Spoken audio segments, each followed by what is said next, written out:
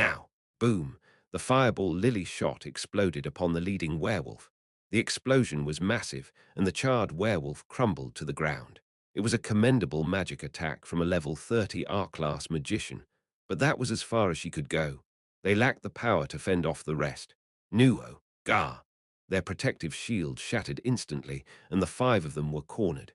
Drooling, the werewolves closed in on their prey. Then bang! From afar, a distant gunshot rang out. Whoosh, like a streak of light, something pierced through the leading werewolf.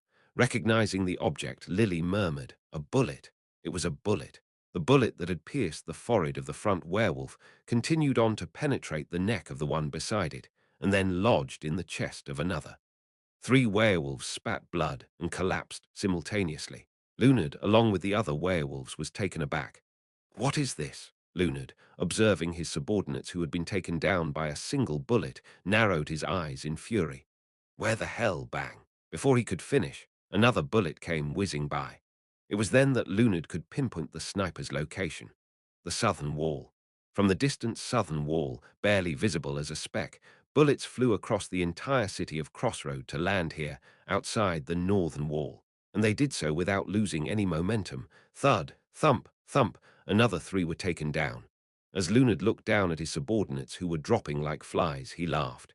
"You dare challenge me with such tricks?" Then flash. Suddenly, a blue magic core teleported out of thin air. It was the commonly seen R-class magic core. And then, boom, rumble. In a flash, an R-ranked magic core acted as the nucleus, pulling bricks and wooden fragments from thin air. Before anyone could react, a massive cubic structure had formed and planted itself firmly on the ground. It was a grotesque building with a massive body, studded all over with thick, shield-shaped armaments. It looked remarkably sturdy. Lunard couldn't help but laugh in disbelief. "What on earth is this?" "It's called a shield turret. Pup," I murmured, sighing in relief as I read the words "installation complete" in the system window before me. Before my eyes, the entire city wall was spread out like a 3D blueprint. I was back in Stage 2, faced with the familiar screen for installing defense towers. Around the Crossroad city walls, the map could be opened to precisely pinpoint installation spots. In other areas, this feature wasn't available. Magic cores were simply tossed out and structures were erected. Regardless, I had just installed the newly researched defense tower, the shield turret, in front of the north gate. While this defense tower lacked offensive capabilities, it excelled in other areas. A tower specialized in provocation and tanking. It serves as a temporary tank, effectively drawing monsters' attention and absorbing their attacks. Given the absence of a frontline tank hero on the battlefield, there's no other defense tower more useful at this moment. "Don't underestimate it, monster," I sneered. "Yes, I may have screwed up due to a momentary lapse, but I'm a veteran with 742 rounds in this game, you bastard." Of course, I had more than a few tricks up my sleeve. The shield turret would grab the monster's attention, and Damien's sniping would thin their numbers. With that, a makeshift defense line had been established. It might not hold for long, but it should buy us enough time until reinforcements arrive. Once I send defense troops to the northeast, Lord, it was then, Lucas' urgent shout broke through the chaos. "The main force of those beasts is charging." I clenched my teeth, turning to the south. Under a moonlight that illuminated the southern plains as if it were day, awoo, awoo. A long, haunting howl filled the air, signaling the werewolf legion's advance. Seems like they grew impatient just sitting around. The main werewolf force began sprinting towards the southern wall at a terrifying speed. Damn it, they're coming at us from all sides. But these mutts should think twice. Do they really think someone with my experience in this game can't handle this much? Lucas, in a split second, having assessed the situation, I issued an order. "I am delegating command to you. Take charge of the southern wall and fend off their main force." "Yes, sir." Third and fourth party, along with 4 mages from the magic battalion, reassemble under Lucas' command. Focus on defending the southern wall. Id kept the third and fourth backup parties and had Fox, Rabbit, Kitty and Piggy from the magic battalion ready as a firepower team.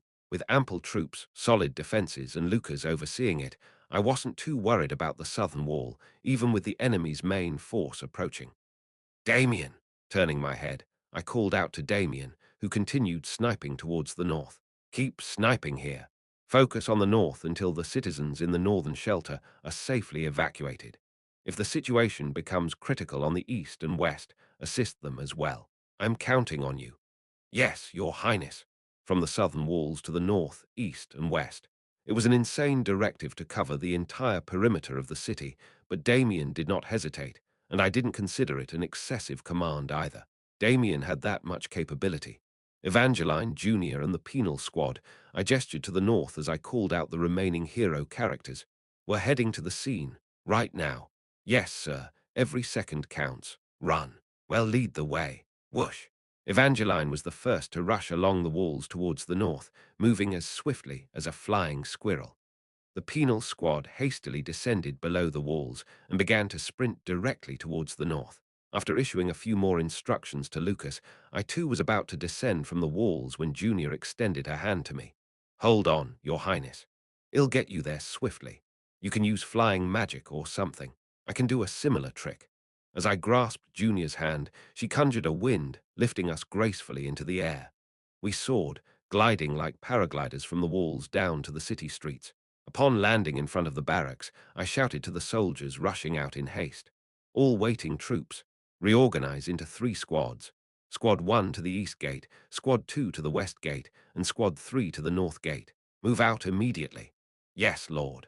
Thanks to their experience from previous defensive battles, the soldiers were notably quick in their actions. Almost immediately, the reorganized soldiers began running in their designated directions. As I was about to take hold of Junior's hand and fly once more with her wind magic, Curaha stumbled out of the barracks. What on earth? What is happening, Your Highness? It's best you stay hidden inside the barracks, Curaha. I gritted my teeth, staring intently at the northern city gate. It's a complete mess out there. Curaha looked around, following my gaze, and swallowed hard, his face pale with shock. Flames were erupting from the east and west gates. Dark smoke rose menacingly into the sky. Civilians who had sought refuge were now fleeing into the city through the north gate, continuously screaming in terror and shedding tears. The entire city was in utter chaos. I shuddered. Tonight seems like it's going to be a long one. Chapter 256. Rushing toward the northern wall, I continually berated myself internally. I had played this game up to the 742nd round. The experience accumulated then had become a formidable asset, helping me manage the hellish front lines of this place all this time. But what about now? Blinded by the game's rule that monsters always attack humans on the shortest route, therefore fighting only at the southern wall, I failed to consider other possibilities. My experience in the game, played 742 times, had rigidified my thinking. I had thought the battlefield of this fortress was only the southern wall because that was the rule in the game. However, the werewolves had circumvented it. Not only the wall, but they also went around the game's rule, and it worked wonders. I should do the same. Biting my lip lightly, I urged myself on. Don't be trapped within the rules, Ash. Think above them. This place was already beyond a game, it was reality. There were numerous ways to bypass the rules of the game. Everything depended on my actions. One shouldn't be ruled by the rules. One should rule the rules. In that moment, a vague realization brushed past my mind. The question that had tormented me in recent weeks, and the key to leading this defense to success. The answer that ties everything together shimmered before my eyes, as elusive as a mirage. Struggling to organize my thoughts, gritting my teeth, I dashed towards the northern gate with Junior. At the northern gate, thump, thump, thump. True to its name, the shield turret had a cannon gate. Although it didn't deal significant damage, the cannon fired bullets that applied a taunting effect to the hit opponents. Thump, thump, boom, boom. The shield turret faithfully executed its role, firing taunting bullets in all directions, drawing the werewolves to itself. The problem was crack, creak, creak. The hastily constructed shield turret's armor was too thin to withstand the powerful attacks of the werewolves. Kaboom!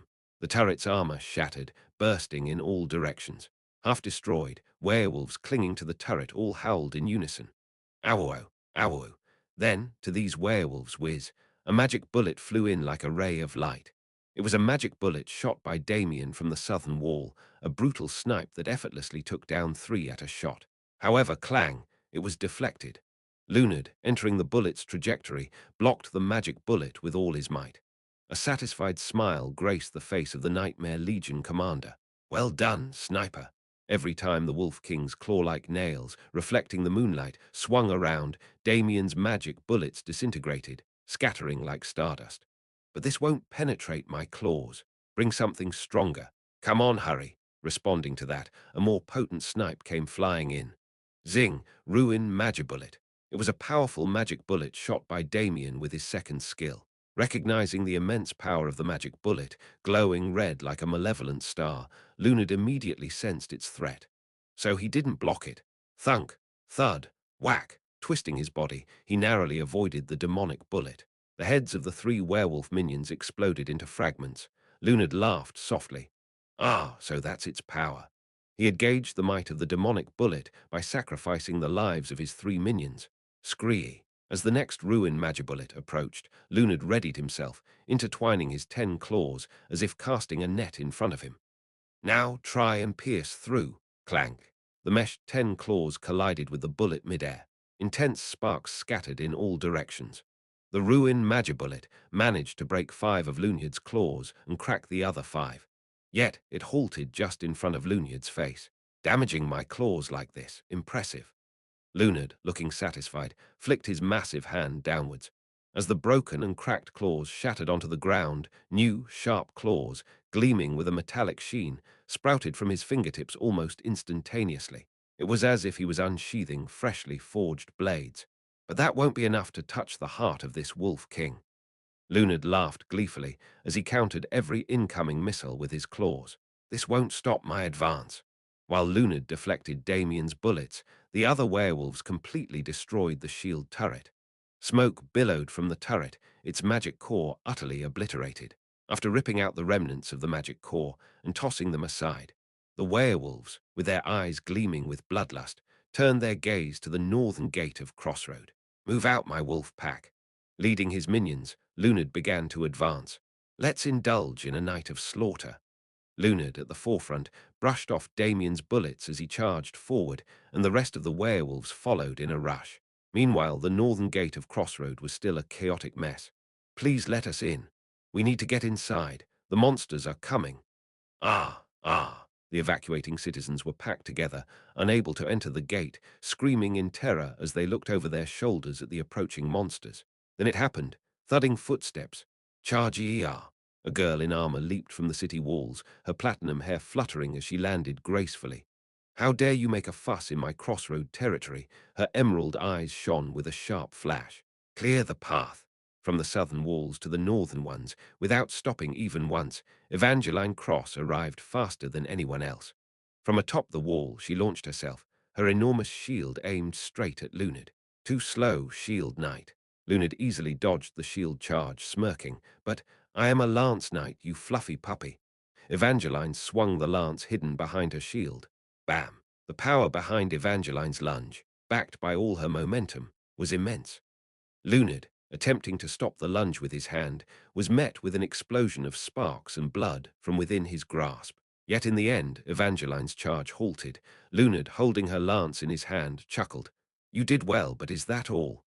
Is that all you got, you little pup? Thwack. Following closely was Damien's sniper shot that struck Lunard's hand, who was holding the tip of the spear. Lunard instinctively dodged, releasing his grip on Evangeline's spear.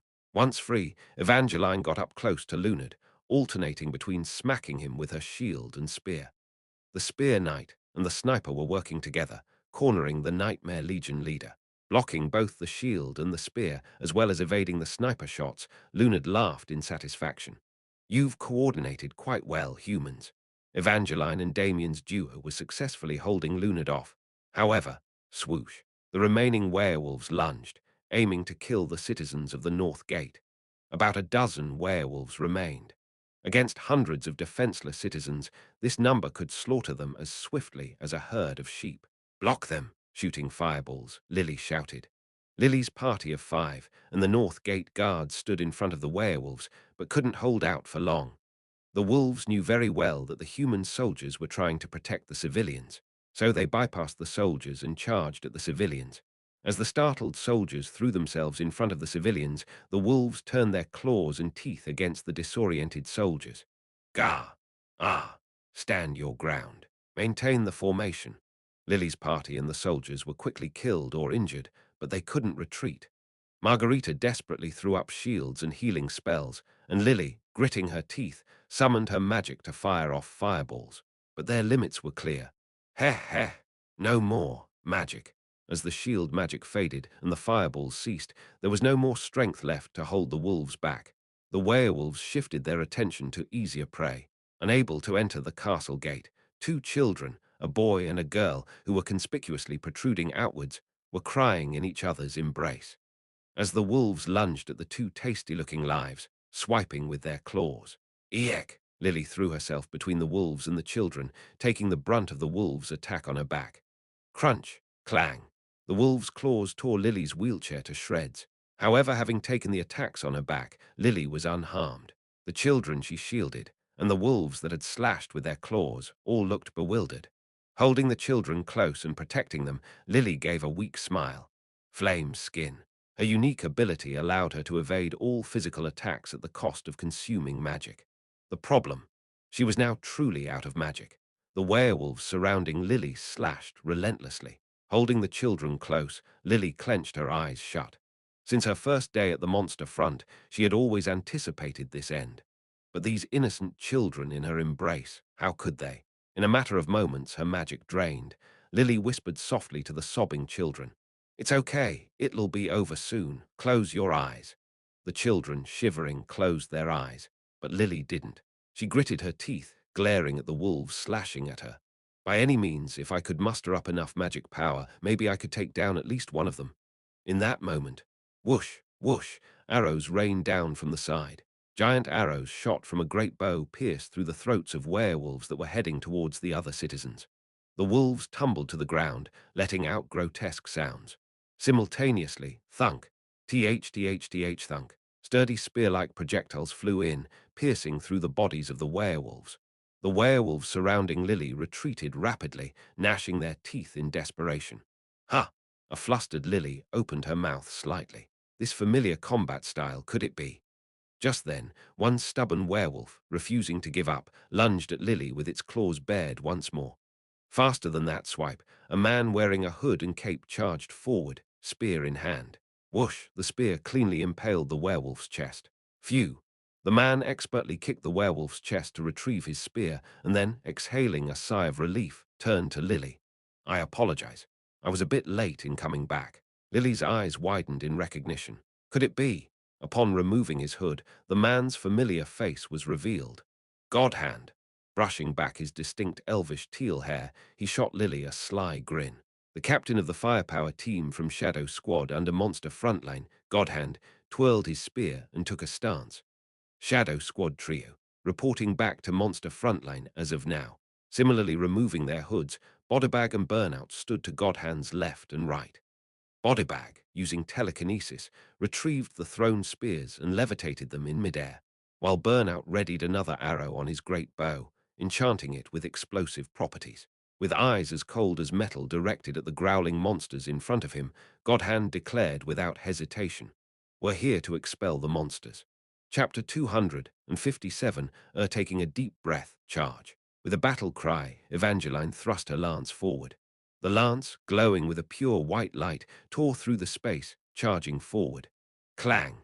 Lunid effortlessly deflected the attack with a swing of his claw. A smug smile was playing on his lips. It was clear Lunid was far stronger than Evangeline. Evangeline's desperate attacks were easily parried by Lunid, but zing! Ka! Every light attack from Lunid was landing as a heavy blow on Evangeline.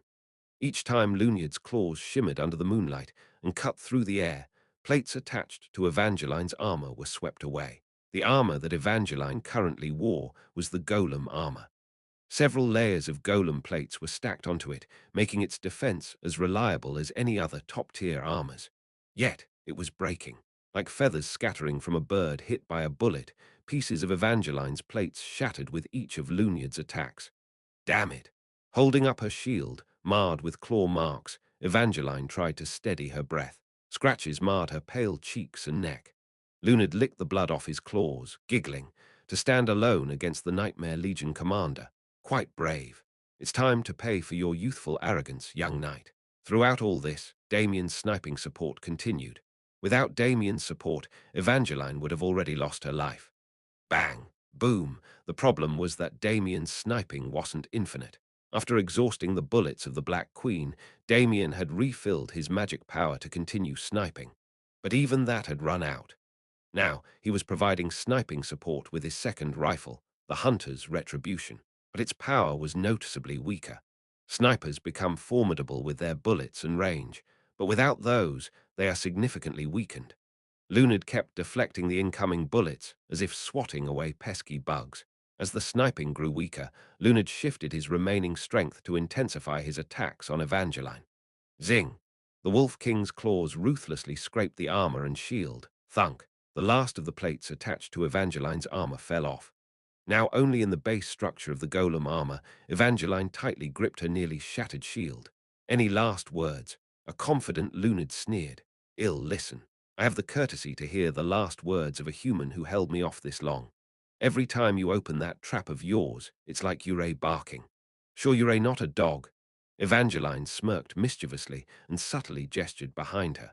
If you want last words, maybe you should have asked your minions first. Shocked by her words, Lunard turned her gaze towards the northern gate. All the werewolves, who had been attacking the north gate with him, lay dead. The 3 members of the Shadow Squad had timely joined the fray, and with their overwhelming firepower, had torn through the wolves. Soldiers who had raced from the barracks joined later than the rest, but they finished off the werewolves and orderly ushered the citizens into the city. Lunard let out a sarcastic laugh. A lance knight and a sniper. His fight with this duo was so thrilling, he inadvertently overlooked the fact that all of his subordinates had died in the meantime. These damned fools. Thud, thwoosh. Godhand, who confirmed the kill of the last werewolf by thrusting 2 lances into its neck, withdrew his weapon and turned to look at Evangeline. All the monsters have been dealt with, Evangeline. Observing the tattered shield hanging on Evangeline's arm, Godhand transformed his 2 lances into a large shield, a fitting spell for a metal sorcerer. Use this for now. Catching the shield thrown by Godhand, Evangeline gave a toothy grin. It's reassuring to see you after so long, Godhand. I am glad to be back on the monster front. The outside world has too many frightening events, even more than this monster-infested place. Ha ha! Godhand chuckled awkwardly and stood beside Evangeline. At the northern city wall, Burnout and Bodybag were setting up a giant ballista, and Saintess Margarita was bestowing heals and shields on Evangeline. In her broken wheelchair on the ground, Lily still held the boy and girl from before tightly in her embrace. Watching Godhand's retreating figure, she murmured, "Well, Mad Wolf King, all your little dog minions are dead." Gripping her shield firmly, Evangeline jauntily faced Lunard. "What now? Think you can take on all of us alone?" Reinforcements kept arriving from the southern part of the city. Lunard silently watched the growing human shadows on the wall. "Excuse me, move aside. Make way." Pushing past the citizens, even the penal squad arrived. With time, even more people would gather here. Eventually, Lunard alone might struggle to resist. Lunard is strong. His strength is raw, unbridled force. It emanates from an unbelievably resilient body, an honest display of martial might. Hence, his limits are evident.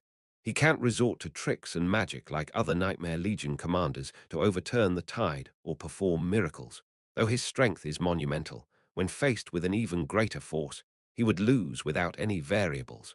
Thus, as a Legion commander, Lunard never engages in direct combat with an opponent stronger than himself. He ambushes, kidnaps, and employs every tactic at his disposal to introduce unpredictability. Huo, taking a deep breath, Lunard. Awuo, released a howl so fierce it seemed to pierce the heavens. Beneath the bright moonlit sky, the Wolf King's cry resonated sharply. All around, people clamped their ears shut, collapsing to the ground, while citizens still evacuating either fainted or fell. Awu, awu. Answering the Wolf King's cry, from all around Crossroads battlefield, the howls of werewolves echoed. Covering her ears and staggering, Evangeline gritted her teeth. What did he do? Call for reinforcements. Reinforcements. With a smirk curling up at the corner of his mouth, Lunard took a large step forward. The tables have turned, Lancer. Count the number of you trying to stop me. Lunard gestured towards the northern gate. Isn't it a bit excessive? What? I mean, all these soldiers gathered just to stop me when I am here alone. Evangeline, with a baffled look, glanced up at the northern wall. Indeed, it was true. Battles against formidable monsters like Lunard should be handled by heroes, not regular soldiers. Yet the northern wall was swarming with ordinary troops. The enemy had staged a surprise attack from behind. The regular civilians outside were now in danger. So it made sense that the majority of the standby soldiers had rushed to this spot. But aren't the defenses on the east and west getting thinner? Confirming that the human force's main strength was concentrated in the south, a simultaneous surprise attack on the north, east, and west ensued. Among those, the north was led by the Wolf King himself. A successful breakthrough would be great, but even failing wouldn't matter much. With the enemy leader's appearance, the human defense against the surprise attack naturally gravitated towards the north. Already in a state of turmoil, defenses for the east and west were inevitably weakened, especially if the enemy forces there appeared small. That's when the breakthrough command would be given. I brought along 100 subordinates on this raid. I have 20 of them with me here, Lunid explained to Evangeline in a friendly, jovial tone.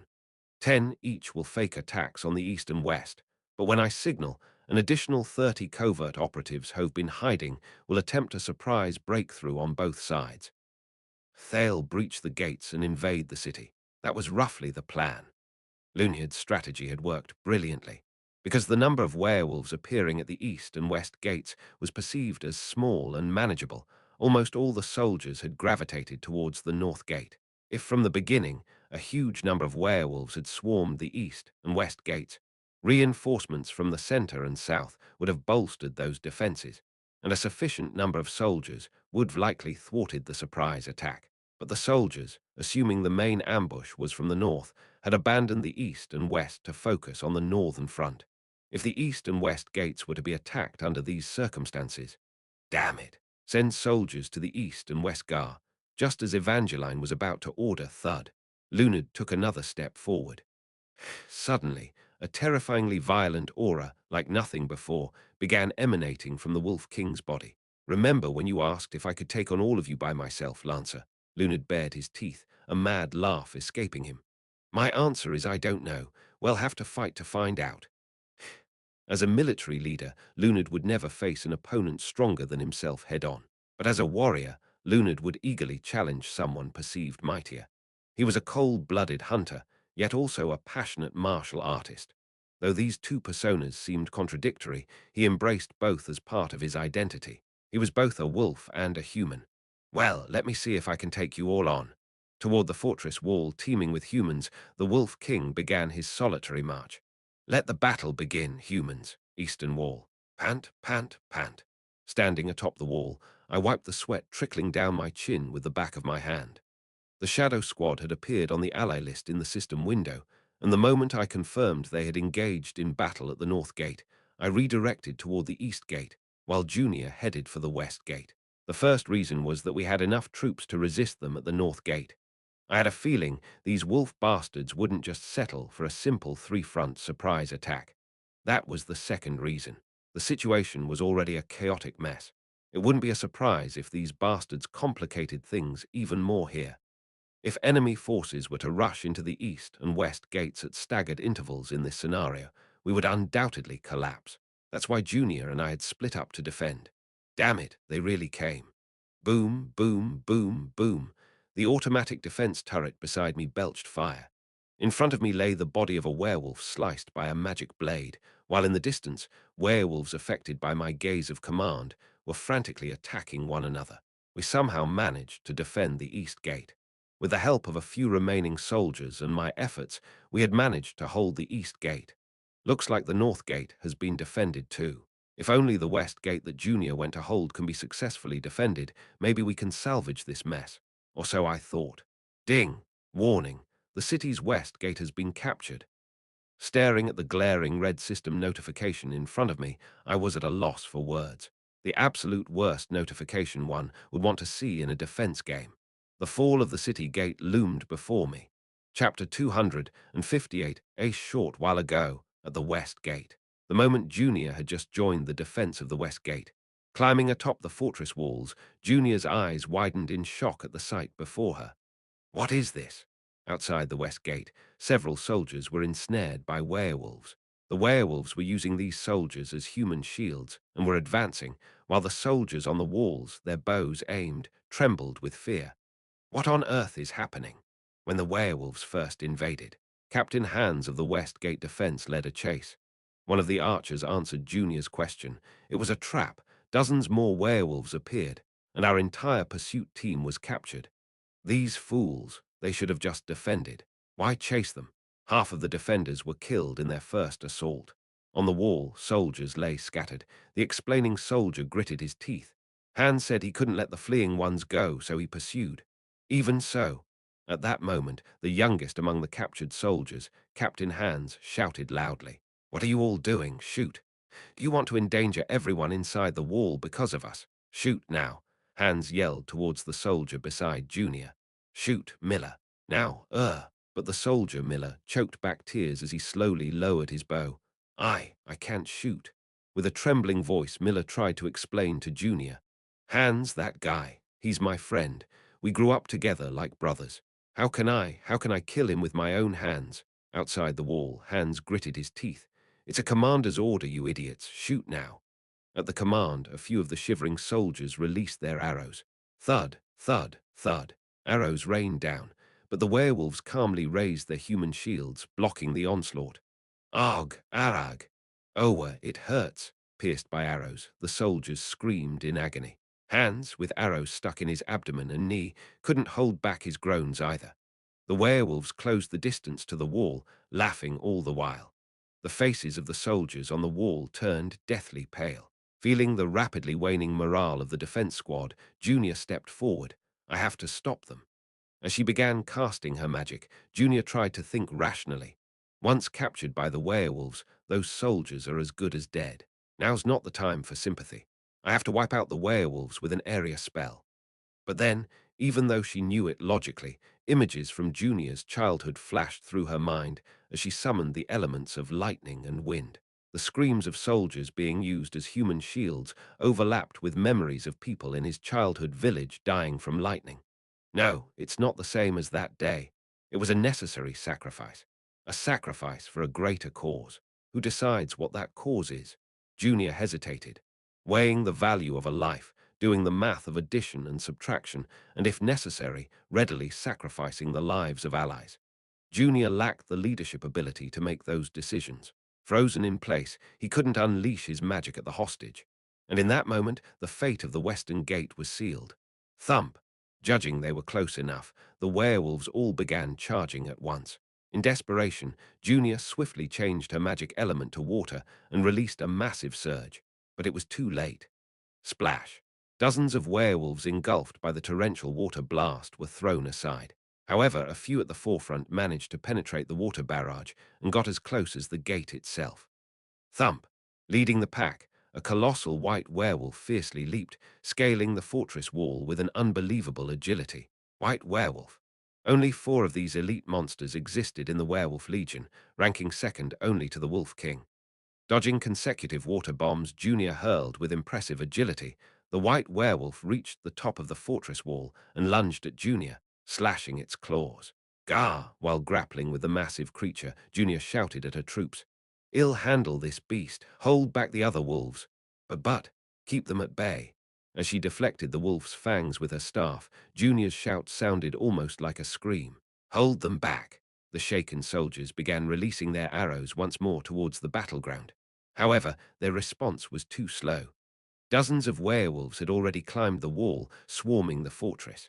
The defense, having lost a significant number of men and their captain captured, lacked the strength to fend off the invaders. Eventually, growl, growl. One by one, werewolves began to stand atop the wall. Thwack, thwack. From the southern wall, Damien hastily began to offer supporting fire, but it was too little too late. The number of werewolves on the wall rapidly increased. Swoosh, swish. "Arg, please, spare us."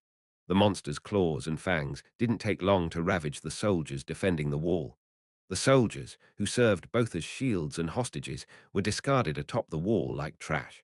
Hans, struck by friendly arrows and stabbed by a werewolf, lay in a corner of the wall coughing up blood. Miller, completely drained of morale, slowly knelt in front of the ailing Hans. Hans murmured weakly. "Idiot bastard," Miller whispered hoarsely. "I am sorry." Slice. The claw of a charging werewolf slashed Miller's throat. As Hans blankly watched this, the light gradually faded from his eyes. The wall was completely overrun, and in mere minutes, creak groan. The gates were opened by the werewolves who had entered. The fall of the western gate was completed so unceremoniously and swiftly.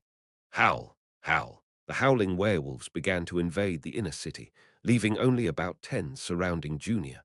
"Ha ha ha." Surveying the werewolves encircling her without any gaps, Junior's eyes darted around. She was a mage. With a colossal firepower and the ability to think on her feet, she was still the epitome of a classic mage.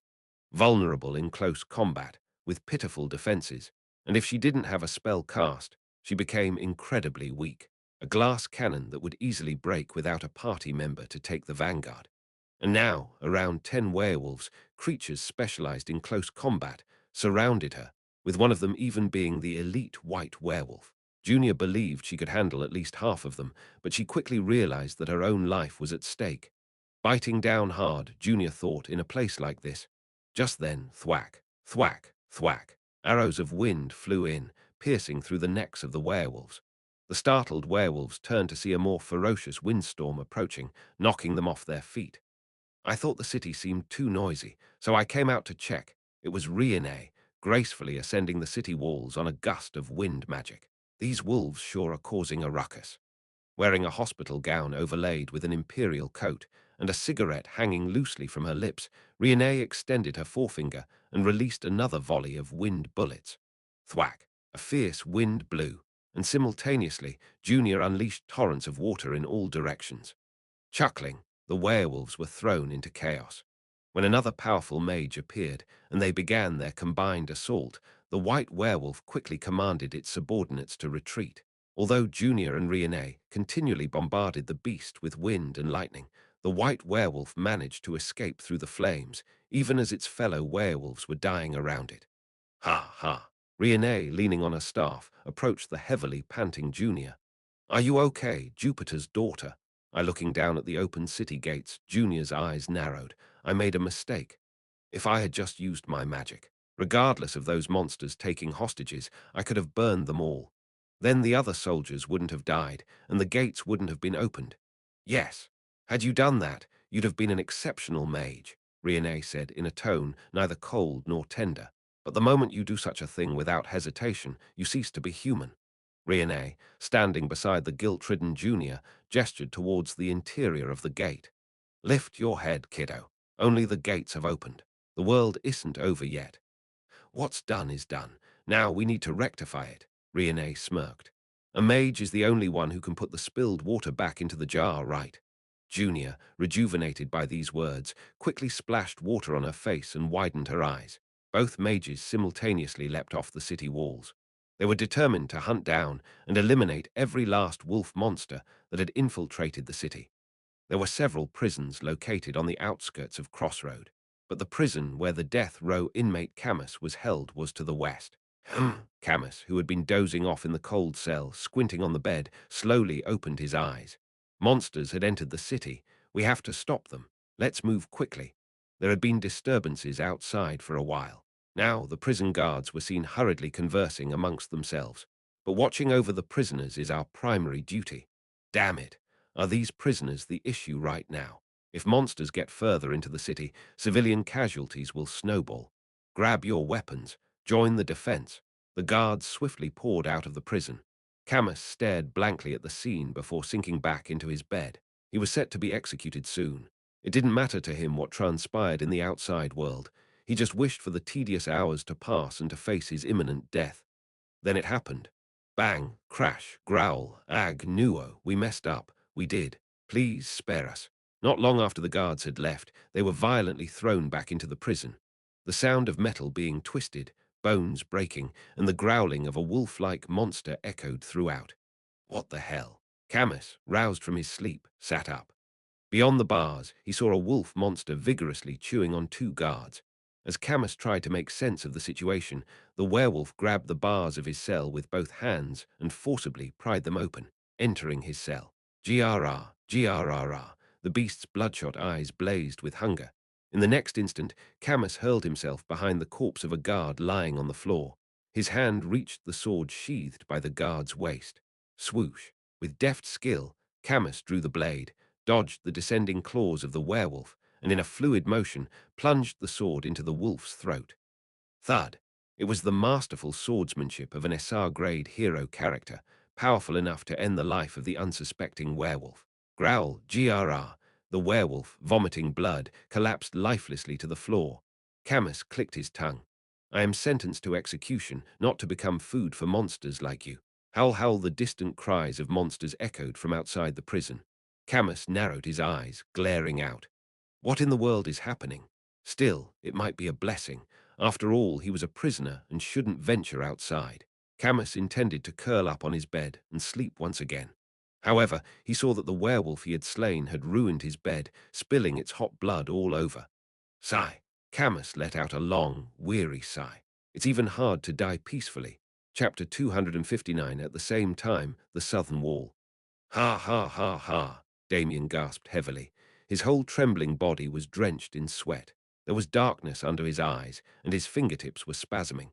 Damien possessed 6 magical guns in total, the rifle's Black Queen and Hunter's Revenge, the automatic Woodpecker, and 3 handguns named Cerberus. Among them, only the Black Queen and Hunter's Revenge were capable of long-range firing.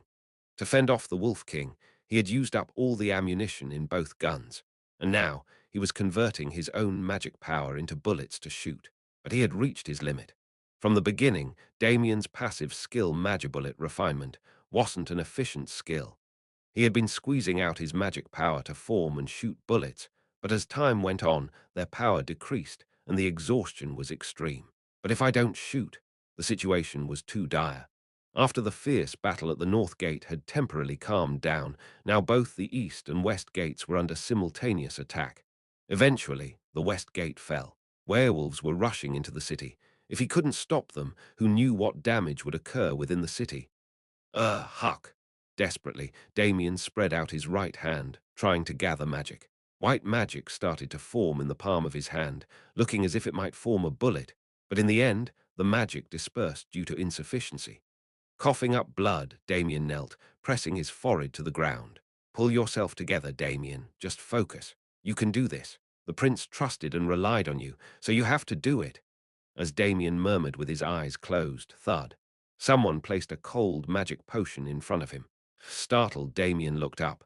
Take a 5-minute break, Damien. It was Lucas, with a typical Lucas expression meaning cold in Ash's absence flatly ordered. You're no help in your current state. Rest and regroup. But the city's situation. Better to take a quick rest and then shoot 10 times than to shoot once, vomit blood, and completely collapse. Lucas was right. Damien bit his lip. You're important, Damien. Don't fight to the point of sacrificing yourself. Being a sniper isn't just about seeing from afar. Also, anticipate the battle situation multiple moves ahead. Lucas signaled, and 10 reserve party members rushed over. Team up with them. After a 5-minute break, enter the city.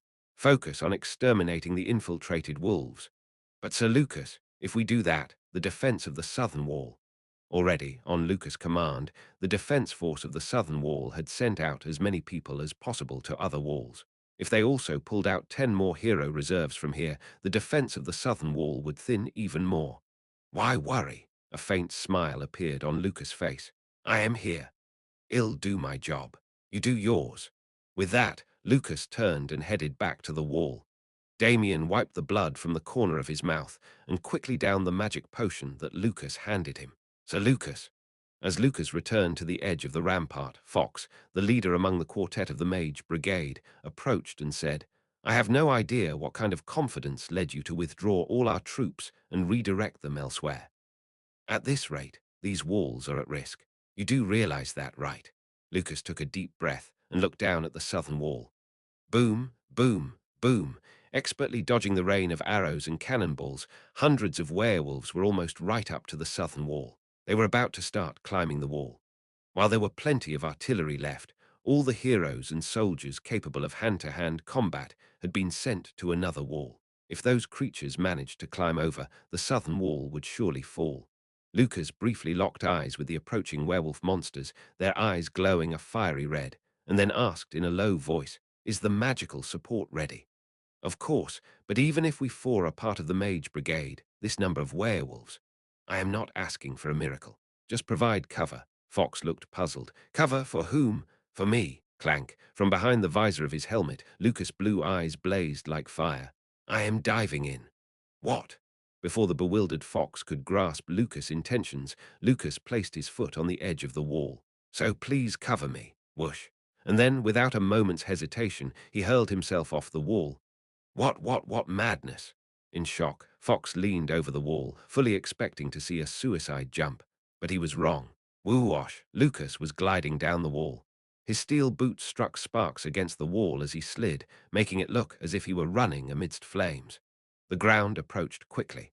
At the base of the wall, the first werewolf was starting to sink its claws in and climb.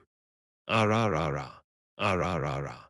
Having not expected to encounter a human from the wall, the werewolves stared dumbly at the approaching Lucas. Without hesitation, Lucas swung his drawn longsword. Slash! The heads of the werewolves flew simultaneously. At the same moment, whoosh! Using his foot to push off the wall, he soared through the air. From Lucas' back exploded a radiant golden aura. It appeared as wings, yet also resembled a cloak, shining brilliantly like his hair. Roar! The golden aura erupted and soon enveloped Lucas' entire body. With that radiant glow, Lucas, amidst the pack of werewolves, dropped like a bomb. Boom! A thick plume of smoke enveloped the area. The startled werewolves gawked at the epicenter of the explosion, where the human missile had landed. From that height and at that speed, one would expect him to be out cold. Thud, thud, thud. As the smoke cleared, Lucas stood unscathed. Upon landing, Lucas stood atop the crushed bodies of two werewolves. A golden aura stretched long and bright behind him. He was unscathed. This inexplicable event left both the monsters and the humans on the walls in confusion. Only Lucas calmly stretched his aching body. The ultimate skill Lucas had awakened this time, divine descent. Its effect was incredibly straightforward, and as a result, powerful. It temporarily doubled Lucas' stats and enhanced all his skills. The passive skill Man of Steel, originally designed to bolster defense and negate a near-fatal damage once, was now offering a defense enhancement several times stronger than usual due to the divine descent. Then there was his second skill, Step of Persistence. When he activated this skill, kicking the fortress wall with the power of divine descent, not only did it allow him to move more than twice the usual distance, almost like teleporting, but the backlash damage from this rapid movement was also negated by his magic power. Stat explosion, tremendous defense enhancement, and damage negation. Trusting in these, Lucas had thrown himself below the wall.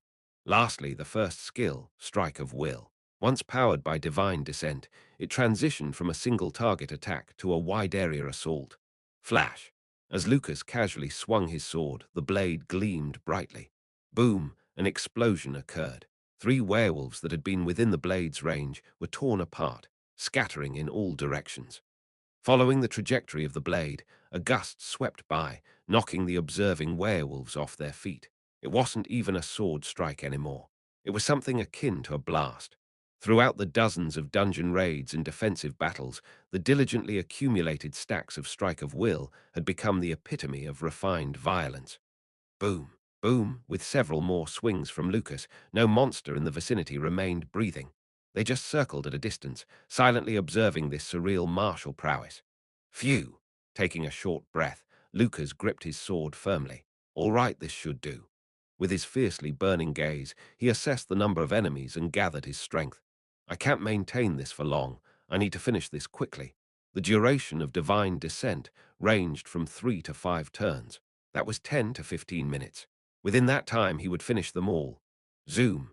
In a lowered stance, Lucas kicked off the ground, leaving a golden trail as he charged towards the monsters.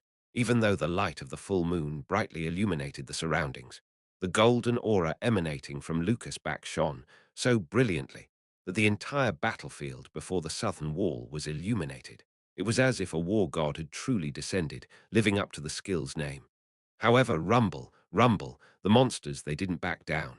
Whether facing a hero, a war god, an emperor, a slave, a knight, or a wizard, it didn't matter.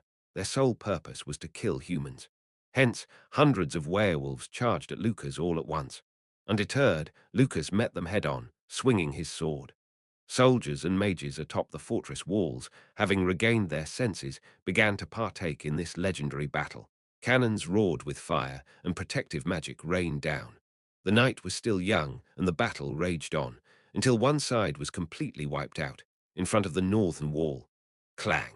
Evangeline, with a new shield strapped to her left arm and a spear firmly in hand, called out gracefully. I command as the heir to the Margrave of Crossroad, and with the authority of an on-site commander. The girlish knight's voice rang out clearly for all to hear. Hearing Evangeline's voice, both the citizens and soldiers looked somewhat startled. For a brief moment, they could see a glimpse of her father in that petite girl. I, along with the Saintess, and 3 from the Shadow Squad, are reorganized into one party from this moment. We form a temporary Shadow Squad. Ha! Saintess Margarita, who was singled out, gulped, but there was no time to reassure her. A healer was crucial right now. The Shadow Squad and the Penal Squad, both parties, will hold back this monster. The monster in question was none other than the Wolf King Lunid. He was the Nightmare Commander who had declared he would face all humans on the northern wall alone. Watching the leisurely approaching Wolf King, Evangeline continued to issue orders. All forces, excluding our 2 parties, retreat into the city and prioritize the protection of the citizens. Most of the citizens outside the northern gate had almost finished evacuating. Lastly, Lily, holding 2 children, and the reserve heroes stood in front of the fortress gate. Lily looked back in desperation. Godhand, turning around, Godhand smiled warmly at her. Lady Lily. She had called his name, but she didn't know what to say next. Seeing Lily hesitating, Godhand smiled again and spoke first. Do you remember what I said before I left? What was it? It's been so long, I don't recall. I said if I returned safely, I'd like to see you and apologize. Godhand grinned. It's good to see your face. Wah, I have much more to say to you. Once we safely repel this monster, let's talk. WH, who said you could? Lily, her face turning red and trembling, was quickly ushered inside by other reserve party members and young citizens. Boom! The fortress gates closed. Amidst all this, seeing Godhand flirting, Evangeline grumbled. Ah, you're living out a romance novel, I see. I'm a bit envious. I'd like to write one too. You'll write an even better romance novel than me, Lady Evangeline. Thanks for the compliment, Godhand. Evangeline growled at Lunid, who had by now approached very close. Surviving this monster comes first, though. It was time for Evangeline to switch the genre of her novel from romance to monster horror. And honestly, Evangeline was more accustomed to the latter. Where are you taking my youth? With Evangeline's despairing scream, the Wolf King charged towards the humans. Chapter 260 Crossroad. Western outskirts. A back alley, swish. A werewolf was hot on the heels of a fleeing citizen. Ah, help, please help. There's a monster. Someone, please help. The werewolf was just about to reach the desperate citizen. Its claws flashed menacingly, ready to rake across the citizen's back. Not before I intervene. I rushed forward and hurled with all my might the magic core I held. Out of thin air, a shield turret was summoned. The first shot, a provocation projectile, fired from its newly formed barrel and struck the werewolf's head. Boom! Distracted by the provocation, the werewolf withdrew its claws from the citizen and turned its attention to the shield turret. That's right.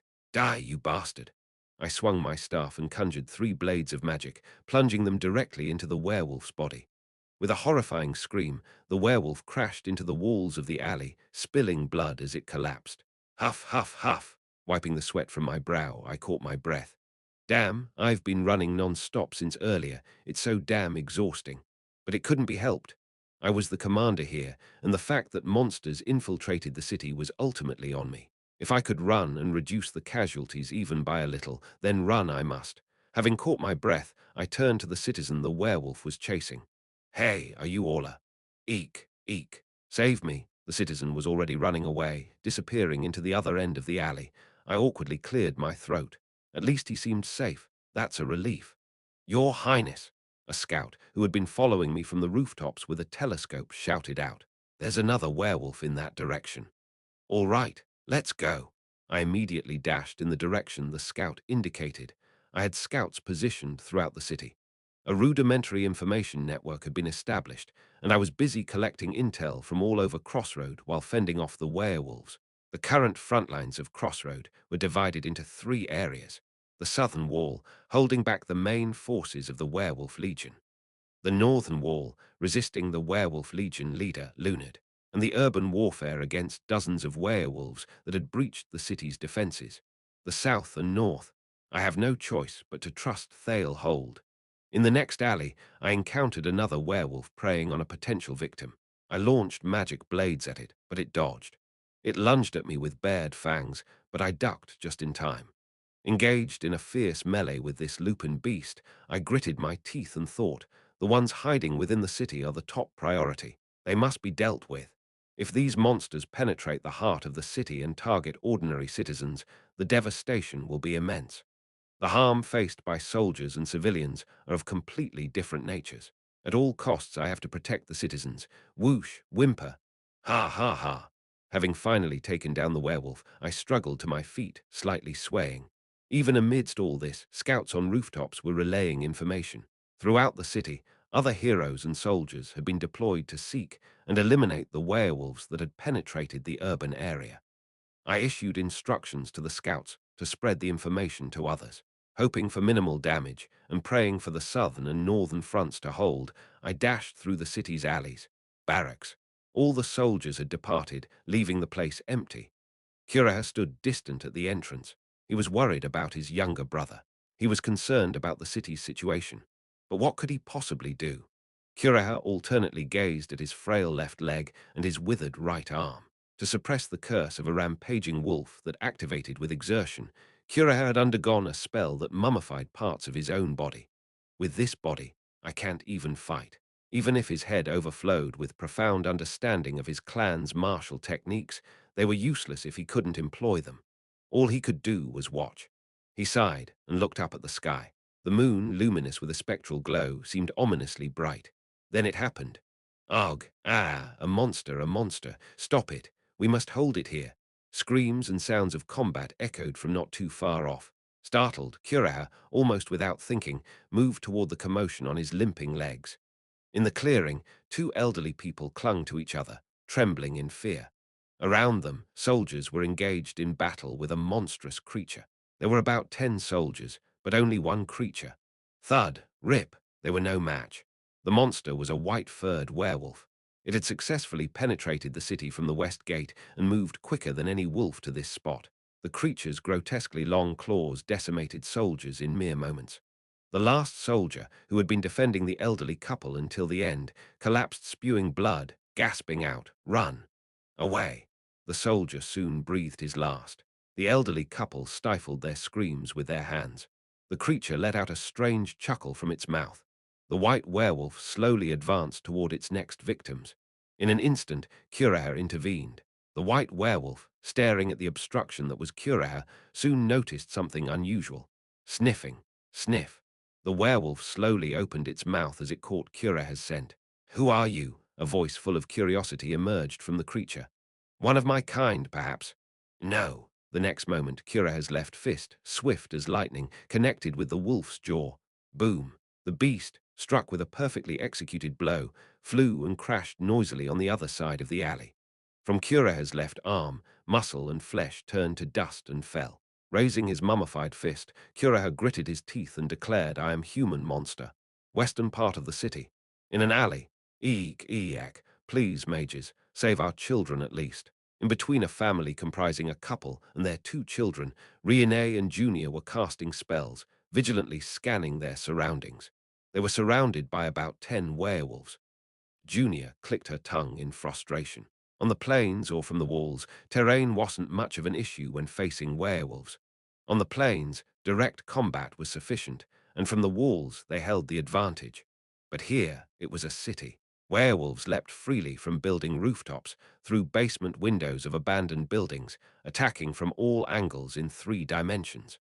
The 2 mages were immensely powerful, but in the city they couldn't unleash their full potential, because they would turn the city to ashes. Plus, Riene's injury from being pierced by a sword hadn't fully healed. It would be great if they could precisely snipe with their magic, but the wolves attacked relentlessly, giving no room. Boom! A pinpoint water explosion missed a werewolf, and instead, a streetlight collapsed with a loud noise.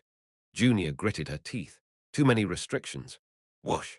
Riene's blade of wind also missed a werewolf, tearing only through the roof of a neighboring building. Riene clicked her tongue. If only someone could take the front line, protect this family, they could focus and snipe the wolves with magic. Just then, thud! A sound of metal piercing flesh was heard, and from the alleyway, a werewolf fell, coughing up blood. The startled mages looked in that direction. The man who silently appeared and killed a werewolf was a familiar middle-aged man, Camus, an SR-grade mercenary who was supposed to be in prison for trying to kill Riene. An odd silence lingered. Camus and Riene locked eyes. To Camus, Riene was an unforgivable enemy, and to Riene, Camus was the criminal who ambushed her and her subordinates. In this strange tension, Junior looked between the two, unsure. Then step, step. Without a word, Camus approached, twirling his longsword, then took a defensive stance. Standing in a position to protect Riene, Junior, and the civilian family, he eyed the pack of werewolves. No words, no gestures exchanged. Naturally, as if it was the most obvious thing to do, the swordsman stood before the two mages. Growl, roar, and in the next moment, werewolves leapt at them from all sides. Camus swung his sword, while Riene and Junior unleashed wind and lightning. In town, at the blacksmith, growl, roar, a werewolf, menacing at the blacksmith's entrance, gnashed its teeth. The blacksmiths surrounding the beast, faces red and sweaty, clutched their weapons. They made weapons, they weren't warriors. Though they confronted the beast with drawn weapons, they lacked the skill and courage to take down this massive wolf monster. Roar. The ferocious werewolf lunged forward. The startled blacksmith screamed, crouching in fear. At that moment, smash. A short, elderly dwarf jumped forward, slamming down a massive hammer he held. Crack. Struck squarely on the forehead, the werewolf spewed blood, its head plunging to the ground. Darned beast, thinking you could. In the palm of his hand, the dwarf named Calliope tightly gripped his hammer and bellowed out. What the hell is this, polluting the sacred forge with the smell of blood? Damn it all! Thud, thud. With two successive blows, the werewolf was thoroughly squashed and died. Wiping the sweat from his brow, Calliope looked around. What are we all gawking at? Grab your tools, we need to get out there. Ah, what? You think I didn't notice the monster making its way here? The city's in danger. Aren't we going to help? But what can we possibly? The flustered blacksmiths exchanged glances. Calliope clicked his tongue. So you're just gonna hide and cower? Sit on your hands, wait for the monster to come, and then just peacefully let it rip you to shreds. But sir, we didn't come to this city to fight. What the hell? You think I came here to fight? My back's out. I came for therapy, you idiots, Calliope shouted. You all, who've been working with weapons by the fire, can surely fight better than those clueless citizens out there sleeping soundly. So we fight. But we're not soldiers, we're just ordinary citizens. You think those monsters care? To them, you're all just humans. Leading the way, Calliope moved towards the forge's entrance. Kill the monsters, save the people. Isn't that what your lord always preaches? Isn't that the city's motto? Then save yourselves, you fools. Those who can fight should fight when it's time. While the other blacksmiths remained frozen, Calliope's young assistant Hannibal quickly joined him. The young assistant held a knife he had been crafting earlier that day. Let's go, master. Look at this brazen one, the youngest one here, Calliope chuckled. One by one, the hesitant blacksmiths began to follow behind Calliope. The head of the guild, who had been arguing with Calliope just moments ago, called out desperately. What should we bring with us? You know what we make in the fortress city's forge, don't you? Calliope turned around and responded briefly. Weapons, he added emphatically. A damn lot of them. Chapter 261. After leaving his homeland, Curaha traveled throughout the continent, teaching Cuilan everything he knew. The warmth of freshly baked bread, the softness of a feather-filled pillow, the beauty of the four seasons, and the martial arts passed down in his clan. Curaha seemed to want to give Cuilan everything, even what Cuilan was denied, because he was used as a vessel for a curse. As if trying to make up for what was taken from Cuilan in his life, he gave generously. However, there were two things he did not pass on: the final secret technique of the clan's martial arts, and the curse. Whenever Curaha used his powers, the affected area would become mummified, a curse that he bore. Cuilan persistently questioned his brother about these two things. Curaha would answer with a bitter smile, evading the question. Yet Cuilan had a faint suspicion that Curaha knew both the secret technique and a way to transfer the curse. He just wouldn't tell him. At the northern wall, Cuilan, are you even paying attention? Startled by Evangeline's sharp yell, Cuilan snapped back to reality. The Wolf King, Lunard, was charging right at him. 10 sharp claws from the monstrous commander sliced through the air. Cuilan barely deflected the attack with leaf drift. Shriek. Lunard's own claw attack was deflected back to him. Lunard stopped his forceful swing, preventing his attack from slashing himself. Seems you haven't forgotten the intricacies of the martial arts I created, Descendant. Lunard's red eyes sparkled with satisfaction. But if you keep getting distracted, you'll die. As Lunard charged once again, Cuilan tried to evade the onslaught, but the Wolf King's claws were already descending upon him. Suddenly, Evangeline intervened. Zing! Evangeline's shield shone brightly, absorbing Lunard's attack. It was her first skill, damage save. Immediately after, she thrust her lance forward powerfully, releasing the absorbed damage in a counterattack called Damage Payback. Ha ha! Lunard laughed, deflecting the attack with his claws, and quickly created distance between them. Heh heh heh! Exhausted from the rapid exchange with the enemy leader, Evangeline gasped for breath. What are you doing, Cuilan? We're facing the enemy, boss. Get it together. I'm sorry, Lady Knight. Cuilan apologized, but he kept staring at his hand. The hand clenched and unclenched repeatedly. I feel so close to some epiphany. It felt like the next step in the martial arts he had honed his entire life was just within reach. Yet it's out of touch, as if something was obstructing him. He's coming again. Everyone get in formation, Evangeline shouted sharply. The rest of the party immediately took their battle stances, and a beat late, Cuilan clenched his fist in preparation. Whoosh! Lunard leaped into the air, gathering his strength. Under the dazzling moonlight, a crimson aura gathered around the silver wolfman. Lunard roared, thrusting his arms forward. Unleash it all at once. A massive blade of red magic power was formed and shot forward. It was a wide-area skill from Lunard called Red Moonlight Slash. Evangeline narrowed her eyes. She had already received information about the Wolf King's attack patterns from Ash. And so, she waited. She waited for this very moment when the Wolf King used its wide-area attack skill. Ugh! Drawing a deep breath, Evangeline's body surged with a blinding white magic power. Taking a knee to the ground, Evangeline slammed the shield in her left hand onto the ground. Flash! Immediately after, the white magic from Evangeline dispersed above the 10 allies, forming into rectangular shields. All 10 members of the party appeared to have a magic shield attached to them. Final Fortress. It was an ultimate skill acquired by Evangeline. Its first effect grants the damage save buff to ally party members. Zing! Lunard's red magic blade struck all the party members. However, it shattered against the magical shields that Evangeline had provided. And then, the second effect. Raw. The skill protected the ally party members with damage save, while accumulating the damage, concentrating it into her lance. An overwhelming torrent of light gathered on the cavalry lance in Evangeline's right hand. The swirling energy resembled a massive lance blade in and of itself. A defensive skill that protected the entire party by absorbing the damage, and an offensive skill that returned the damage to the enemy in full force. An ultimate skill that achieved the dual objectives of protecting allies and striking the main enemy. Take this! Evangeline, holding the massive lance of light, charged alone at Lunard. She looked as if a massive fortress was hurtling towards the enemy. Boom! The lance of light pierced Lunard, causing the ground to rupture and explode in a massive detonation. Its power was several times greater than the standard damage payback. With her lance thrust forward, Evangeline gasped for breath. It was her first time using this skill in actual combat, so she couldn't estimate its power. Did it land? However, well done, Lancer. From amidst the smoke that enveloped the burning earth, the chilling laughter of the Wolf King echoed. But your lance, it doesn't seem to keep up with the brilliance of your skill. Evangeline flinched and gazed at her cavalry lance. The shaft and tip of the lance were slightly bent from the battle.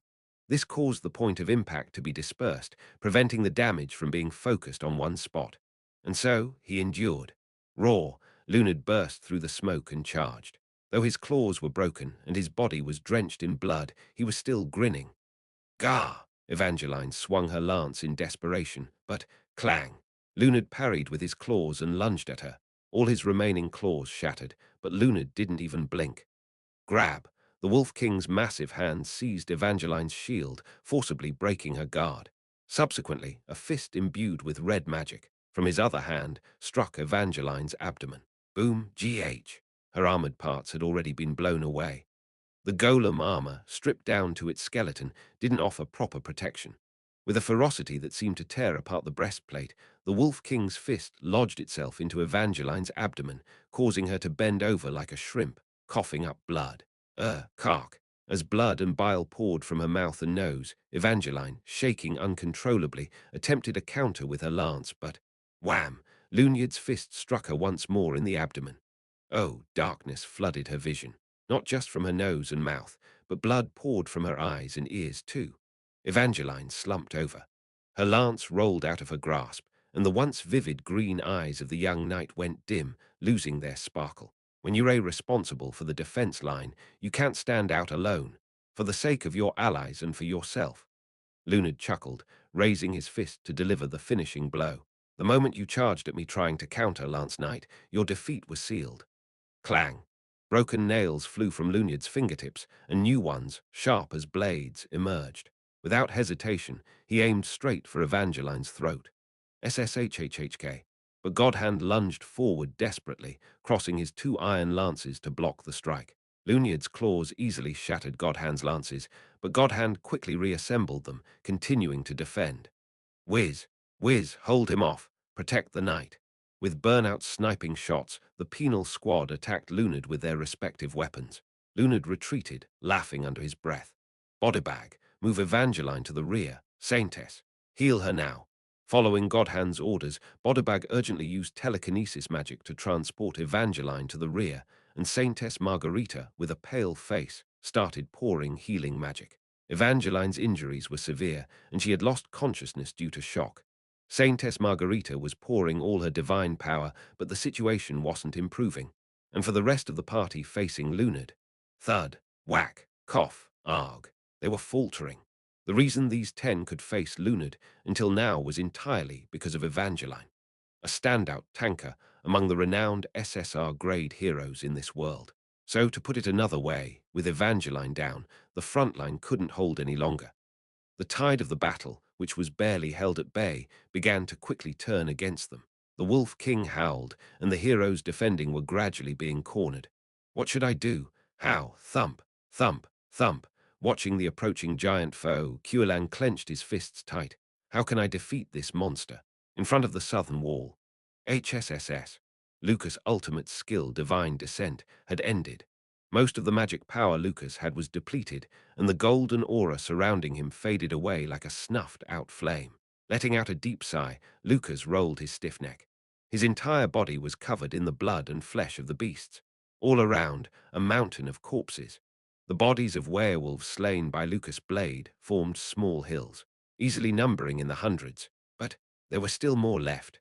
Growl, growl. Most of the southern wall was overwhelmed by the werewolf legion, wiping out more than 80% of them. Yet around 20% remained, encircling Lucas. There were easily well over 100. Moreover, the white werewolves. From the werewolf legion, 2 elite monsters appeared. They had waited for Lucas' strength to wane and deliberately showed themselves on the battlefield a beat later. This is bad. Pulling out a magic potion, Lucas quickly gulped it down, clicking his tongue. It's harder than I thought. It was, of course, the first time he used Divine Descent in real combat. He had anticipated some after effects, but he hadn't imagined his entire body would feel like it was being wrung out. Muscle pain spread throughout his body, and even after consuming the potion, his drained magic power showed no signs of recovering. With things like this, he couldn't use strike of will, let alone step of persistence. Is there no other way? As the wolves steadily closed the distance, Lucas sheathed his holy silver longsword and drew another sword from his waist. Karma Eater, a weapon that converts affinity points into sword energy. Ah! A sigh escaped Lucas' lips, bending forward slightly. Steam began to seep out from between his lips. Between the strands of disheveled blonde hair, his blue eyes shone with a wild light, reminiscent of a beast's, and a faint mist drifted from his back. Beast transformation, becoming closer to a monster in order to kill a monster. Seriously, don't use the beast transformation. It's scary, thinking you might turn into a werewolf. He suddenly remembered what his lord had once said to him out of concern. A bitter smile flickered across Lucas' face. He knew the risks, but what could he do if it was for the sake of protecting, even if it meant stepping halfway into the monster's realm?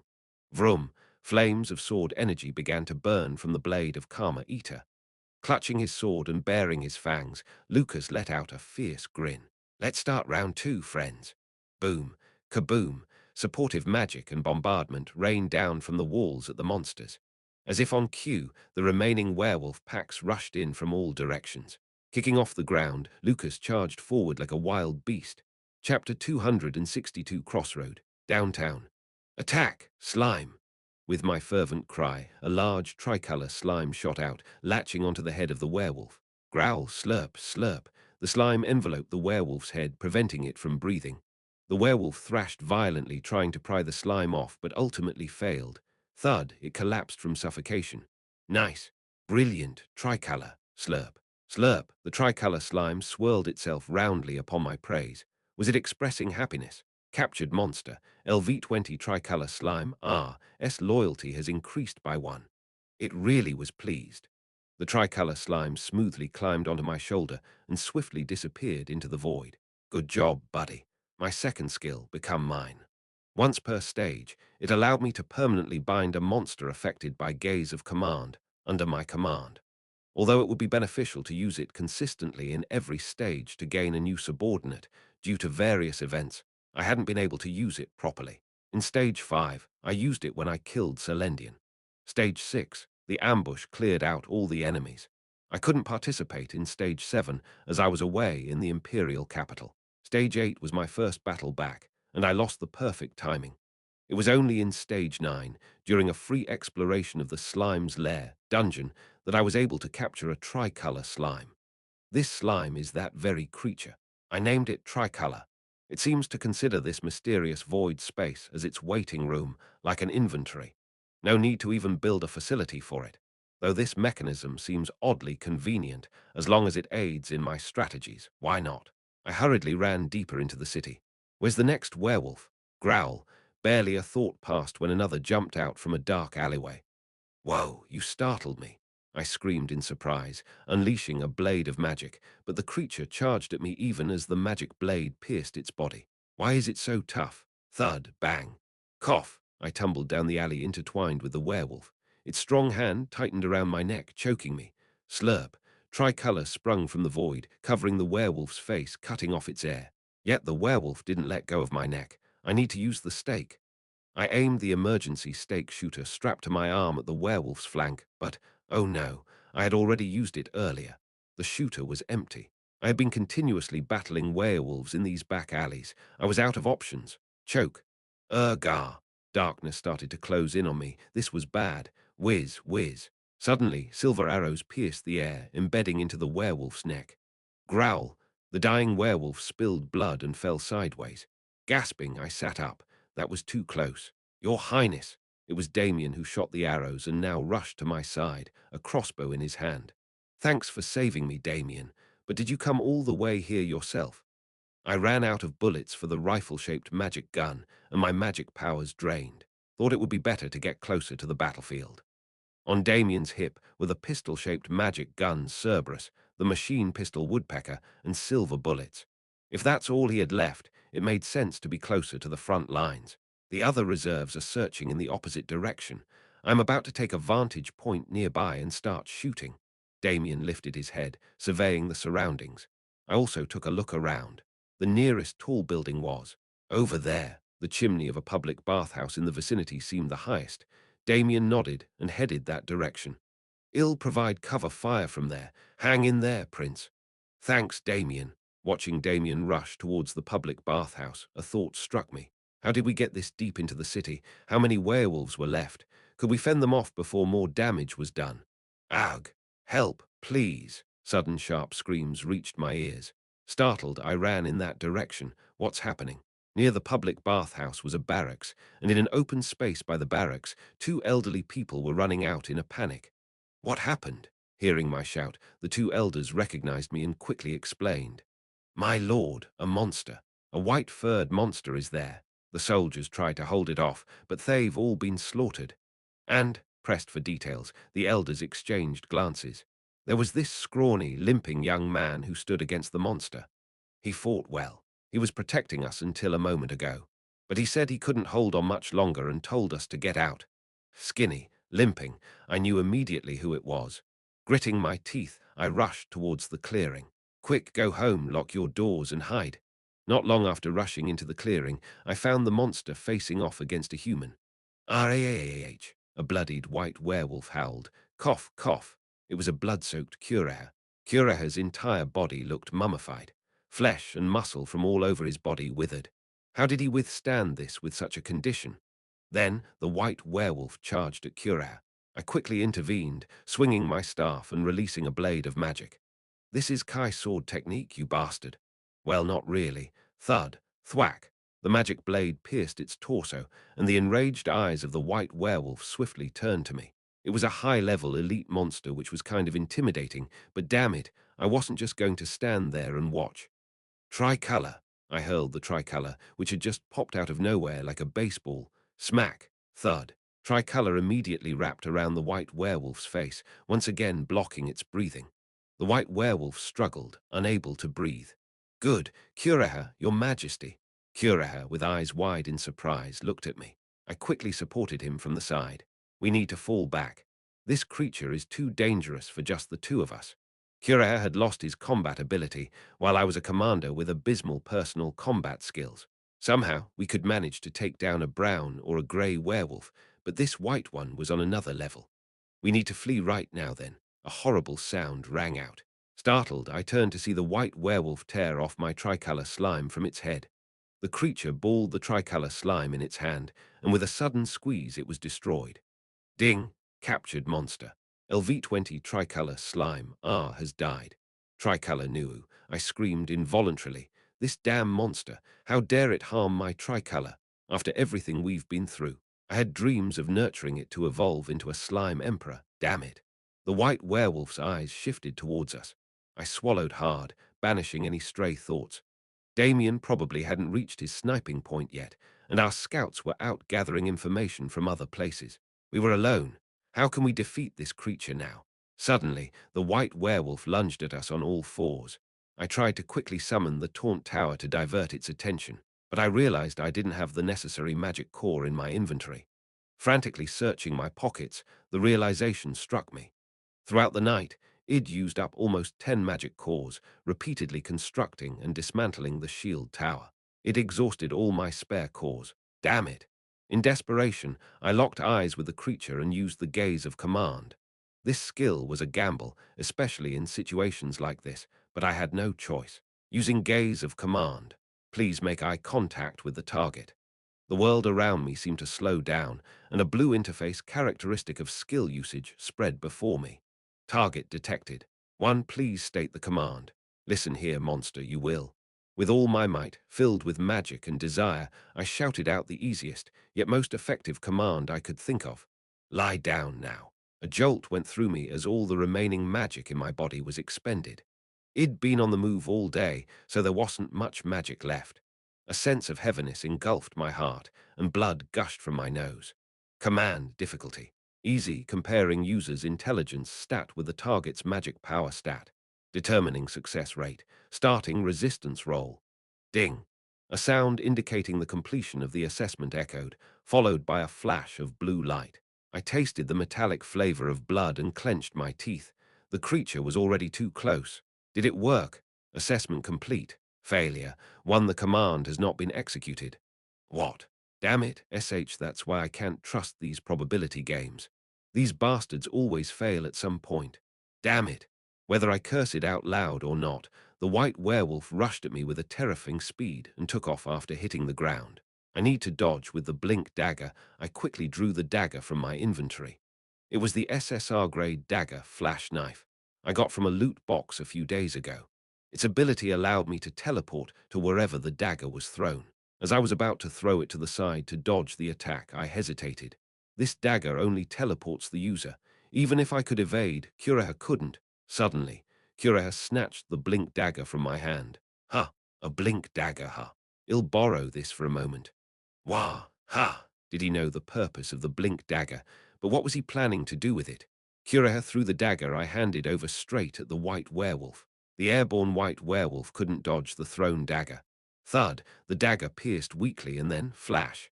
In an instant, with a burst of light, Curaha teleported. Whoosh! Splitting the moonlight, Kuraha's flying kick plunged deep into the white werewolf's abdomen. He pushed the dagger deeper with the tip of his foot. He had replaced the missed opportunity due to his mummified state with the teleportation function of the blink dagger. Is he a genius? It was a picture-perfect kick. Blood gushed violently from the white werewolf's mouth, and the remaining flesh and muscle on Kuraha's right foot turned to dust and scattered. Had his body been intact, that one kick would have killed the monster. It was that perfectly executed. However, it wasn't enough. The stance might have been perfect, but there was no strength left in his physical body. The attack fell short, and the monster resisted. Grrrr, spitting blood in midair, the white werewolf sharpened its claws and lunged forward, piercing through Kuraha's abdomen. Chapter 263, in the heart of the city. From his vantage point atop the public bathhouse roof, Damien witnessed the retreat of allies from every battleground. To the north of the city walls, Evangeline lay injured and fallen. The remaining heroes were cornered by the Wolf King. At the south wall, Lucas stood isolated, with a horde of werewolves charging at him from all directions. Throughout the city, fierce battles raged between hordes of werewolves and people. Even where Ash and Kuraha were, Kuraha had sustained severe injuries. Which front should I support first? The equipment he had at his disposal consisted of 3 magic handguns, 1 magic machine gun, and a crossbow. It was impossible to address the chaos unfolding in every part of the city. Damien gritted his teeth. No, I can do this. Damien's round brown eyes glowed bright, emitting a white flash. It's not a matter of whether I can do it. I must. Setting down his crossbow, Damien drew the twin handguns, Cerberus with both hands. The remaining magic power in me. He had taken some time to rest and recover, but it wasn't much. Still, he did not hesitate. Damien's farsight shone brilliantly. Target acquired. He identified information about friend and foe alike across the entire battlefield using farsight. The influx of information piled up in Damien's vision, the rush of data sounding like the flipping of pages. As hundreds of units of information poured in within moments, Damien felt his head throb with pain. But he didn't stop. He mentally locked onto each target. Click! The 2 handguns in Damien's hands pointed forward. Ultimate skill, Shodan. He fired magic bullets at every target in his sight. Healing bullets for allies and offensive bullets for enemies. Simultaneous heal and damage infliction on both allies and enemies. The ultimate skill activated by Damien, the Magibullet marksman. However, the effectiveness decreased as the number of targets increased due to the limited bullets and magic power Damien possessed. I'll make up for the decreased power with my eyes. Tears streamed down from Damien's overworked eyes, but he didn't stop. To the places where our allies are most injured and the enemy's weak points. I'll hit them all, targeting complete. Having selected all his targets, Damien began firing his handguns without pause. At the southern wall. Lucas caught his breath, panting heavily. Leaning against the wall with his blood-soaked sword gripped tightly, Lucas' armor was a mess. It was tattered and gruesomely torn apart from being scratched and hit by the monster's claws. Before him, wolves surrounded Lucas, preparing for their next attack. Lord Lucas, a voice called out from above the wall. It was from the magic troops, Fox and Rabbit. Enough! Come inside the wall. There's no need to continue this hand-to-hand combat. It's safer to fight using firepower while staying close to the walls, isn't it? Of course, that would be safer. Lucas wanted to do just that. He could no longer use his ultimate skill, and his transformed beast form was nearing its limit, given his depleted condition. However, 2 white wolves stood before him. Grrrr. Heh heh. 2 white werewolves. Lucas hadn't seen the retreat, and even if he had managed to retreat, there would be challenges that followed. With the immense agility emanating from their powerful bodies, these creatures would have stormed the ramparts in no time. That would mean engaging in close combat atop the walls. Currently, all the forces capable of close combat had been sent into the city. On the walls were only the artillery, archers, and 4 mages responsible for firepower. It might be better to hold them off here. Holding them at bay here, while bombarding them with cannons, ballistae, and magic from the walls would probably be more effective. I just need to push a bit harder. Whoosh. Lowering his stance, flames erupted from Lucas' longsword, the Karma Eater. Although the Karma Eater was consuming his wild nature, Lucas felt it. Despite that, he felt his wild transformation advancing further. The more the transformation progressed, the closer he came to becoming a beast. But the energy Karma Eater consumed was consistent, causing this phenomenon. Even so, even if he was not halfway, but fully stepping into the monster's realm. Even so, if I can just hold on. Then, in that moment, flash. Magical projectiles shot from the city center poured down like a shower. Lucas looked up in surprise at the streaks of light above him. Damien. Hundreds of magical projectiles like shooting stars streamed down targeting various foes. Thud, thud, thud. Like a meteor shower, the projectiles hit the werewolves' hearts, eyes, and throats. The ones already wounded got hit precisely at their injured spots. Gurgle, growl. Though each projectile wasn't that powerful, the problem was where they struck. The wolf monsters, hit precisely at their weak points, either died vomiting blood, writhed in agony, or at the very least, were momentarily stunned. A healing projectile hit Lucas. Its effect was minimal, but like a drop of water to parched lips, it felt invigorating. Taking a deep breath, Lucas stood upright. With this, he could fight a bit longer. Harag. Mustering his energy, Lucas charged at the staggering werewolves, severing their throats and splitting their chests open. In a matter of moments, about a dozen of the remaining werewolves were brought down. I can definitely do this. As Lucas was catching his breath, whoosh, two white werewolves lunged at him simultaneously. The two elite monsters showcased a perfectly coordinated joint attack technique, as if they had been training together for ages. Their strikes came from all directions. What the? Caught off guard by their sudden precision, Lucas was taken aback.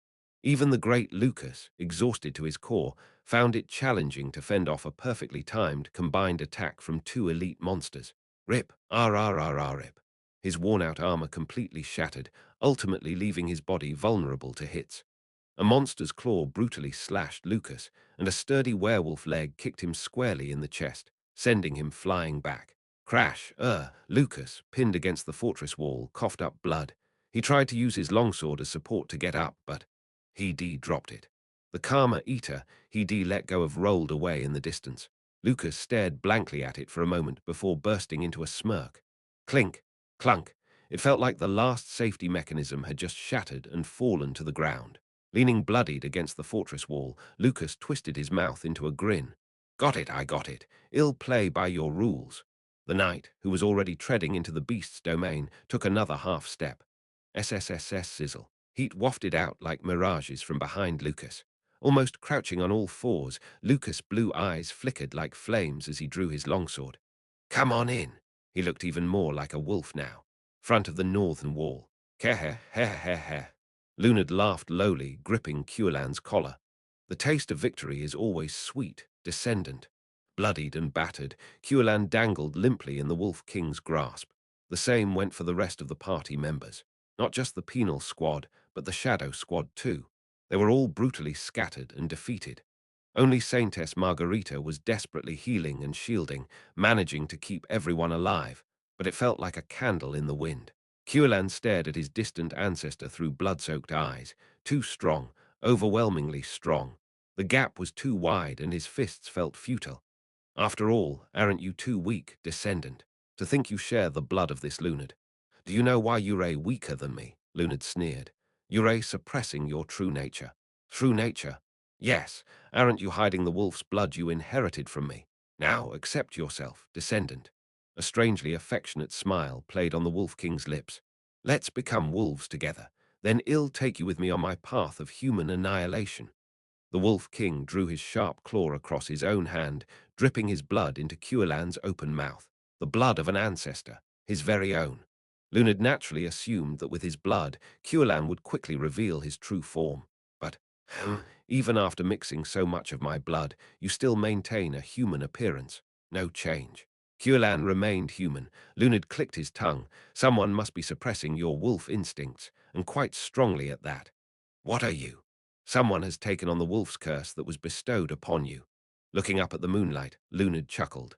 They must have really not wanted to turn you into a wolf, judging by the extent they're sacrificing their own soul. Just as Kuelan, who seemed to realize something, was about to speak, thud, thud, thud. From the city center, magic bullets rained down like a downpour, released by Damien. Healing magic bullets struck the 10 heroes. As if jump-started by a defibrillator, the heroes who had been lying motionless started to violently cough and slowly get up one by one. And then, toward Lunard, thwack. Ha! Straight to his eyes. While looking up at the moonlight, two needle-like magic projectiles narrowly grazed Lunard's red eyes. Lunard barely managed to turn his head to dodge a direct hit, but the skin around his eyes tore, causing blood to spurt. Who dares? Misjudging the strength of the incoming magic projectiles, he had erred in not reacting in time, placing too much faith in his formidable physique. In pain, Lunard staggered, while Cuelan's eyes widened in shock. This is my chance. A fierce red energy gathered in Cuelan's right hand. Lunard was blinded for only a few seconds. In that brief moment, he must die. Cuelan thrust his fist forward with all his might. His full-powered punch was aimed directly at the werewolf's heart. For some reason, Lunard didn't try to block it. Smash! The fist connected cleanly with the werewolf's chest. Unbeknownst to Cuelan, the lucky strike, charged in his right hand, showed the numbers 666, a jackpot just short of 777. Taking advantage of his opponent's lowered guard, he had delivered the most powerful blow he could muster. It wouldn't have been surprising if Lunard had dropped dead on the spot, coughing up blood. So that's all. Lunard remained unfazed. Suddenly, he opened his red eyes wide, gazing intently at the mark on his chest. There was a clear imprint of a fist, but the damage seemed minimal. If that's the best you can do, there's no point in letting you live. What? How? Cuelan asked shakily. I'm certain I hit your heart directly. It's unfortunate, but I have two hearts. The Wolf King sneered. My first heart was already taken by my king. I thought of keeping you alive, to make use of you since you share my bloodline. But if you can't transform into a wolf and your martial skills are subpar, there's no reason to keep you alive. With his other hand, the one not holding Cuelan, Lunard unsheathed his claws. Farewell, descendant. We'll meet again. In hell, splatter, blood spewed in every direction. Chapter 264. A while ago, crossroad, downtown, next to the barracks, an open field. Huff, huff, huff, gasping heavily, I staggered to my feet. Before me lay a defeated white werewolf. Stunned by Curaha's blinking dagger kick combo, the creature was critically injured. I was just barely able to finish it off with my magic-infused blade. However, the real issue was Curaha. I quickly turned to check behind me. Curaha lay in a pool of blood. Hey, Curaha, snap out of it. Cough, cough. A large gash was evident on Curaha's stomach, from which he spat out blood. Desperately, I poured a high-quality potion on his wound. But it's healing too slowly. The injury wasn't mending quickly. Having exhausted all his strength and nearly mummified, Curaha's body didn't seem to absorb the potion's effects properly. Huff cough, my lord. Those two elderly people from earlier, are they safe? Of course they are. Just worry about yourself. Attempting to save others in such a state. While I was exerting all efforts to heal Curaha, my lord, the scouts I had deployed earlier rushed over to me. As I continued to pour potions over Curaha and staunch his bleeding, I cast a sidelong glance at the scouts. Report. Yes, the scouts relayed the current situation in turns. Listening to each update, both my face and the pale, blood-drained face of Curaha turned grim. Lucas, on his own, was under siege at the southern wall. The northern wall had seen Evangeline fall, and all the other heroes were overwhelmed. Most of the werewolves that sneaked into the city had been dealt with, but a few remaining. They took hostages. Yes, the werewolves have gathered at the central square and have taken citizens as hostages. Additionally, a few more are doing the same in the alleys. My head spun. The simultaneous crises from every direction left me unsure how to tackle the situation. I tried my best to think calmly. It was then. Help me, stand. Curaha, vomiting blood, tried to rise. I yelled out in surprise. Stop the nonsense. You're dying. I need to. Save my brother, Cuelan, hurry. Stay down. With your condition, you won't even make it out of this field, let alone to the north gate. My brother is also dying. Curaha's eyes burned with determination, leaving me momentarily speechless. Despite the blood and organs seeping out from his stomach, Curaha tried to rise. But having already exhausted his strength, saving the two elderly people, he seemed to struggle, even lifting his frail body, risking his life for strangers, yet unable to save his own sibling. Seeing this tragic scene, I shut my eyes tightly. Find a way out of this situation. Games are made to be cleared. There's always a way out, a solution. My 742 past experiences proved that. Look for a slightly higher probability, a slightly more definite method. Find it. No, I opened my eyes wide. It wasn't enough. One shouldn't judge solely based on the given situation. I needed to look broader, farther, observe from the game's rules. Don't be governed by the rules. Govern the rules. Use every means available. Bypass them, break them, twist them, find the vulnerabilities in the rules. In that instant, an idea struck me. A fundamental solution to resolve this entire situation all at once. Cureha, to my own surprise, I voiced out with an astonishingly composed and cold tone. If it's to save your brother, to what lengths would you go? Cureha didn't hesitate. I can do anything. For him, any and everything. I nodded heavily. There's one way, Cureha. I quickly explained the strategy I'd thought of. A fleeting look of astonishment brushed Cureha's face. Indeed, in theory, it is possible, but is it truly feasible? Yes, but I think I'll have to directly interact with the adversary. However, Cureha's current physical condition was dire. Messengers had rushed to the temple to call for a priest, but he seemed he'd die before the priest could arrive. Cureha's face dimmed with every passing moment, the light of life flickering out. To execute the plan in such a state, then something occurred to me. Cureha, from the past story you told me, clutching my fist tight, I inquired. You mentioned your father turned your curse-bearing brother into a wolf monster, right? Yes, that's correct. So you, who currently bear the curse, can also transform into that wolf monster. Cureha stayed silent. I stared intently at his face. After a moment, with a resolute expression, Cureha slowly nodded. Yes, my lord, but there's no tree here to assist the curse, so the curse won't be complete.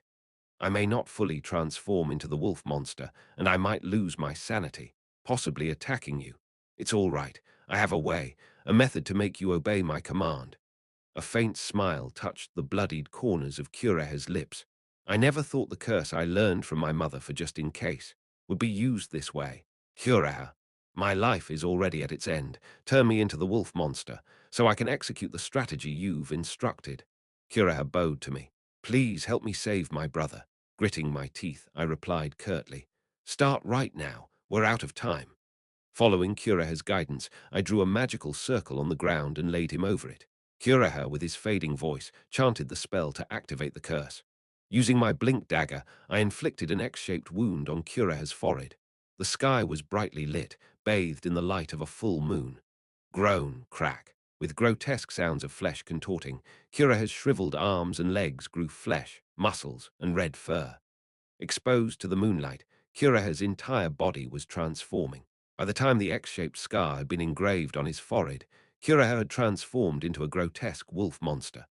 Monstrously grown claws, vicious fangs that didn't interlock, twisted joints, and asymmetric muscles, and a body covered in red fur.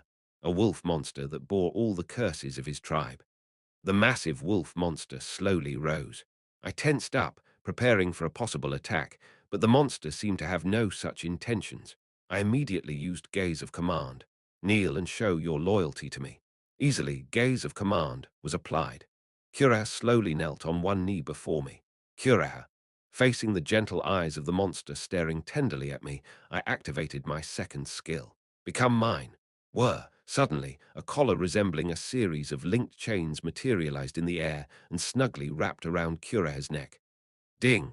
Unknown werewolf Cureha, SSR, has been recruited to your side. Current loyalty. 90/100 absolute command. 1 use success. I heaved a sigh of relief. Phew, that's when it happened. Thud, thud, thud.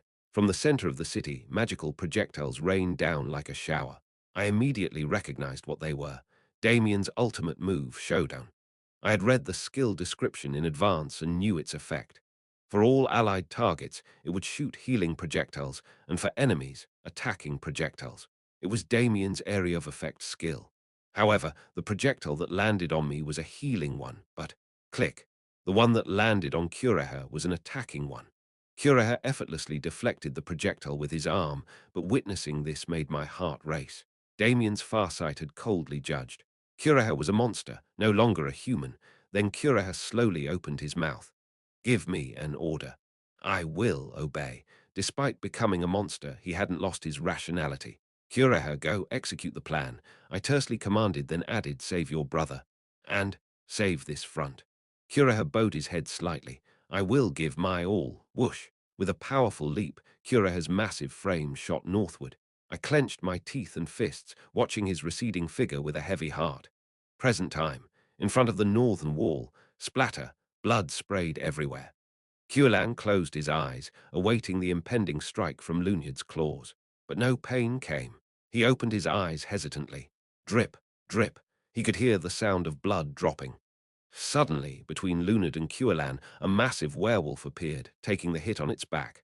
Blood streamed down from the werewolf's back. But could this creature even be called a werewolf? It looked like a wolf that hadn't completed its transformation, with grotesquely twisted limbs. A hideous wolf monster. Yet for some reason, Culan blankly stared at the monster's face. Could it be his imagination that he felt warmth from the eyes of the monster looking back at him? What is this? Lunard exclaimed in a bewildered voice. What are you? You seem to be from my tribe. Why are you intervening? The monster that had been looking at Culan with gentle eyes suddenly spun its body like a lightning bolt, clenching its unevenly lengthened fists with both arms. Thud. It struck Lunyard's chest with both fists. Cug. Lunard staggered back, spitting out blood. Thump. As Lunard dropped Culan from his hand, Culan hit the ground hard on his buttocks, anxiously looking up, still in shock. As if to protect Culan, the wolf monster gazed at him with a soft look once more. It assumed a stance. Despite its grotesque posture, due to its reversed joints and limbs of different lengths, Culan could recognize it immediately. That was the martial arts stance of the Leaf tribe. The one taught by his older brother. That was it. Daring to oppose me, a descendant sharing my blood, Yaowu. Lunard, with fiery eyes, charged again. The unidentified wolf monster rushed forward to meet him. Boom, bang, boom. A fierce battle began between the two monsters. Muscles far surpassing those of humans flexed and writhed as they launched cannon-like fists at each other, intending to kill. Next to Culan, who was blankly watching this surreal scene, we have to kill him now. Evangeline appeared. Culan looked at her, slightly surprised. Holding onto a wound on her abdomen, Evangeline looked pale, but she was firmly holding a shield in her left hand. Following her, other party members painfully walked over and stood behind her. Thanks to the healing magic cast by Damien, everyone managed to muster their last bits of strength to stand. I don't know why those two monsters are causing such a ruckus, but this is an opportunity. We're all exhausted to our limits. We won't get a second chance. We have to kill them both at the same time. Evangeline signaled with her eyes. The Shadow Squad members who were ready for their God Hand, and the Penal Squad members all clenched their weapons, nodding with grave faces. The blood-covered heroes moved forward to execute their final attack. At that moment, Culan, who had noticed something, hurriedly blocked the party members. Evangeline furrowed her brow. Culan, what are you doing right now? Don't attack. He's my brother. He couldn't explain it clearly, but he knew.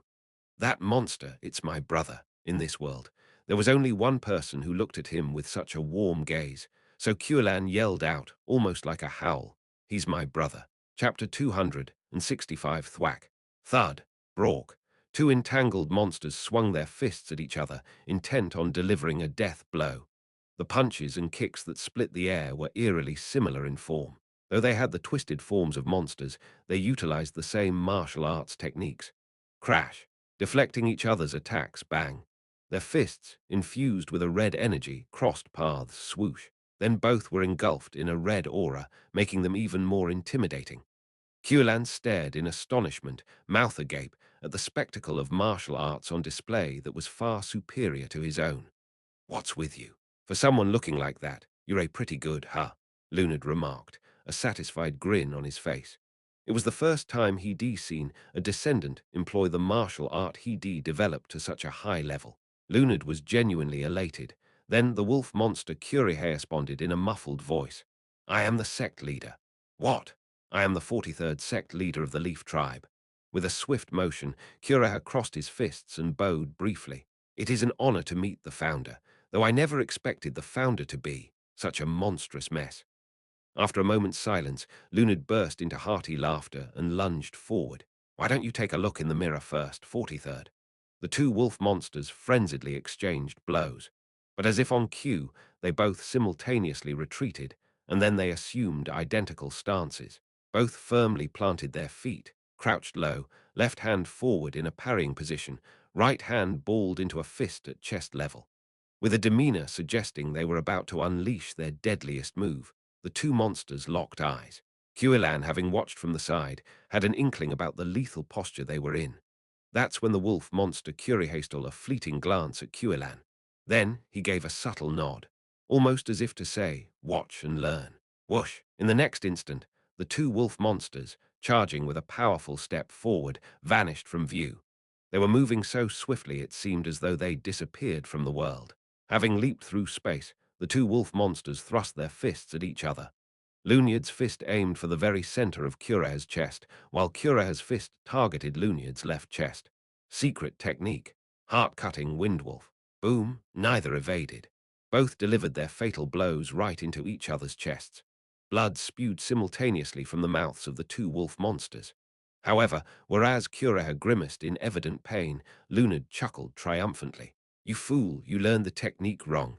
The heart-cutting windwolf aims for the soul core, not the physical body, aiming for the heart and not the soul core. Moreover, I've already lost that heart. My other heart is on the opposite side. Your aim was off from the start." Pain evident on his face, Curaha began to waver, leaning onto Lunad as if to collapse. Lunad laughed, confident in his victory. "No, I aimed correctly." Crunch. Curaha lunged, biting deeply into Lunyad's throat. Dark blood surged. Desperately latching on, Curaha gulped down the blood of Lunad. What the hell is he doing?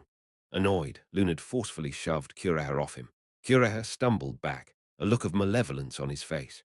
After a high-level, martial arts duel like that, and now he resorts to this kind of lowly act. Lunad looked at the trail of dark blood that connected from his throat to Curaha's mouth and clicked his tongue in disgust. So this was his last-ditch effort. What Lunad saw next was incomprehensible. From his neck wound, a continual stream of dark blood was escaping. Panicking, Lunad tried to stop the flow with his hand, but the blood kept seeping through his fingers. It traveled through the air and was sucked directly into Curaha's mouth. "What the?" "Ever since becoming a werewolf, I've come to understand." Curaha, even while half-destroyed and nearing death, smiled slyly. "My organs twisted and rearranged. Pushing aside the human heart, a new wolf heart emerged. The left side is the wolf's, the right, the human's." Curaha pointed to the left side of Lunyad's chest. "I intended to destroy your wolf heart. Even if it was already shattered, it wouldn't matter. I would have struck it all the same, just in case." "My wolf heart. Why?" "To strip you of your control over the werewolf's blood." Thick dark blood gushed out of Lunyad's throat like water. His strength rapidly faded. Facing this unfamiliar phenomenon, Lunad trembled in shock. "What have you done, bastard? It's to bear it in your stead." Curaha chuckled darkly. "Your curse." "What?" "I am the vessel that carries the curse of our entire clan." Curaha slowly closed his eyes. "You are my ancestor. Thus you are also my kin. Naturally, I can bear the werewolf's curse you possess." This was the strategy Ash proposed, to steal the werewolf's curse from Lunad. Curaha, being a vessel that could hold the curse of the entire clan, in theory, could also contain the curse of an ancestor. Curaha had his doubts, but the strategy succeeded, by shattering the wolf's heart and causing the loss of control over the werewolf's blood. And by swallowing Lunyad's blood directly, he activated the spell. HSSSSS, not only from Lunad, but from all the werewolves that were still alive and attacking Crossroad. The werewolf's curse was extracted and forcibly transferred into Curaha's body. From all over Crossroad, tainted dark blood flew towards Curaha. Curaha willingly swallowed the boiling dark blood. Just as he had taken in the curse of his kin, he now also embraced the revived curse of the ancestors. "Stop it! Stop it now!" Lunyad's strength was rapidly depleting. He tried to protect his curse, but he had already lost the wolf's heart that bonded the werewolf's blood and curse. The moment he lost his heart as a punishment from the Demon King. From that moment on, Lunyad's curse was no longer his own. "Is this how it ends? Me?" Though Lunad had directly consumed the blood of the foreign god, becoming the first to wear the curse of the wolf, he had no means to counter Curaha's magic. This was the last refuge discovered by his descendants who had suffered for centuries. A secret technique devised by his descendants to escape from the curse of the wolf's blood. Although it was a twisted direction, where one individual was sacrificed for the many, it was the culmination of wisdom refined over centuries of their lineage.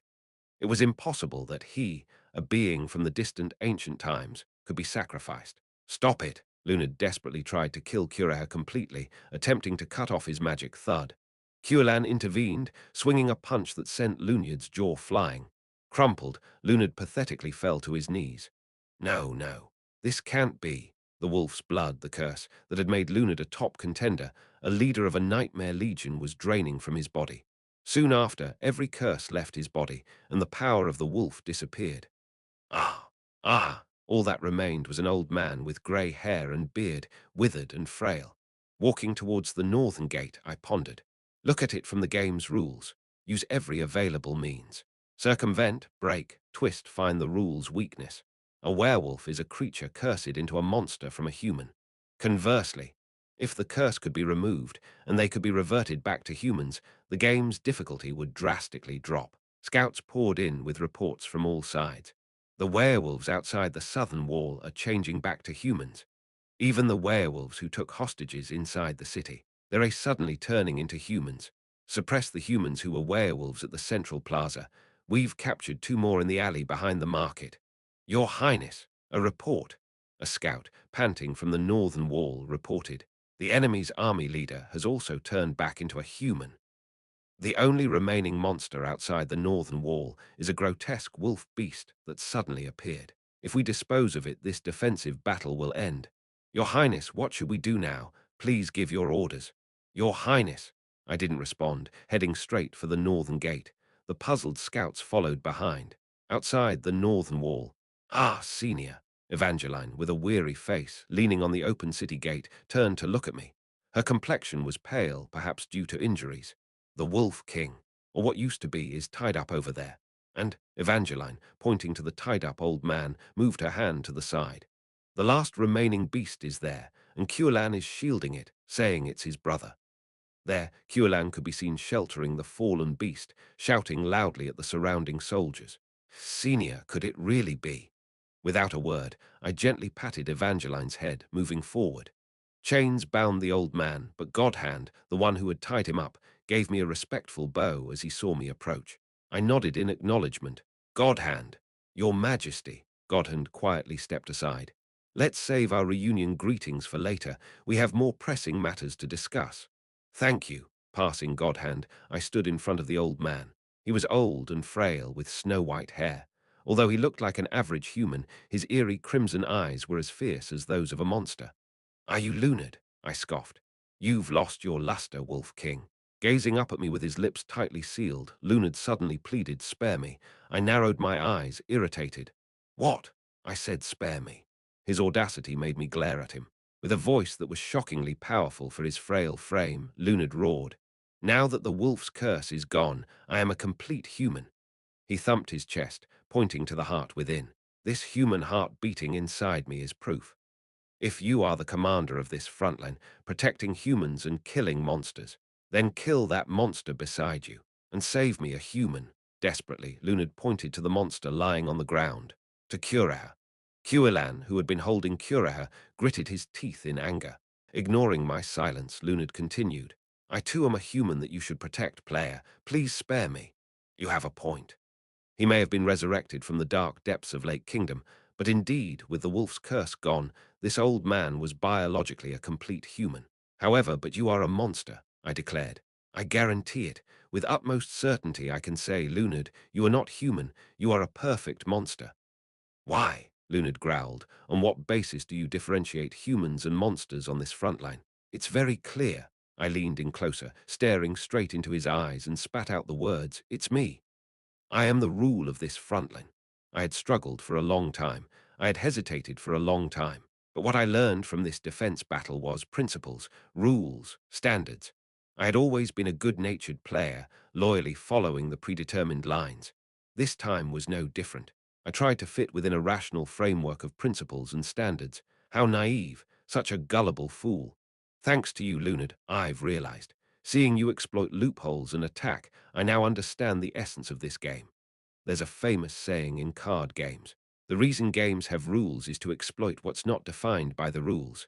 Ill stand above the rules. What?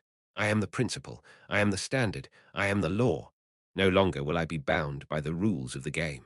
I will bypass the rules, twist them, establish them, and control them. I'll change the world according to my rules, so whether someone is human or a monster, I'll decide.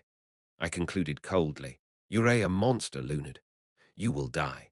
Immediately after, PFF, ha ha ha ha. Lunard held his stomach and laughed.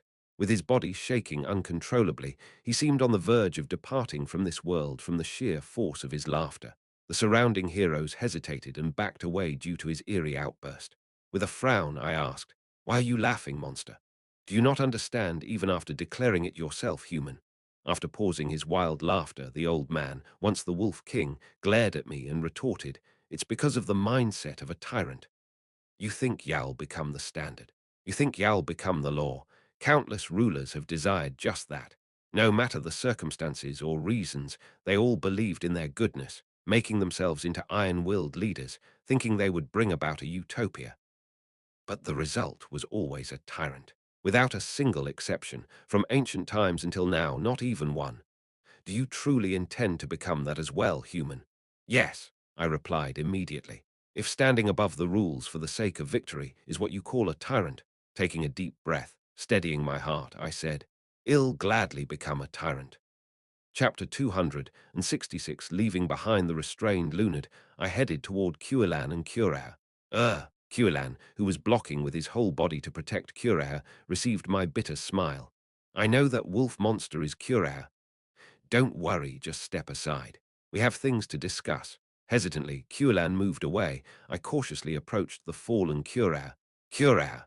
Looking down at the bloodied wolf monster, I nodded heavily. "You did an excellent job. You truly did well. All I did was fulfill my duty." He was dying. A massive fissure marred his battered chest. It wasn't hard to guess that it was an injury inflicted by the Wolf King. "I am sorry." Curaher responded to my apology with a faint laugh. "It's not your fault, Your Highness. If you hadn't planned this strategy, I would have died in vain right there. Thanks to you, I was able to save my younger brother."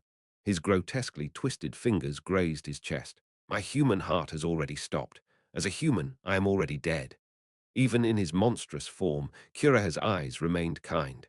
Those eyes slowly looked up to the sky. "All that remains here is the wolf monster, kept alive by the magic power of the full moon.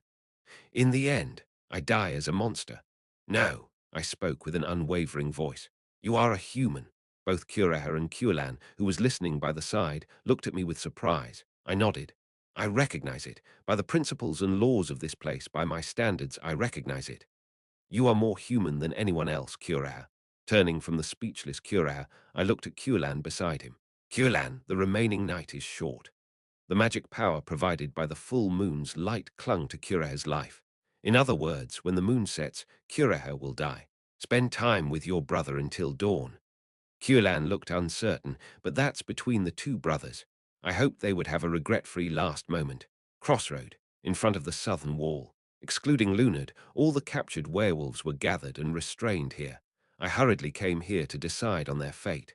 And then, growl! I found a blonde knight who seemed more like a beast than the wolf monsters. Lucas, chained head to toe, was nearly lying on the ground, showing his fangs and exhaling a cold breath. His bright blue eyes gleamed with a beastly light. Good heavens, he's been like this since the battle ended. We managed to subdue him.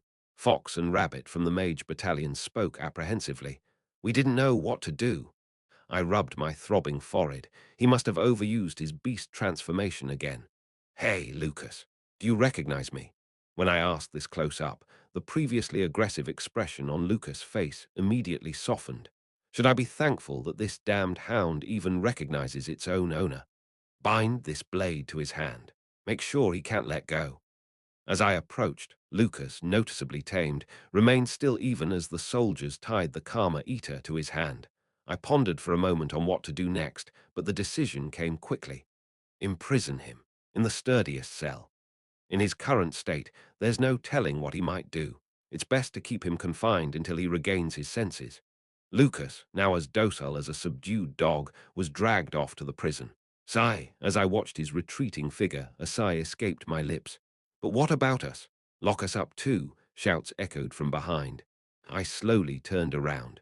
Creatures, once werewolves, their bodies still covered in traces of beastly fur, knelt bound. Their crimson eyes shone as they pleaded desperately. "We are humans. We have the right to be judged by the law. Put us on trial. Where is our lord? Where is Lord Lunard? Negotiate with him." "Enough!" I sharply cut off their ramblings. "Let me educate you on the rules of this monster frontier." Stepping towards them, my voice grew menacing. "Protect the humans, 1 step. Kill the monsters, 2 steps. And you lot are monsters, 3 steps. Looking down at them, their eyes wide with fear, I pronounced without mercy, "I, the rule maker of this place, have deemed it so. You are without a doubt monsters, therefore you will certainly be killed. We are human. Look at our appearances. We have hearts that beat with blood just like any other human, just like you. It isn't your birth, race, or appearance that determines what you are. Whether reborn from the hell beneath the lake, pure humans mixed with wolf's blood, or whatever heart you have, none of it matters.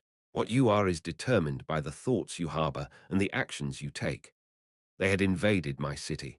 Without any grand cause, without desperation for survival, just for slaughter. They tried to tear my city apart and annihilate its inhabitants. They killed my soldiers, my citizens, and my heroes. Just because you wear human skin doesn't mean you can pretend to be one. You are monsters. To those who were once human, I spoke without mercy. You don't have the right to die as humans. You don't have the right to a trial. For death, you will die befitting monsters. Like pests. For death, right here, right now. For death to death. Stepping back, I raised my hand high and commanded, "Archers, aim." The archers I had brought with me lifted their loaded crossbows. However, even at my command, some of them couldn't bring themselves to take aim. The figures before them looked nothing like monsters, but complete humans. Yes, it's understandable they hesitated. With a swift move, I snatched a crossbow from one such hesitant archer and aimed it myself at those who were once werewolves. Those creatures in front of us are monsters. As the commander here, I've decided as much. Therefore, all you have to do is follow my decision. The archer who had his crossbow taken from me gritted his teeth, pulled out a smaller backup bow, notched an arrow, and aimed forward. Nodding, I shouted, "Aim!" Thunk, thunk, thunk. No archer hesitated any longer. Dozens of them raised their crossbows in unison. Fire! Fingers pulled back on the crossbow triggers. Whoosh, whoosh, screeram. The dozens of arrows released by the archers pierced directly into the creatures that used to be werewolves. "Arg, save me, please. Damn humans. I'll curse you till the end. Lunard, may you accomplish." Cries, screams, and curses poured out as a rain of arrows landed on the bodies of those monsters. The utterly exhausted monsters all fell dead. Returning the crossbow, I handed it back to the archer. Watching the scene, Fox and Rabbit cautiously asked, "How should we handle the bodies? Isn't there a monster corpse disposal manual?" I dryly responded, then turned away, "Harvest anything valuable and burn the rest." "Yes, Your Majesty." I opened the system window and checked the enemy information. All the werewolves had been exterminated. Whether white, grey, or brown, the remaining count was 0. Now only one remained. Only Lunard remains. I turned my gaze north. I didn't intend to kill Lunard with my own hands, because, on a night where dawn approached in the distance, yet the moonlight still lingered, Cureha and Cuelan shared many stories. From tales of the past that Cuelan couldn't remember to discussions about the impending future. Cuelan learned of his role as a vessel for the curse, that his brother had burned down their village to save him, and even the secrets and true nature of their clan. "And when I die, the curse that's my portion will return to you. The penal squad, including Cuelan. The wolf's curse would return to all 5 of them." Cureha's speech, now transformed into a monstrous form, became increasingly slurred and difficult to understand. But Cuelan listened attentively, trying to comprehend every word. "I am sorry. I wanted to carry it until the end. What's there to be sorry for, brother?" Cuelan softly smiled, placing his hand on his brother's contorted finger joints. "We're just returning to how we were born." Cureha, with his grotesquely deformed face, looked up at the sky, then turned his gaze to the northern forest. "The leaves are turning." Cuelan also looked with his brother at the northern forest, observing the multicolored foliage of autumn. The night they were reunited had also been a full moon during the onset of autumn. "I've always been sorry to you." Cureha's body slowly began to release the wolf's curse. "I stole your fate, lived as a human in your place, locked you in that tree, raised you as a monster, and naively found happiness outside. I've always been sorry.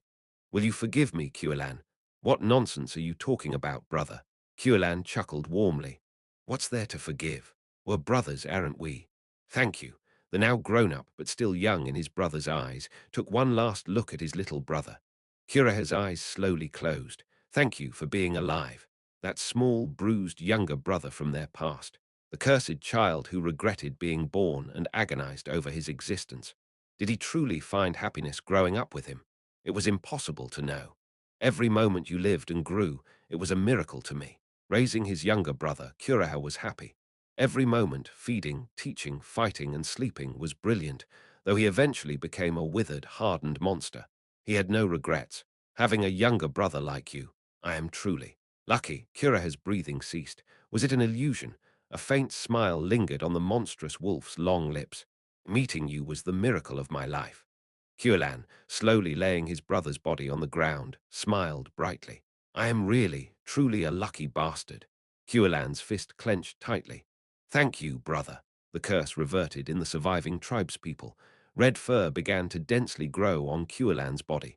He grew taller, muscles bulging, eyes shining like a beast's. Yet he hadn't lost his sanity. If anything, his consciousness was sharper than ever. Slowly rising, Cuilan growled, staring down at his clenched fists. Yeah, I think I finally understand. He turned around, a savage smile on his lips. The final punch my brother taught me, I think I know how to use it. In his sight was the imprisoned Lunard. Lunard, too, was in the process of his curse reverting. But being tightly bound by silver chains made movement difficult, and the curse's strength meant its reversion was slow. Lunard, now partially transformed into a werewolf, yelled at the approaching Cuilan. Stop, stop, we are of the same kin. Shouldn't we combine our powers? Stop talking nonsense, monster. I am human. No, I am like your ancestor, practically your father. That's good to know. Thud, thud, with his fists ready and stance set, Cuilan glared menacingly. I've always wanted to land a punch on my father, just as his brother had taught him. With both legs firmly on the ground, bending down low, left hand in a defensive pose forward, and the right fist clenched at his chest.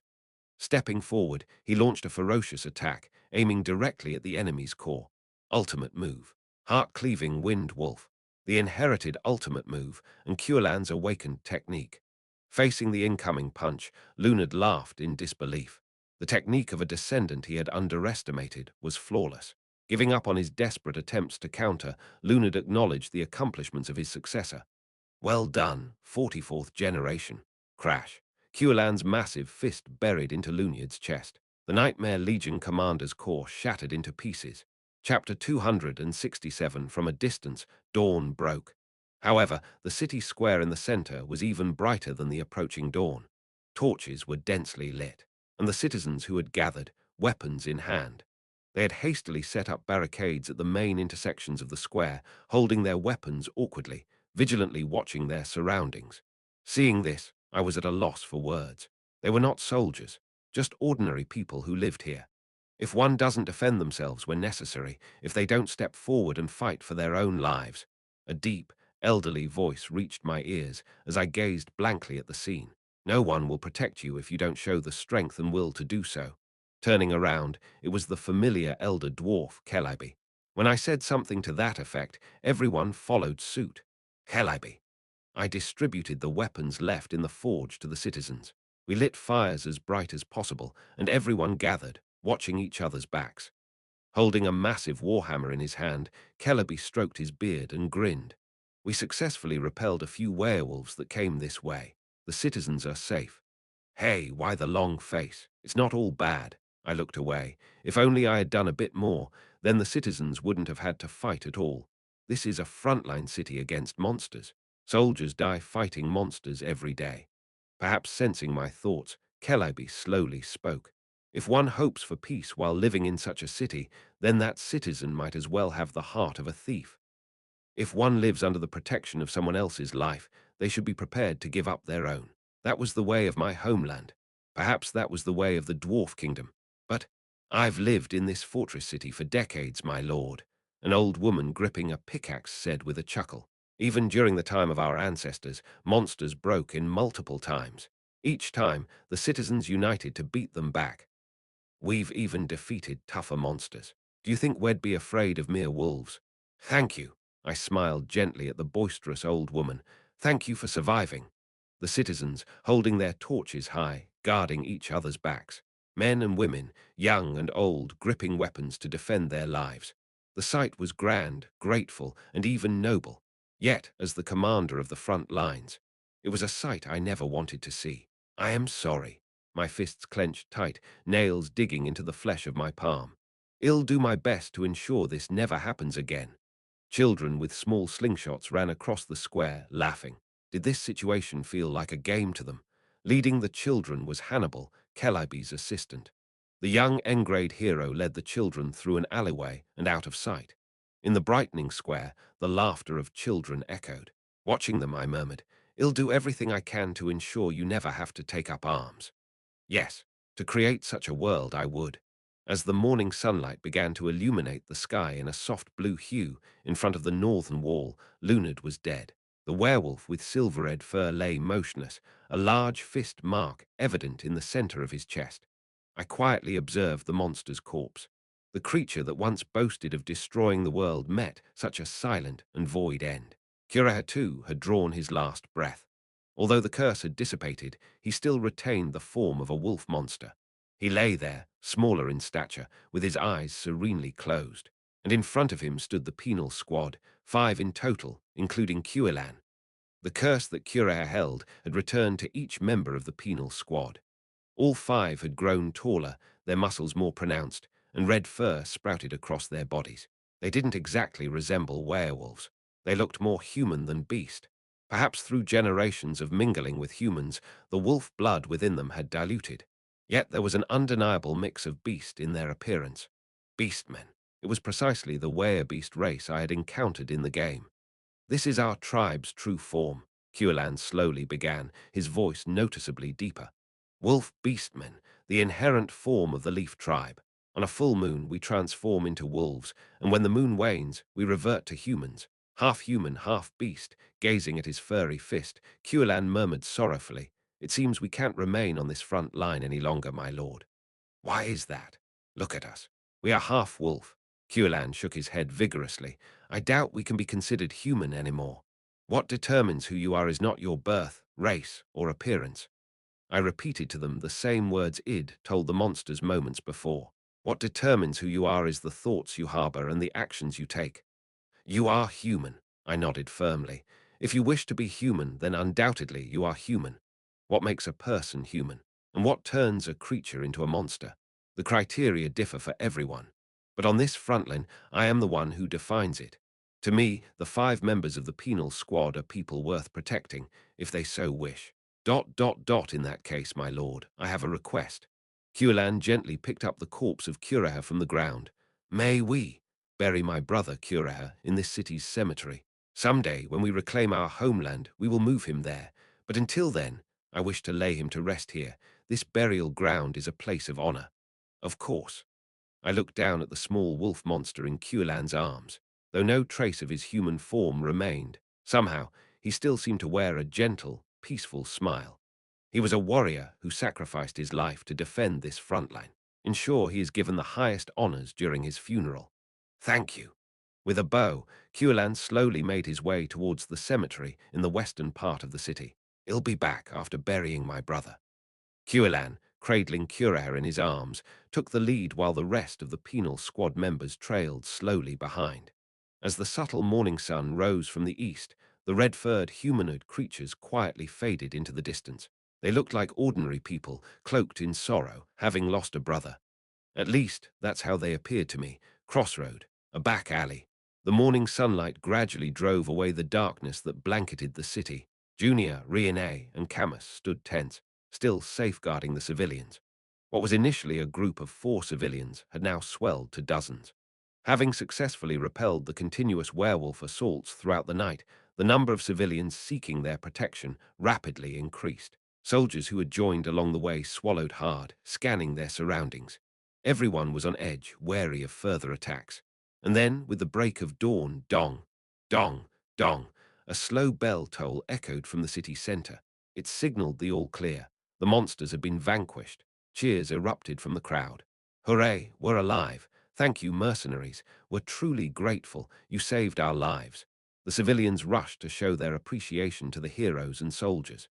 Junior accepted their gratitude with a bitter smile, unable to shake off the guilt she felt for the breach at the western gate. At least, in this area, it seems no further harm was done. Thanks to the desperate protection by the trio, Junior, Riene, and Camus, civilians were all safe. Under the soldiers' guidance, the citizens began to head home. Relief brightened their faces at having survived, and watching them, Junior bit her lip. Then swish, the sound of a blade cutting through the air. Whoosh, the dry north wind resonated with magical energy, whirling fiercely, and an icy, murderous intent settled like frost. Sensing this, Junior turned around in alarm. What she saw stunned her. In the alley, from which all civilians had departed, and where morning light had yet to dispel the deep shadows, Riene and Camus stood, silently pointing their sword and magic at each other. A flustered Junior quickly intervened. "What the hell are you two doing?" "The fight's over. The monsters are gone. There's no need for this." But Junior's words fell on deaf ears. Both Riene and Camus kept their focus locked onto one another, coldly sharpening their intent to kill. Junior couldn't comprehend it. "We're humans. We face monsters as a common enemy, as fellow humans." Only moments before, they had stood shoulder to shoulder, fighting off the monsters. "We're on the same side. We understand each other." For the sake of the people, they had set aside past grudges and watched each other's backs. "We are both human. Why are you trying to kill each other? Why?" Yet now they were back to trying to end each other's lives as if nothing had transpired. Junior couldn't understand it. She tried to stop them, but then, don't ask the obvious, kid. Both had no intention of backing down.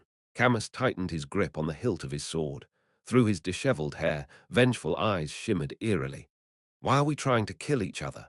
Aiming magic from her fingertips at Camus, Riene coldly spat. "Because we are human." Wish. In a flash, Camus charged. Riene calmly unleashed a wind bullet from her fingertips. Camus grabbed Junior, who was trying to block the bullet with her body, and pushed her aside. Simultaneously, he cleaved through the incoming bullet with his sword and advanced. Swish, swish. Slicing through the wind bullets with the edge of his blade, Camus reached right in front of Riene. However, his current sword wasn't the spell cleaver he usually used.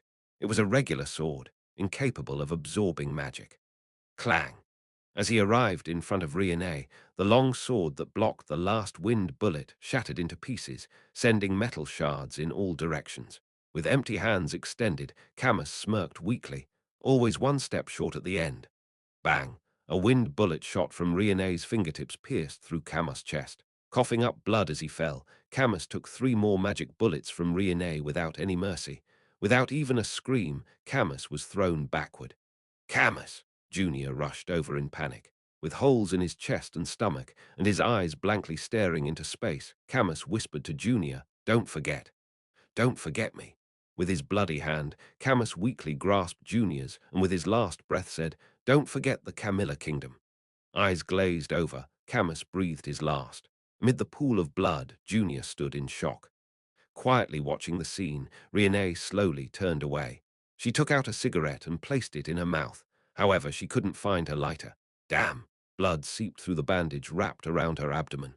The injury inflicted by Camus in their previous encounter hadn't fully healed. "Hurts like hell."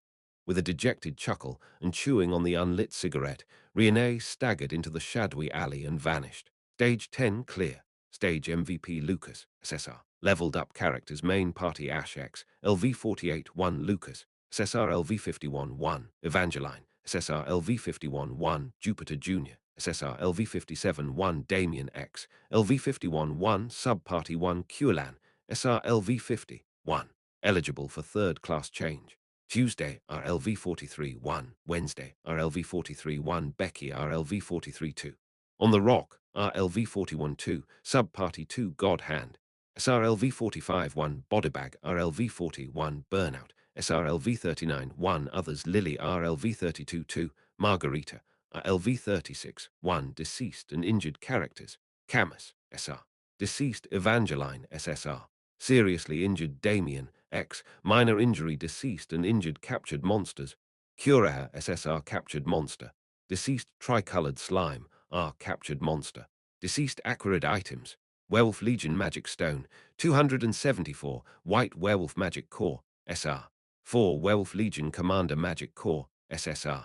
1. Stage clear rewards have been given. Please check your inventory. SR Grade Reward Box, 2. SSR Grade Reward Box, 1. Get ready for the next stage, Stage 11. The Enemy of My Enemy, Chapter 268 the next day. The preparations for this funeral were quicker than any defense mission I'd seen before. It was because civilians had been casualties this time. Even though soldiers and heroes had fought valiantly and laid down their lives, there were still losses. 37 civilians. I stood in front of the coffins of the lined-up citizens, clenching my lips tightly, bowing my head.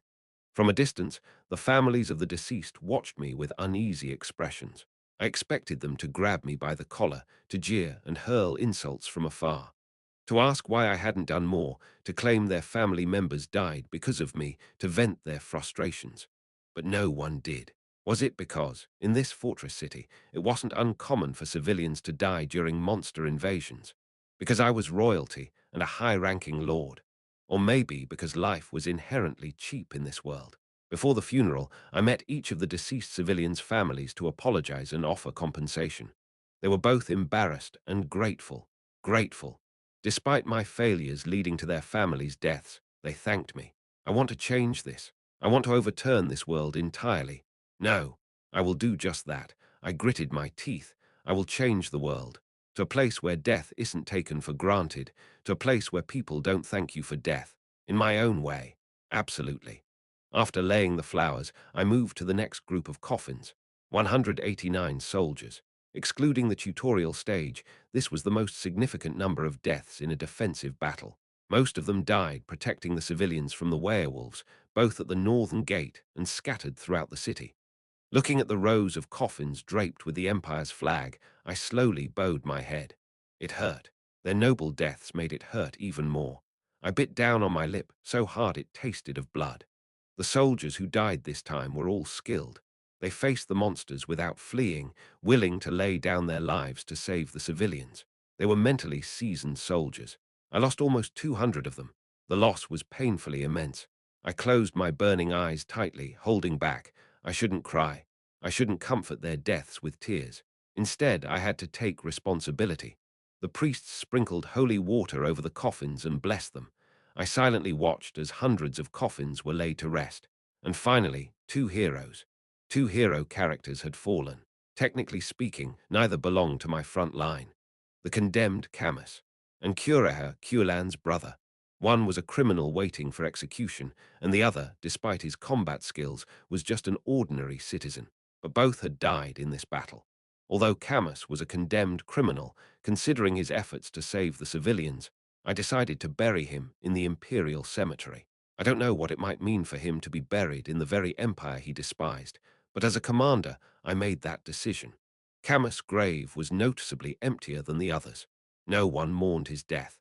Occasionally, passing civilians would place bouquets on his grave in gratitude for his sacrifice, but no one cried for him. Junior stared at his gravestone from afar, a complexity evident in her gaze. Further away, Riene, leaning on her staff, watched Junior from a distance. The scene at Curaher's tomb was quite the opposite. It bustled with visitors. Besides the 5 members of the penal squad, dressed deeply in hoods and robes, bandits and refugees who had come with the penal squad wept and paid their respects with flowers. Not just them, people from the city who had connections with Curaher over time also came by, laying white flowers. He was a good person, but he died. If I had realized the essence of this game a little earlier, the scenery today would have been different. The choir's funeral hymn concluded, and eventually all the rituals ended. It was finally my turn to speak. I took a deep breath and stepped onto the podium, now familiar with thousands of eyes fixed upon me. I cleared my throat and began. First, I'd like to apologize. Seeing me bow my head, murmurs spread among the crowd. Regardless, I continued. As a commander, I was complacent. I failed to detect the enemy's flanking maneuver. Monsters ambushed us from all sides, and my response was tardy. I had assumed, based on the game's rules, that they would only attack from the southern walls. As a result, Crossroads suffered heavy casualties from the Werewolf Legion that bypassed the rules. People died. This is entirely my fault. I was a commander who knew how to fight within the rules of the game. Inside those boundaries, I could match anyone. But outside of those rules, on the real streets, in actual combat, I was easily overpowered. I've never properly studied strategy and tactics, and I am far from being a superhuman. I'm just an ordinary person who's played this game a bit too much. Still treating this world's reality like a game, I remain a die-hard gamer at heart. That being said, from now on, I won't take things lightly. Breaking free from the rules and stepping out of the ring, I intend to face this world head-on.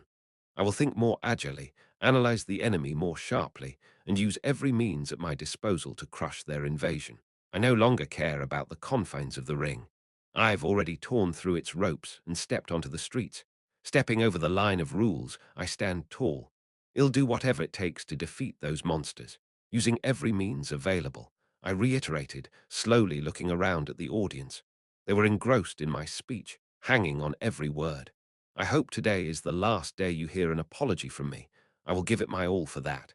Aiming to clear the game, pioneering a new path outside of its rules, I will lead them. For a world where even one less person dies. Even if, in the process, I transform into something different than I am now. I paused momentarily, observing the surroundings. Due to my speech, the graveyard was laden with palpable tension. I've talked too much about myself. Maybe I should change the subject. All deaths this time were painful, but I want to say that every death was noble. I spoke softly. The fallen died protecting people. They sacrificed their lives to shield you from the imminent threats. With a faint smile, I nodded. And you all are worth such sacrifices, because you too stood up to protect the ones beside you, holding torches and weapons. The citizens of Crossroad had risen on their own and gathered at the square. Together, guarding each other's backs, they spent the night warding off the hordes of monsters. Never forget, we are human. We must protect one another from monsters. The word for human means among people. To be human, one needs others. Look at the faces beside you. Remember the faces of those you must protect and those who will protect you. The citizens awkwardly glanced at each other's faces. My gaze shifted toward the grave. Remember the faces of those buried here, those who gave their lives for you. Clasping my fist tight, I concluded. Become a person who protects others. The greatest wall against monsters is right there. I bowed my head slowly. In honor of all those who formed the foundation of this fortress, let us have a moment of silence. Thousands bowed their heads in unison. A hush fell over the vast graveyard. After a brief moment of reflection, I stepped down from the podium without another word. Since Lucas was absent, Evangeline was overseeing the funeral. With her bandaged body, Evangeline waved her arm, signaling the artillerymen to ignite the cannons. Boom, boom, boom. The salutes honoring the fallen echoed in the distance. The funeral came to an end. In groups of 3s and 5s, the citizens and soldiers dispersed into the city or returned to the grave to pay respects to their fallen comrades. As I watched from a distance, someone approached. "You spoke well in your speech, Your Majesty." I turned to see Riene. I nodded at the elder approaching with the aid of a cane. "Commander Riene, how are you holding up? It's not bad enough to complain. Besides, there weren't many who got severely injured in this battle." It was true. Everyone had some form of bandaging. Injuries like Riene's were commonplace. I slowly inquired after noticing the bandage wrapped around Riene's abdomen. "I heard you took down Camus with your own hands this time." It was self-defense. Even if it wasn't, I have the authority to eliminate a criminal who points a blade at me. "Do you intend to reprimand me for that act, Your Majesty?" "No. I was just verifying the facts. Camus tried to kill Riene, and she defended herself, ending Camus. Regardless of prior animosities, that was what had transpired on this monster front. It wasn't my place to question it. So it seems you have some business with me, Commander Riene." "Yes, Your Majesty, I came to discuss something." Suspecting the nature of her visit, I nodded. "Is it time for you to return?" "That's correct. Our magic battalion's support for the Southern Front has ended with this defense battle. They had committed to supporting 5 defense battles, from stage 6 to 10. All those commitments were fulfilled with yesterday's defense. It was time to return to the Imperial family. We were able to fend off the monsters with ease because of you." It was genuine. The officers and soldiers of the Magic Battalion had been a great help throughout the 5 defense battles.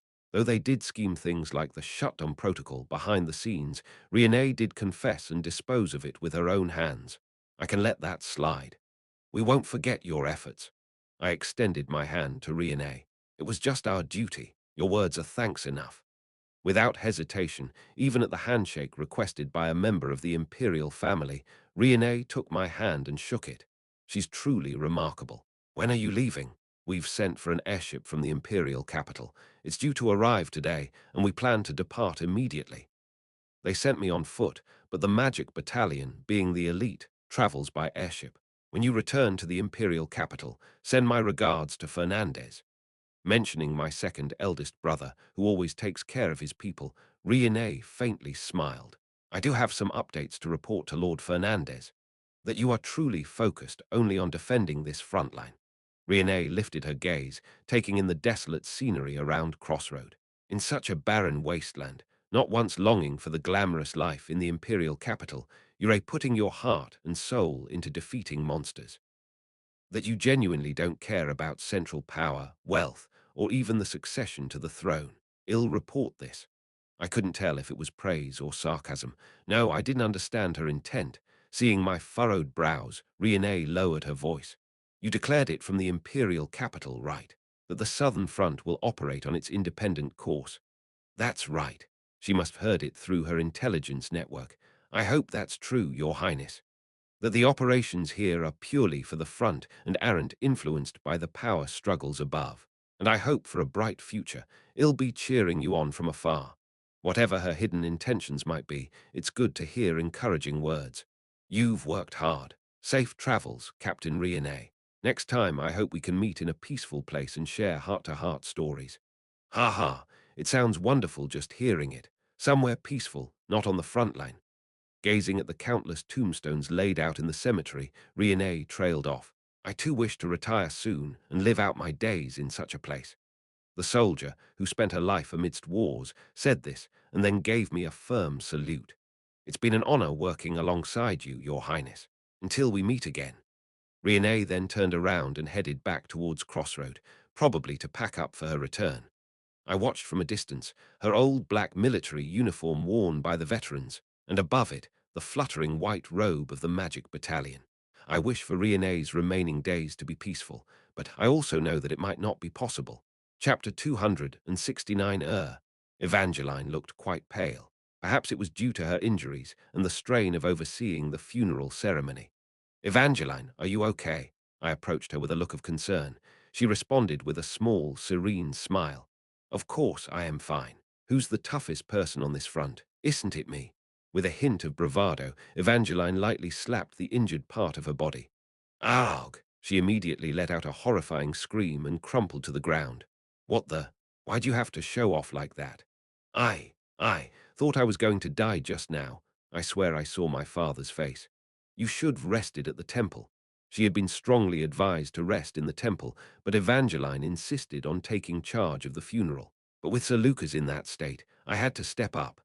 Evangeline quickly got back up, her lips trembling as she tried to muster a smile. Beads of sweat poured down her face. It seemed she felt a heavy sense of responsibility for the outcome of the recent defense battle. That's probably why she, despite her severe injuries, continued to push forward. I was confident, she muttered while looking at the newly dug grave. I had awakened, learned new skills, and I believed that our allies wouldn't get hurt anymore. If I had a shield, if I had a spear, I was sure I wouldn't lose anyone else. That was my confidence. Evangeline bit her lower lip. I was wrong. I was complacent. I wasn't enough. I still have a long way to go. You did your best. I rushed forward despite being a shield knight. Instead of protecting our allies, I focused on annihilating the enemy. Yet I couldn't even kill their leader, and hence couldn't protect our allies properly. Evangeline was reflecting on her battle with Lunard. If I had done my job, I could have stopped the enemy's general at the northern wall, and naturally the damage elsewhere would have been minimized. I am clearly at fault. Evangeline, I softly reassured the young knight.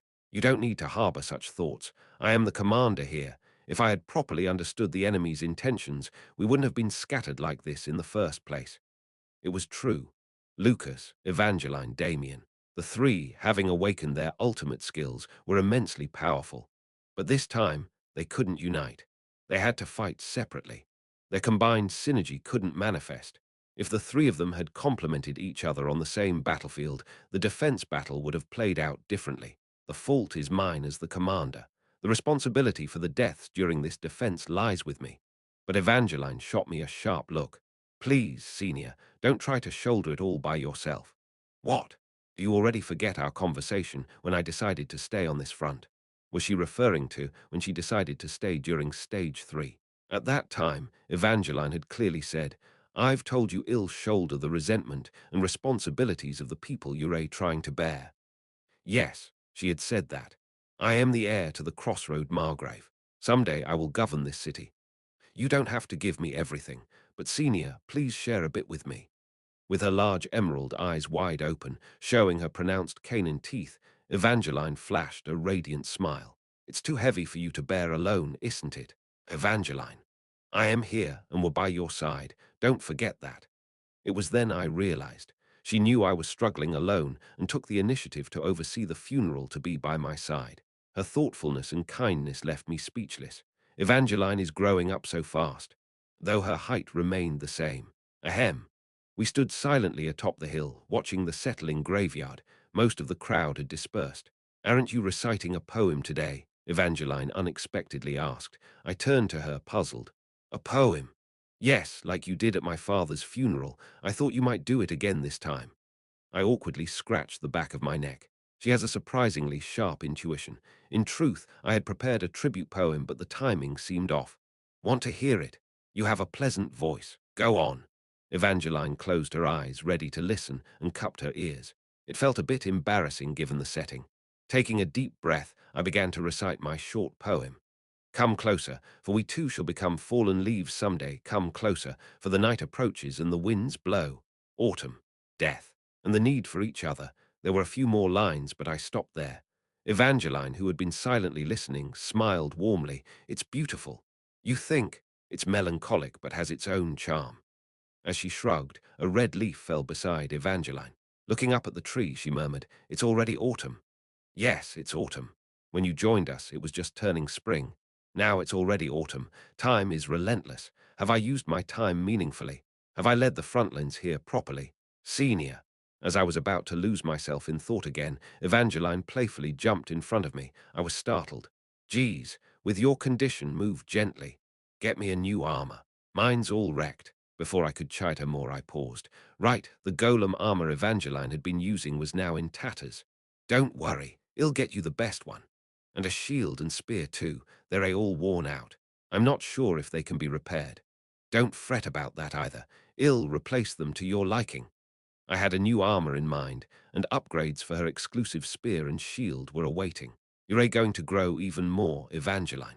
Excited, Evangeline hopped around, but soon held her injured area, groaning in pain. Watching her, I thought, equipped with her attributes set, taller, with a balanced physique and soon to be a Margrave of Crossroad. You'll grow into a fine adult.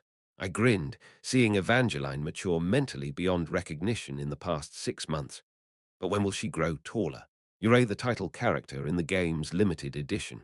You'll grow to match that title illustration, right? The cover isn't a scam, is it? After most of the people had left the cemetery, I headed towards Cureha's grave. Cuilan and the penal squad's 5 members were still guarding the place. Cuilan. Upon calling the name of Cuilan, who had a hood attached to his robe pulled down deeply, he slowly removed it. A face that seemed a mix between a wolf and a human emerged, yet unmistakably it was Cuilan.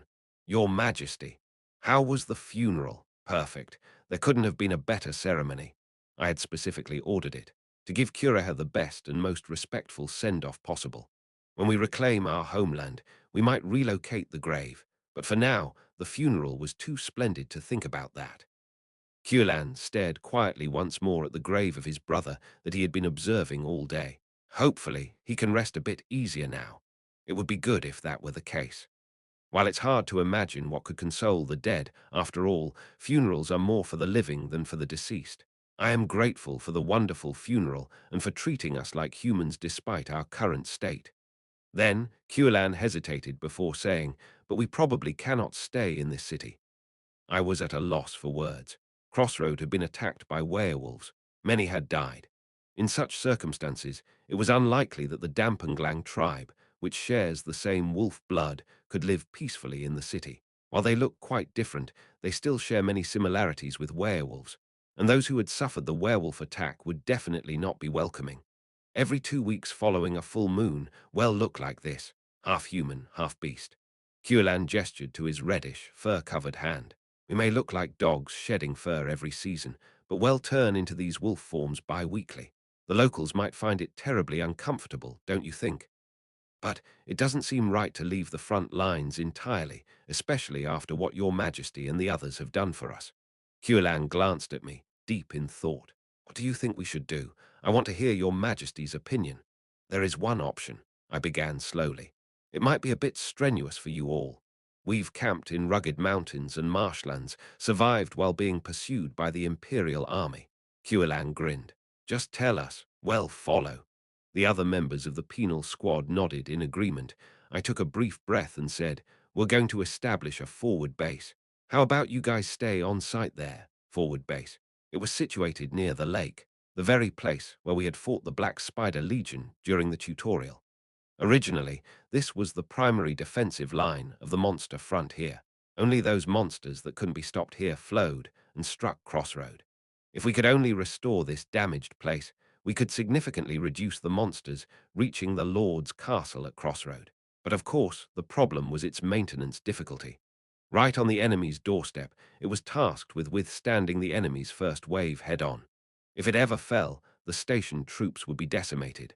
Because it was so close to the enemy wave's starting point, just sending materials for reconstruction was a tough job.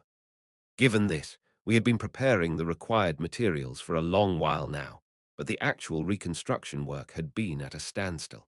Moreover, since the defenses had been successful for so long, there had even been thoughts like, do we really need to pour money and manpower into restoring the forward base? But the situation had changed. In the recent defensive battle, the monsters had broken into the city. Civilians had been harmed. In protecting the civilians, soldiers had also fallen. I felt it deep in my bones. The battlefield shouldn't be in the city. We must keep it as far from the city as possible. We start constructing the forward base, no matter how long it took or how much money and materials were wasted.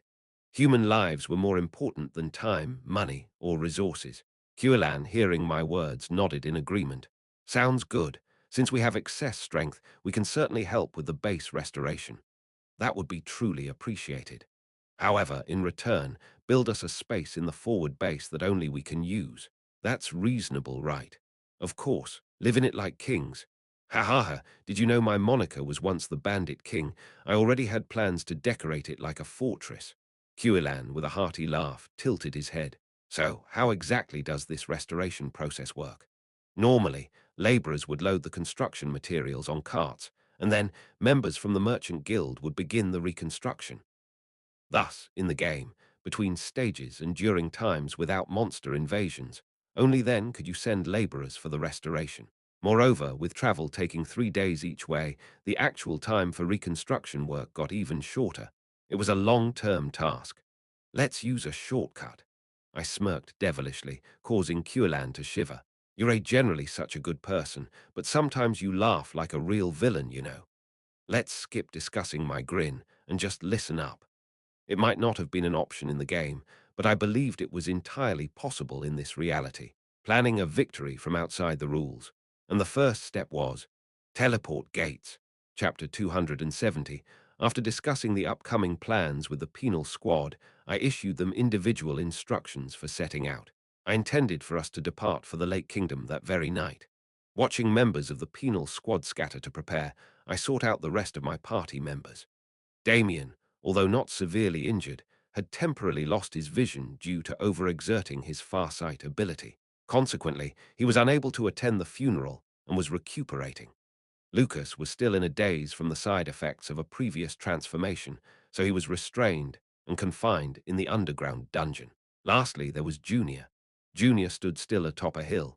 She was watching Woosh, a flying ship that had suddenly arrived over Crossroad. It was the Alcatraz, a special airship of the Imperial family. The airship was dispatched to retrieve the magical troops stationed here and return to the Imperial capital. The huge body of the airship was slowly landing in front of Crossroads' southern gate. Soon, Riene and the magic troops would board that ship and leave for the imperial capital. Junior emotionlessly watched the landing ship. As I approached her, she murmured softly, "I once faintly believed that people could understand one another." I halted my steps. Junior continued, "But it wasn't true. Between some people, there's a chasm that can never be bridged. It's so deep that no effort can leap over it, and no indifference can ignore it." Such a profound hatred. Junior, I wanted to bridge that chasm and grow closer to that person. I wished to forgive her and find peace within myself. A bitter smile formed on Junior's lips, but I realized, seeing that person and Camus fight to the death, it became clear. There are things in this world that can never be forgiven, chasms that will never be filled. Such a deep chasm exists between me and Lady Riene. Junior shook her head slowly. Getting close was impossible from the very beginning. You might be right, Junior. Perhaps from the very start, it was impossible to bridge the gap between them. I gave Junior a gentle smile, but there's no need to grow close. Ha! Even with a deep chasm between them, people can still communicate. It's okay if they aren't friends or even allies. It doesn't matter even if they're enemies. People can communicate with each other, as long as they both will it, as much as they want. To the hesitating Junior, I nodded reassuringly. I don't think Riene is right. I don't believe the things she did in the past can be forgiven. But I know that if you let her go like this, you'll regret it. I gave Junior a gentle push on her back. Go and have one last conversation with her. You don't have to forgive. We don't have to understand each other. Even from a distance, we can shout out and share our stories. Junior, who had been silent for a long time, cautiously asked, "If we do that, will anything change?" "It's okay if it doesn't," I said with confidence, "but the regrets will diminish." Riene had killed Camus. She bombed Junior's village, inflicted indelible wounds on her, and never sought forgiveness. Such animosity was of a kind that could never be washed away or erased. Yet they both tried for each other. Riene attempted to mend their relationship while treating Junior's injuries, and Junior was gradually accepting her. There was a makeshift bridge, albeit shaky, built between the deep chasm that separated them. I had watched this process from the sidelines. Thus, I couldn't stand to see them part without even a simple goodbye. Perhaps this rift might never heal. Even so, I hoped they would part by truly facing each other, rather than avoiding each other's gazes. No matter what fate held for them in the future, I hoped they would understand each other, if only a bit more, for Junior's sake, and for Riene's as well. I am going to see her. I should at least say my goodbyes to Captain Riene in person. Junior, after a moment of hesitation, made up his mind and bowed deeply to me. "Thank you, Your Highness." Junior dashed toward the crossroad barracks where Riene had disappeared. I quietly watched him go, then turned my gaze to the southern wall. VVRRoom, a flying ship had fully landed. Officers and soldiers from the Magic Brigade hurriedly loaded their equipment aboard. By the time Junior reached the southern gate, vroom, the flying ship was roaring, fully prepped for takeoff. Through the open hatch, she saw Riene boarding the ship at the last moment. "Captain Riene," an out-of-breath Junior shouted desperately. Startled, Riene turned around. "Junior." A brief, awkward silence settled between them. With a small chuckle, Riene shrugged her shoulders. "Did you come to accept my previous offer?" Her enticing proposition to join her on a journey to the imperial capital, to walk the path of magic together at the cutting-edge ivory tower. However, Junior quietly shook her head. She had already declined. Riene gave a bitter smile. "Then why are you here? What business do you have? You hate me now. Did you come to curse me? That's not a bad way to say goodbye." Facing the sarcastically spoken words of Riene, Junior began, struggling to find the right words. "I've decided not to forgive you." Riene's lips tightened. Junior continued, "However, I am grateful for everything you've done for me." Slowly, Junior raised her hand to her chest. "Healing my body, teaching me magic, standing back to back, crossing the line of life, butting into my affairs, dragging me to the restaurant, and talking about my mother. The journey with you over these past few months." Junior spoke candidly. "It was enjoyable. If I had a magic mentor, I wished it could been someone like you." Having never properly had a mentor, and having learned everything through self-study, Junior deeply cherished every lesson from Riene. Every moment they spent together was both enlightening and joyful. "If someday we meet again, With a trembling voice, Junior continued, I might still not forgive you, but... Hesitating briefly, Junior then met Rione's gaze directly. That time, please tell me your story. Rione blinked, taken aback by the unexpected request. My story, about the life you've led, why you had to live that way, how you felt at that time. Most of their conversations had been about Jupiter. It was a common ground and shared interest between them. How Jupiter behaved when with Junior, the kind of person Jupiter was when with Rione. They exchanged such stories. Therefore, they hadn't talked much about each other. Please tell me about yourself. I'll also share my story about how I've lived. A mage who trampled foreign lands for her own country, and another mage who grew despite being trampled upon. Two people standing on opposite sides, from across an insurmountable chasm on the edge of an already collapsed bridge. Yet Junior called out, let's talk, let's understand. Despite our differences, even if I can't forgive you, I still want to hear your story. Okay, after a long silence. With a barely audible quivering voice, Rione finally replied, let's do just that. Rione closed her eyes momentarily, and when she opened them again, a relieved smile adorned her lips. Promise. I'll be looking forward to the day we meet again. Jupiter Junior. Vroom, the hatch slowly closed. Rione waved with a bright smile. Gather many wonderful stories until then. Understand. Boom, as the hatch sealed whoosh. A blue flame created by magic power burst out from the airship's exhaust. The airship carrying the mage troops disappeared into the sky in no time.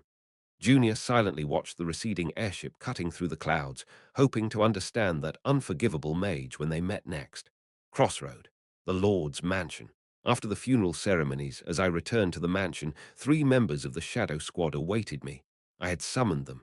There were tasks to assign, and I needed updates on their missions. Godhand, Bodybag, Burnout. Gazing at the 3 elves who safely returned, I nodded in acknowledgement.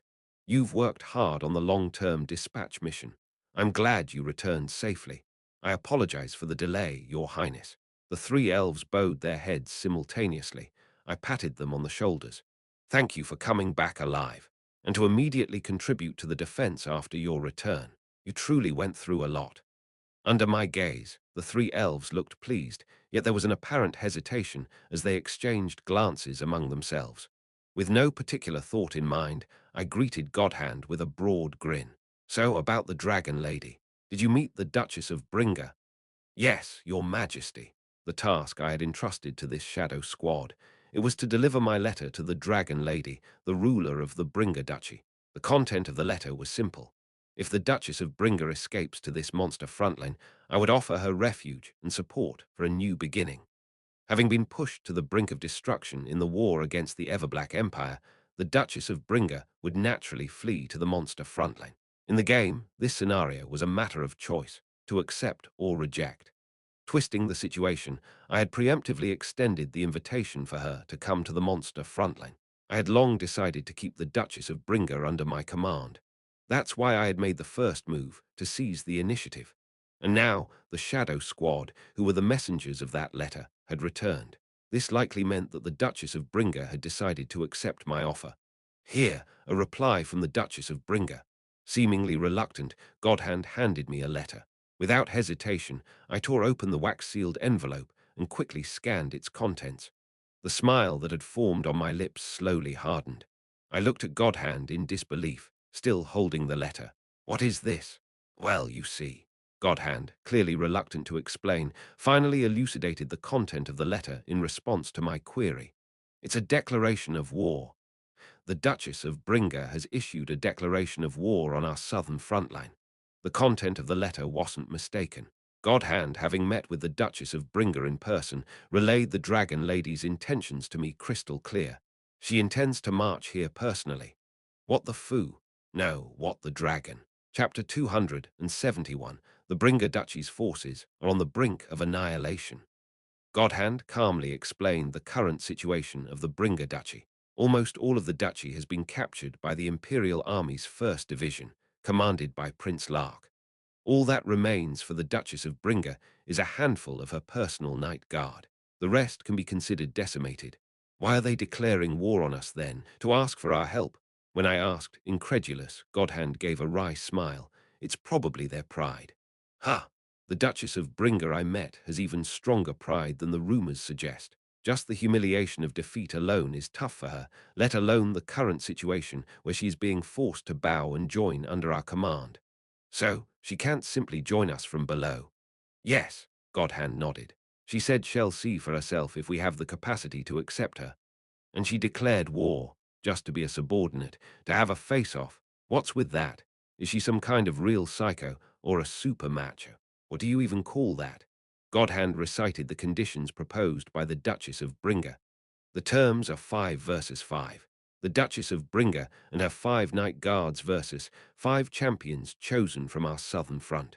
A small-scale war under these conditions. What kind of war is that? It's just a party versus party, basically a 5v5 PK. If we lose, we'll become their subordinates without protest, but if they win, what? They want the command of this front. Yes, exactly. Is she seriously crazy? I was tempted to swear, but I held it back. Godhand, noticing my mood, gave an awkward smile. As expected. It's an absurd condition, isn't it? No, I accept. What? I responded with a fierce grin. It'll be fun, breaking that high and mighty dragon lady's nose. She wants to preserve her pride even after her nation has fallen and she's lost all her soldiers. Giving her a proper scratch on that arrogant face might be a good lesson for that Duchess. I initially thought we'd maintain a cooperative relationship, but if they're challenging us, I'm not one to decline. I'll subjugate her and have her working like a dog. Are you sure about this? Even though they are retreating, the power of the Duchess of Bringer and her knights is immense. Sure they were. They managed to hold an already fallen nation with just the Duchess and a few knights. But our front champions are also incredibly powerful. Don't worry, we won't lose. Our main party of 5 is extremely strong too. Above all, I have complete information about the Duchess of Bringer and her party. The basis of war is an information battle. Knowing everything about their skills and stats gives us an overwhelming advantage. It's a fight where there's no reason to be cautious, just one that's absurd. So, when are they coming? They detained us first, then sent us away. They only left a message that they'd be coming soon. Given the complicated situation in the Bringer Duchy, they weren't sure exactly when it would happen. Well, they would find out eventually as they waited.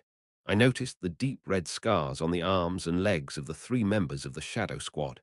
I gently patted their shoulders. You've been through a lot. You've worked hard. It was nothing, really. Godhand deeply bowed to me. If you trust us again, we can handle even greater tasks. After grasping Godhand's shoulder and letting go, I gestured with my chin. You're probably tired since the poison hasn't completely worn off, but follow me, we have a place to go.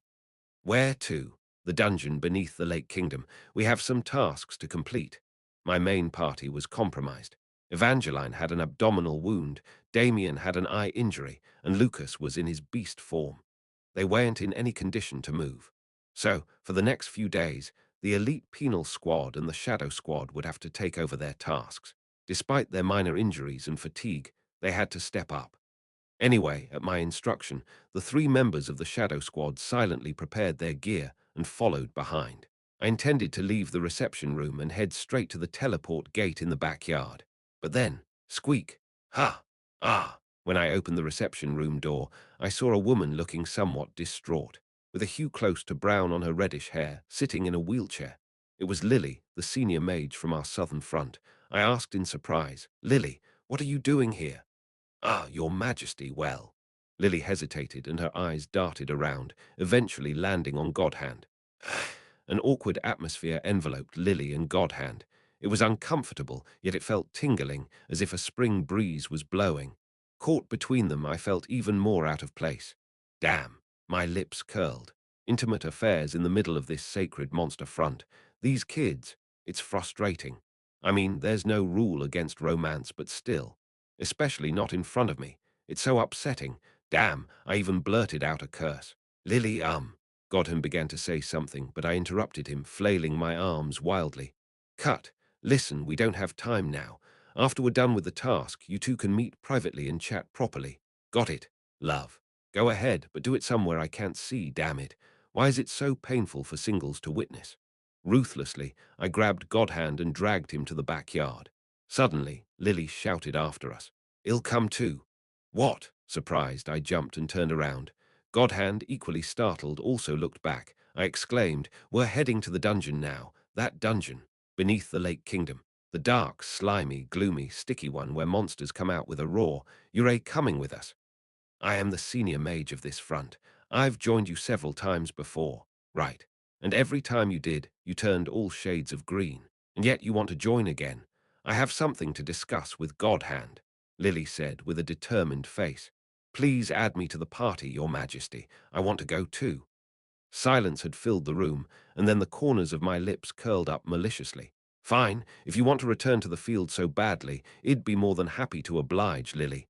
"Oh no, just this once, just this time." Lily's face instantly turned pale. I chuckled wickedly. "Yes, go ahead. If you want to flaunt your romance in front of me, then do so at your own peril." That's when Godhand moved behind Lily and gently grasped the handles of her wheelchair. He gave her a reassuring smile. "A mage needs protection at the front lines. If you're heading into the dungeon, I'll guard the forefront for you, Miss Lily." "Ah, let's go." Lily, with her face flushed and shaking, lowered her head. Godhand took the lead, pushing Lily's wheelchair as they headed to the courtyard. Bodybag, Burnout, and I watched their retreating figures, dumbfounded. The sight of the two leaving the mansion and moving towards the courtyard was visible through the window. Snapping back to reality, I blurted out, "Damn, this is so freaking annoying." At the front of the teleport gate, the penal squad was waiting.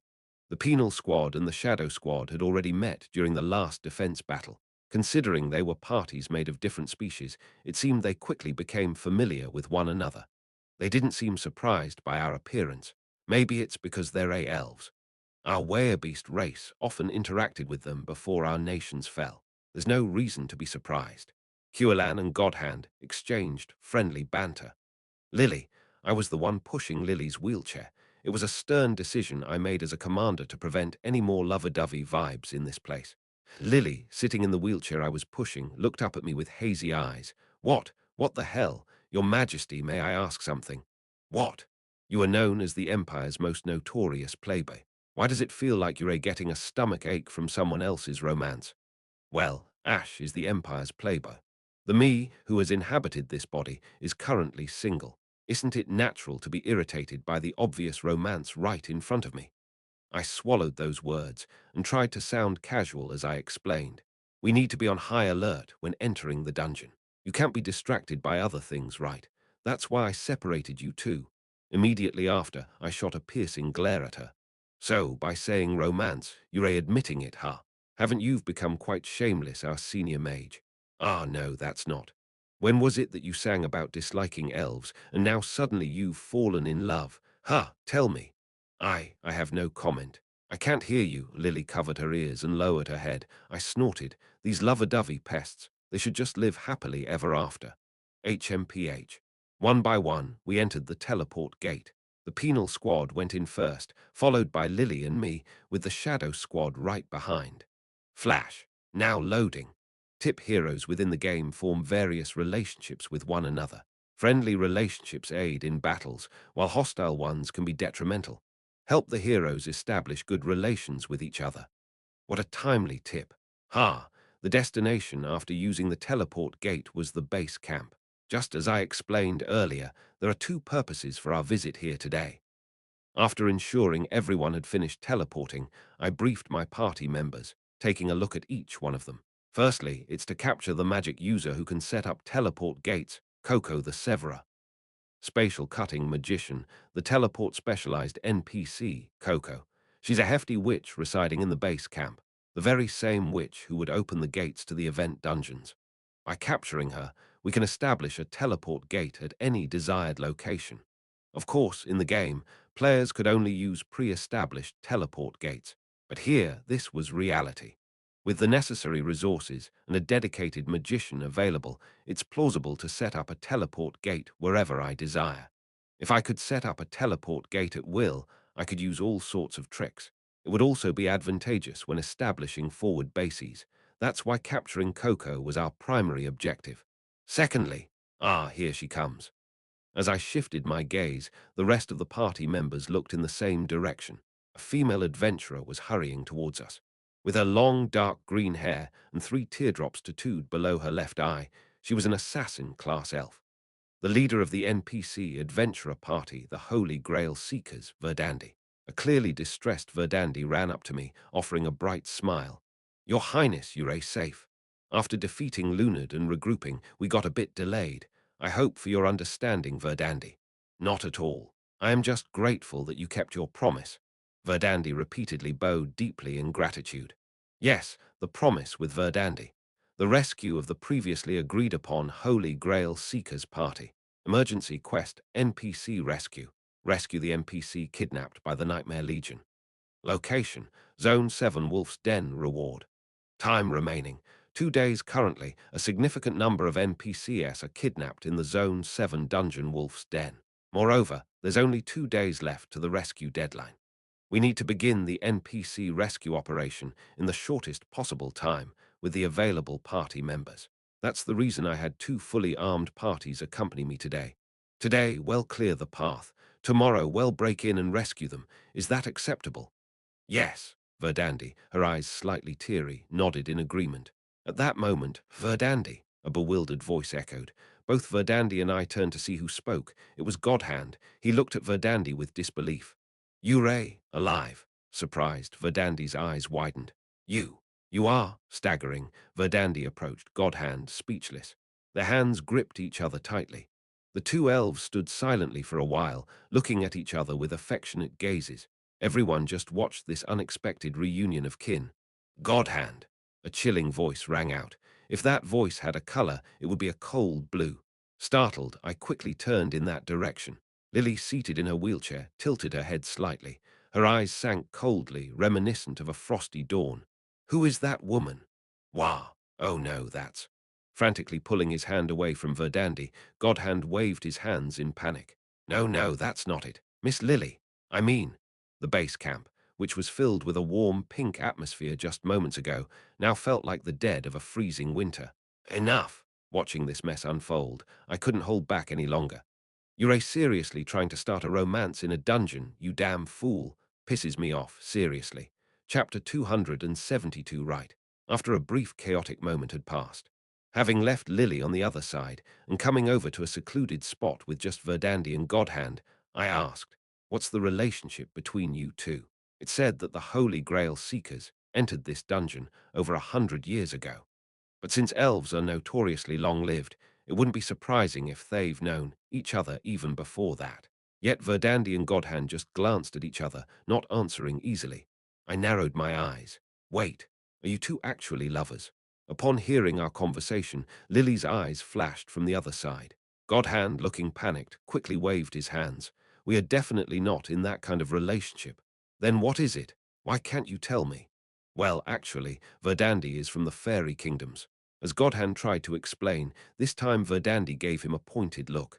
Godhand stumbled over his words, changing his explanation. Verdandi has a high rank. I once served under her. Truthfully, I was aware of Verdandi's real status. Of course, I knew the background of an SSR-ranked named character like the back of my hand. But if she wanted to hide it, there was no need to rub salt in the wound. I turned my attention back to Godhand. So now that you've met an old acquaintance, you plan to pledge allegiance to Verdandi and not me? No, your highness, not at all. Our shadow squad is loyal to only you. Godhand almost fell to the floor as he exclaimed this. Verdandi clicked her tongue, watching him. To think you would bow and show loyalty to a human, what has become of you since we last met? No, Lady Verdandi, it's not like that. Godhand looked ready to cry. Poor guy, caught in a drama that felt like the climax of a soap opera. I stepped in to wrap things up. So, you two are acquaintances, but you reign neither in a relationship of allegiance nor lovers, correct? Yes, you're absolutely right, your highness. All right, I understand. I gestured towards Lily on the other side, but will she forgive you? A fiery mage, emitting a distinct red aura, was glaring our way. Her fury was palpable, ready to reduce everything to ashes. Liar, liar, elves are always liars. Eek. A squeaky whimper escaped from Godhand. Quite the range in character you have there. I didn't want to be involved in a love triangle, rectangle, drama any longer. I made my decision. Godhand, take Lily and go talk things out, clear up any misunderstandings and catch up. With Lily in her current state, would you rather run away? You should always address sparks before they become a flame. Don't you know the saying, look out for hidden sparks, check again for extinguished ones? Recalling an old fire safety slogan, Godhand's face turned ghostly pale as he slowly approached Lily. Just a few minutes ago, they were chattering happily, but now they looked miserable, delightfully entertaining. I chuckled. Verdandi. Yes, Your Highness. I began calling out when Verdandi swiftly responded. I couldn't help but crack a smile. Regardless of your past, I don't really care. We're allies in this dungeon, aren't we? Yes, we are. But remember, both Godhand and the elves are under my command now. Godhand seemed to be enjoying himself, as if he had changed genres all of a sudden. Regardless, the Shadow Squad members were loyal to me, willing to lay down their lives for my cause. It would be troublesome if you tried to take them, even if they are your kin. I can't stand having anything taken from me. They were among the few elite sub-parties. Whether through school ties, regional ties, or blood ties, I won't forgive anyone who breaks the contract. Verdandi, with a pale face, nodded in understanding. I'll keep that in mind. I gave her a cheeky grin. Great, shall we go rescue your precious comrades? Before setting out, I had another purpose for visiting today. To meet Coco, the teleportation-specialized NPC. Old Coco was seated in her workshop.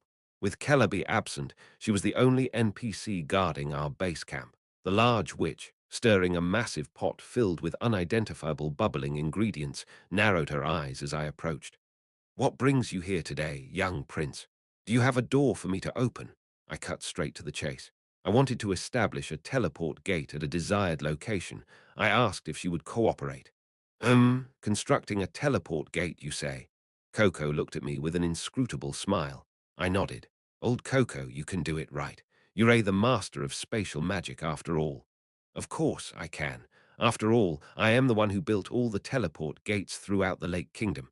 Coco's distant eyes seemed to reminisce. After the Lake Kingdom was consumed by darkness, nameless, and I spent centuries building safe zones throughout. To be honest, I hadn't been particularly interested in Coco's backstory, but now I realized that this old woman was centuries old. She was no ordinary human. Could she be an ancient magician, given her mastery over intricate spatial magic? Or was she a resident of Lake Kingdom, cursed with eternal life? We lit fires, constructed teleport gates, set up barriers against monsters. It was challenging, but those were rewarding days. I'm not sure if all those hardships were worth it, though. Coco gazed into the thick darkness outside our base camp, then turned her attention back to me. All right, fine. I'll help you. You seem worth helping. Why? Do you think I can push back the darkness of this kingdom? Teasingly, Coco chuckled. I've seen many promising young souls in this darkness, and I've seen many of them fall apart, losing their light.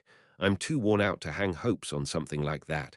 So, why does she think I'm worth helping? It's because of the talent you were born with. Talent? Do you not even realize it? Talent. What kind of talent? A talent as a hardcore gamer, as a streamer. My viewers did mockingly say that I had a considerable talent for being comedic.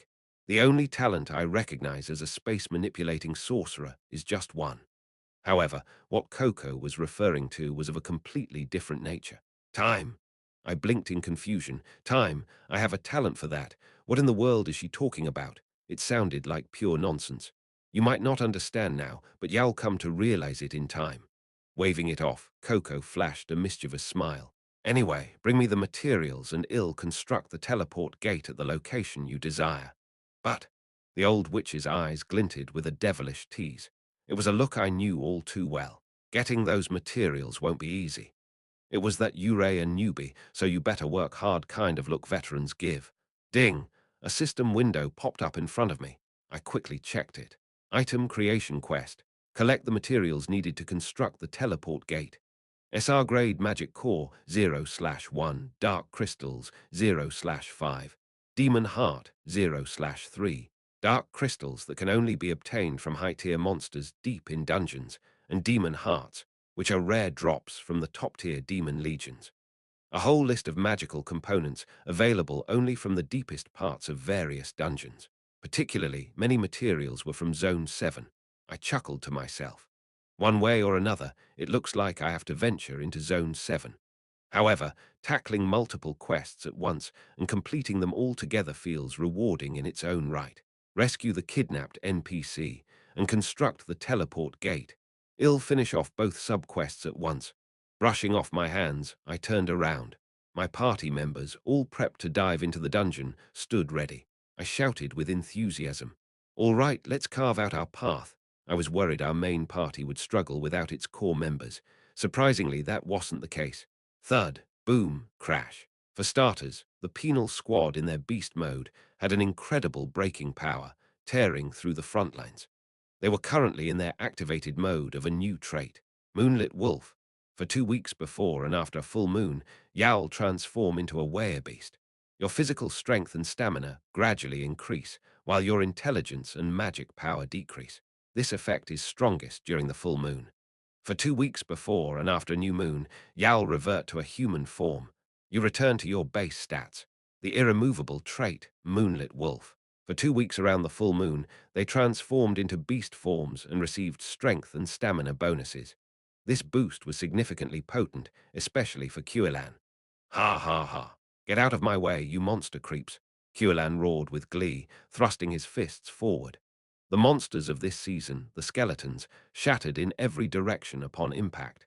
Quillan was a close combat dealer with high strength and agility, but had absurdly low stamina. Due to the glass body trait, no matter what he did, Quillan's stamina stat was too low.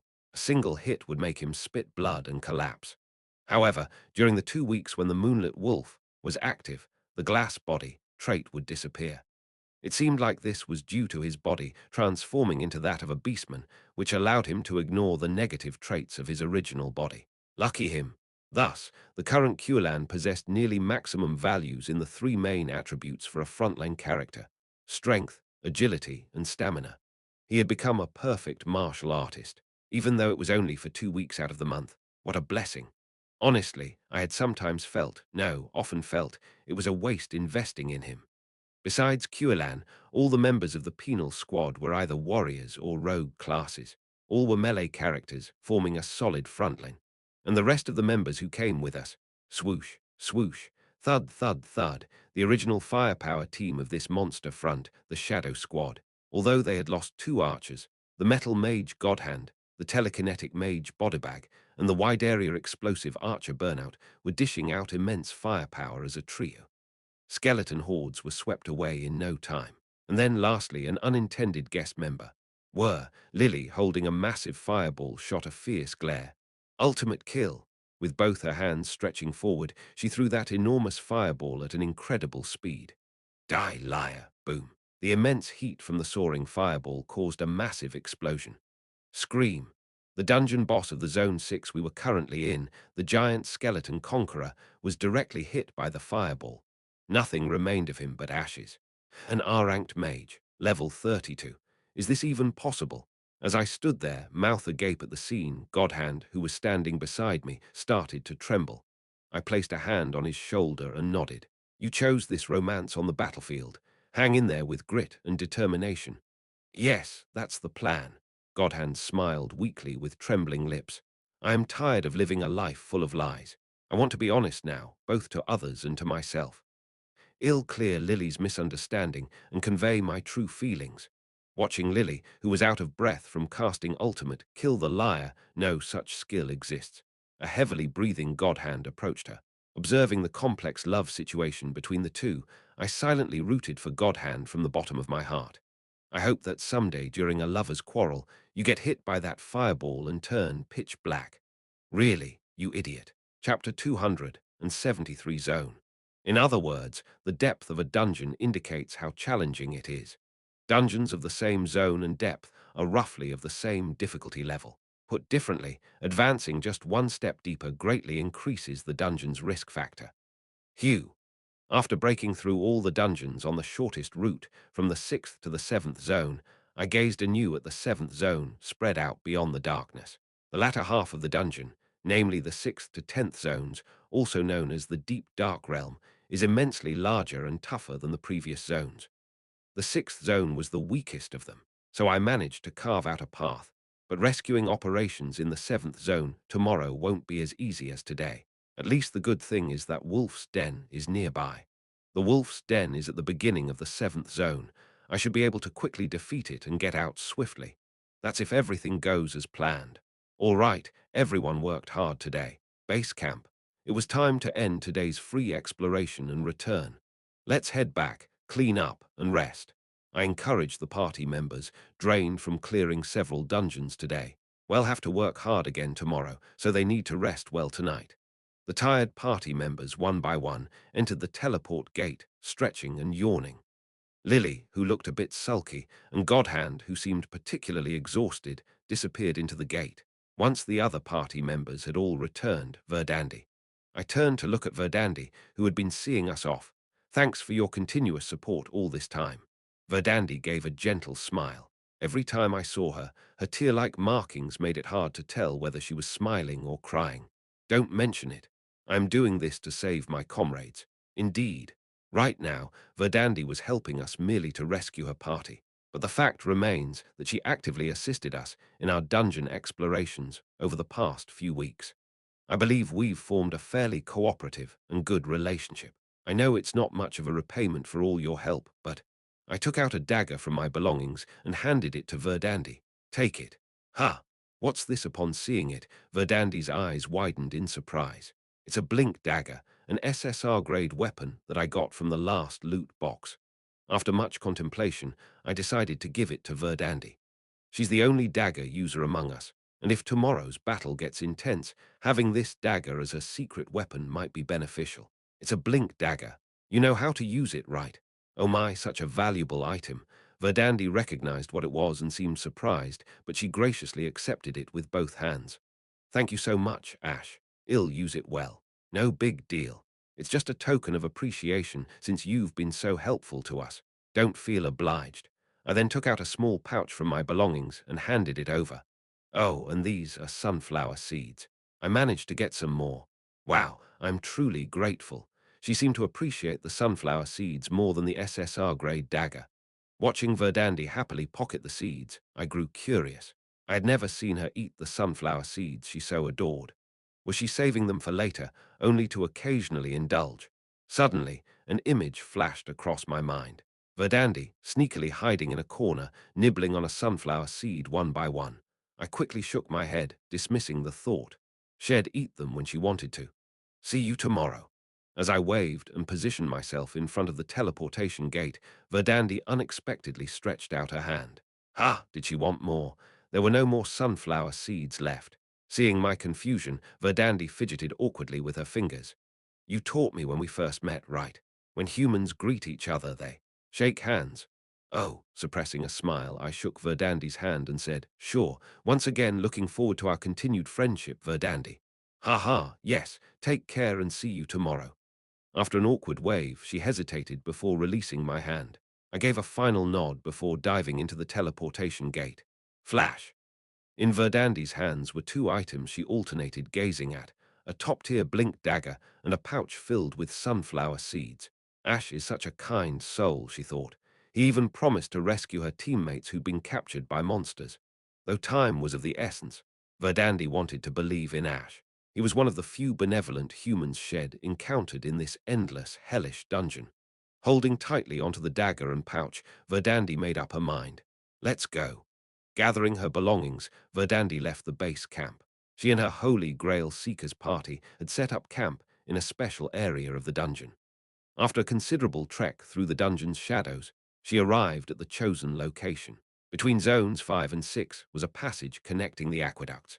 Broken pipes leaked water that seeped into the fractured stone walls. In this rare passage, where clear water flowed, unnamed grass and moss grew abundantly. Being an elf born and nurtured by trees, Verdandi found this spot in the dungeon most comforting. It's where her party had set up their residence. Returning to an empty dwelling since her comrades had been abducted, Verdandi entered her makeshift shelter. After unpacking, she approached a small tilled plot beside the water stream. Carefully, she began planting the sunflower seeds shed received from Ash. Hugh! After emptying the contents of the pouch, she wiped the sweat from her forehead with her dirt-covered hand. Wasting your time, elf. With a playful, sinister chuckle, a chilling voice suddenly echoed. Planting flower seeds in a dungeon that never sees a glint of sunlight. Are you a fool? Startled, Verdandi swiftly drew her dagger and looked behind. Swish, swish, swish. How had this ominous presence remained hidden? From the dark recesses of the passage, a figure exuding malevolent energy glided into view. A woman whose revealing attire contrasted with her tattered monk robe was in sight. Her radiant, neon-pink hair, the horns protruding near her temples, and a devilish tail were unmistakable. Clutching her dagger tighter, Verdandi uttered the being's name with gritted teeth. Salome, Nightmare Legion Commander, ranked 7th.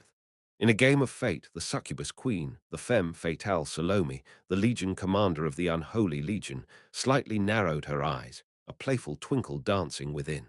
Her red eyes gleamed with mischief. Hee, I'm pleased to see you too, darling. Verdandi looked at Salome with a mixture of surprise and suspicion. How did you get here? I've layered several perception-reducing spells here. A little persuasion on one of your comrades, and he spilled everything, told me you'd be here. At this, Verdandi's eyes widened in shock.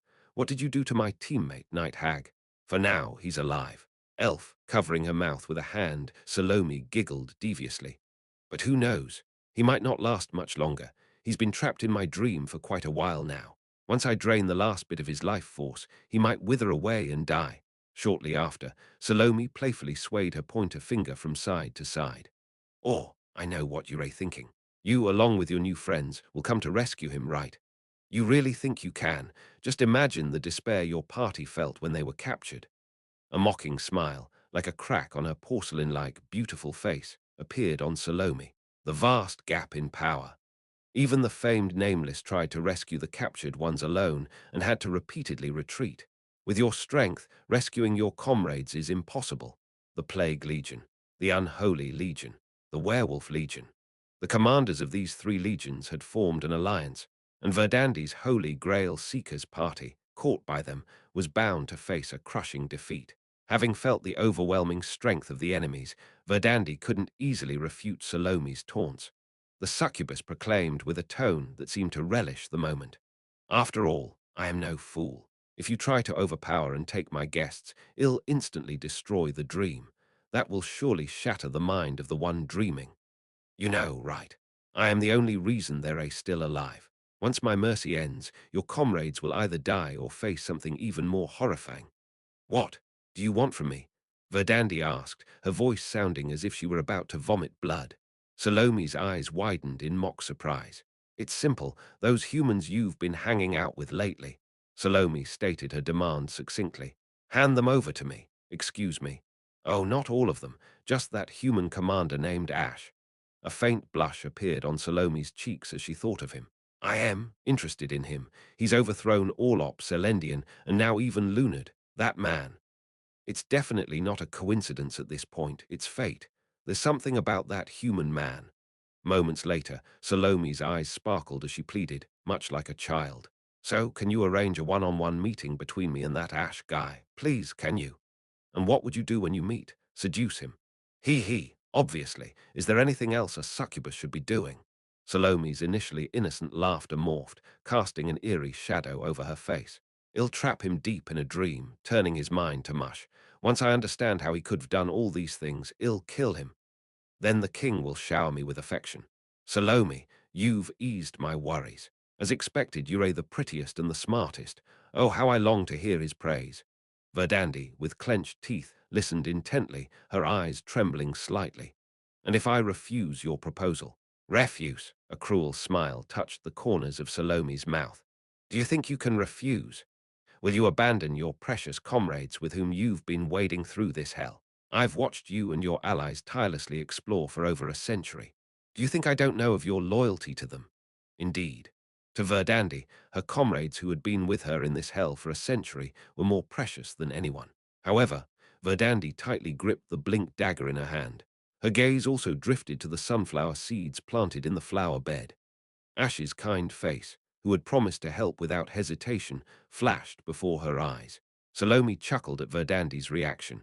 Do you perhaps have feelings for that human? What a funny story, noble elf. With each word, Salome bent one of her long fingers. You're wandering here in search of a beacon to save your homeland. And why are you searching for that beacon? Isn't it because your country is being pushed back in the war against humans? Moreover, hasn't your nation already been destroyed by humans, and your race barely survives as their slaves? And even in such a situation, you want to side with humans? "Ha, you truly are a fool." With trembling hands, Verdandi clenched her teeth and spat out. "That's why. We're searching for the Holy Grail, aren't we?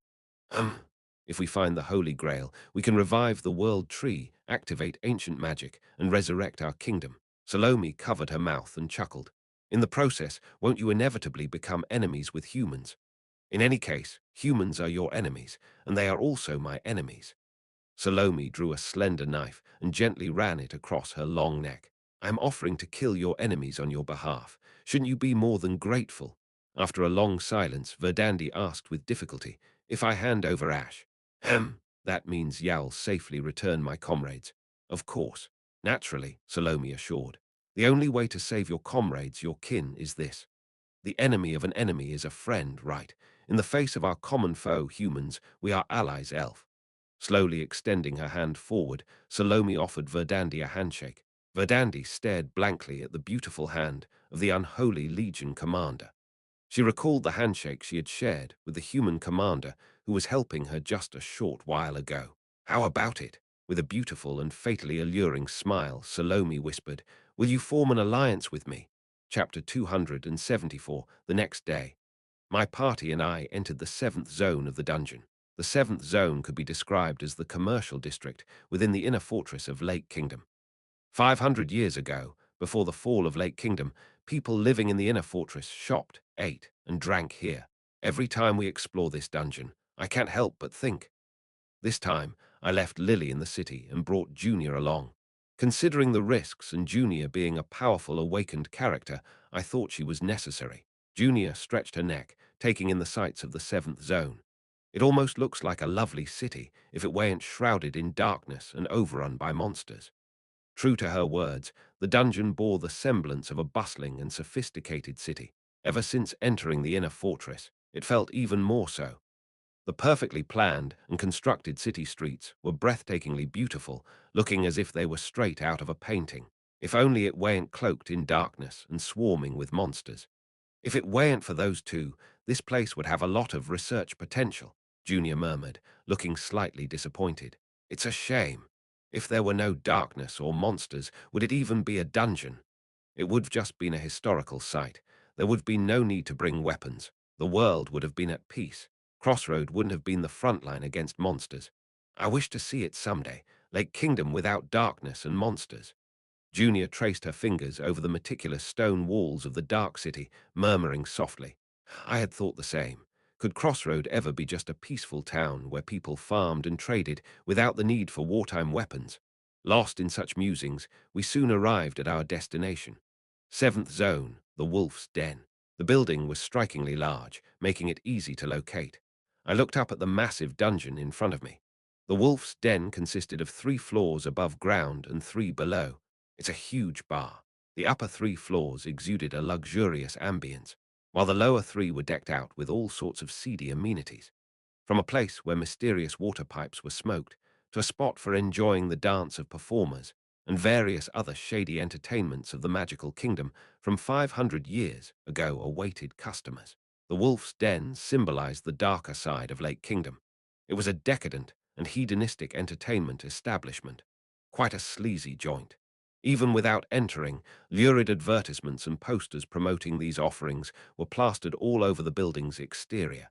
Junior teased me as I eyed the posters with a look of distaste. "I bet His Highness, the Crown Prince, has frequented places like this to the point of exhaustion, no?" I was momentarily taken aback. Hey, isn't that a biased assumption about the Crown Prince?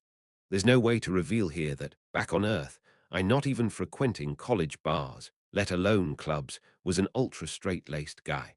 I had been such a model student who maintained a self-imposed curfew, the epitome of a geek. But what could I do? The reputation that this bastard Ash built up preceded me. Though inwardly choking back tears of frustration, I casually brushed my hair back and smirked arrogantly on the outside. Ha ha, these old-timey taverns are just child's play compared to the pleasure districts of the imperial capital. Woo, truly the most mischievous of the empire, the Night Prince who once ruled the knights of the imperial capital. Decadent prince, pleasure prince, such a bad guy, that's why I'm so drawn to him. Quillan and the penal squad guys cheered and raised me up. I bit my lip, trembling with anger. "Damn you, Ash. Because of your past antics, my pure and pitiable soul is being misunderstood. To ease the tension, we prepared to enter the dungeon while chatting about such silly things. Everyone looked a bit tense, but okay. Only Verdandi at the far back seemed gloomy. I approached her and asked, "Verdandi, are you okay?" "Ah, yes, Lord Ash." Verdandi tried to give a smile, her tear marks more evident. "It's fine, don't worry. Everyone will be safe. Well, make sure of it. Let's go and rescue them quickly." The massive tavern doors swung open. My party and I rushed into the dungeon. Zone 7, Wolf's Den, clear progress. Normal rooms 0/12, boss rooms 0/2, treasure chests acquired. 0/5, the dungeon, fitting the large building, was vast. We first cleared out the first floor hall. The hall, as grand and ornate as a palace, had the penal squad leading the charge, the shadow squad pouring in firepower, and Junior and Verdandi wrapping things up. The monsters consisted of this season's skeletons. And then, chirp, chirp, chirp, unholy. While most think of succubi and incubi when hearing unholy, those creatures are of a higher rank. The majority of the unholy legion are these, pallid ghost-type monsters flying in front of us now. Simply put, they're ghosts. Ah, ghosts! As expected, Quillan, who's weak to such things, screamed and cowered. Being a close combat physical dealer, the matchup is unfavorable for him. But please do act your size. The penal squad, which had been holding out well, was thrown into disarray at the sight of the ghosts. The ghosts, emitting eerie laughter, flew about amidst our party. Watching this, I said to Junior, "Junior, clean them up." "Yes." Junior lightly swung the staff she held, Lord of Crimson. Using up the stored stacks, blood magic poured out, and she added her own lightning magic. Boom, zap. Kaya, in an instant, the ghosts hit by the magic exploded. The first floor hall was cleared quickly, and the penal squad members, who'd been trembling at the ghost's appearance, embarrassedly got back on their feet. I clicked my tongue. Isn't it time you got used to these kinds of monsters? Well, I mean, just by looking at them, I instinctively get scared. Quillan, scratching the back of his head, or mane, led the penal squad members to clear out the remaining skeletons. The shadow squad began examining the stairs connecting the ground and basement. I surveyed the neatly cleaned hall, lost in thought. I heard that the Plague Legion, Unholy Legion, and Werewolf Legion had formed an alliance. The Werewolf Legion had been defeated by us, yet the Plague Legion and the Unholy Legion should have been here together. I can't see the Plague Legion. Are they lurking deeper? It felt odd. Given the nature of the Plague Legion, they tend to spread their traces across a vast area. Those bastards are utterly filthy. Had they been in this building, traces of them, along with a nauseating stench, would have been evident from the first floor hall. Yet there was no sign of them, no Plague Legion, so only skeletons and ghosts in this dungeon. A smirk unknowingly brushed past my lips. This might be easier than expected. "Ash!" It was then. Approaching me discreetly, Verdandi whispered into my ear.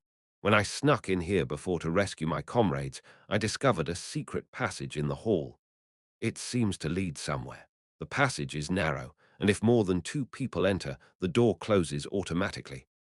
Verdandi, hesitating for a moment, asked me, "I think something crucial might be hidden there, but it could be dangerous. What should we do?" I glanced back at Verdandi. She looked up at me with an anxious expression. Silently observing the clear eyes of this elf and the tear marks below, I broke into a slight smile. "All right, let's sneak in and see for ourselves." Whether it was relief or regret, Verdandi exhaled softly. Leaving her behind, I instructed the party members. "Continue cleaning up the remaining rooms on the first floor. Verdandi and I will briefly explore that passage." Perhaps because this was a tavern of ill repute in more ways than one, the Wolf's Den had several secret passages. The one Verdandi led me to was a narrow secret passage on the first floor, ascending upward. This passage, adjacent to the vast chimney of the first floor hall, had a magic-operated elevator inside. In no time, the elevator transporting us to the third floor. Upon exiting, a narrow passage led forward, and a grand stone door, securely closed, came into view. Coo-goo-goo. As I approached, the stone doors slowly opened.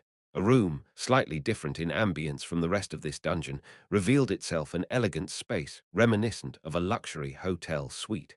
On the room's red carpet stood, "I've been waiting for you, Ash," a beautiful woman. Within her ragged monk's robe, a voluptuous figure was clearly visible. Lustrous pink hair cascaded down, complementing her fair skin, her captivating smile. And amidst her hair, two horns protruded, with a demon's tail swaying around her hips. She was the very image of a succubus that one might imagine. Entering the room and recognizing her, I murmured, "Salome." "Oh, you know my name. How delightful." Succubus Queen Salome giggled, covering her mouth. I chuckled bitterly to myself. Of course I know. Out of my 742 game runs, you ruined 200 of them. Damn leader of the unholy legion. Shall we have our heartfelt conversation in our dreams? Come on, Salome extended her index finger toward me and shouted. I'll give you a sweet dream. Sleep. A vivid pink aura swirled around, sweeping over my body. Instantly, my limbs went limp, my eyes clouded, and I froze in place. Perfect. Everything is going according to plan. Yehor Salome is a happy succubus. She swayed from side to side, placing her hands on her hips, and began humming a tune. Good job, Elf. I didn't expect you to bring him to me so easily. Keep your promise, Salome. Verdandi, who had been standing at the entrance of the room, said in a low voice. Where are my comrades? All the prisoners are gathered on the basement first floor. I'll order my subordinates to release them now. Make sure you take them out safely.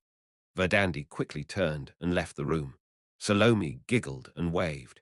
Let's make another good deal next time, friend. The door closed with a thud.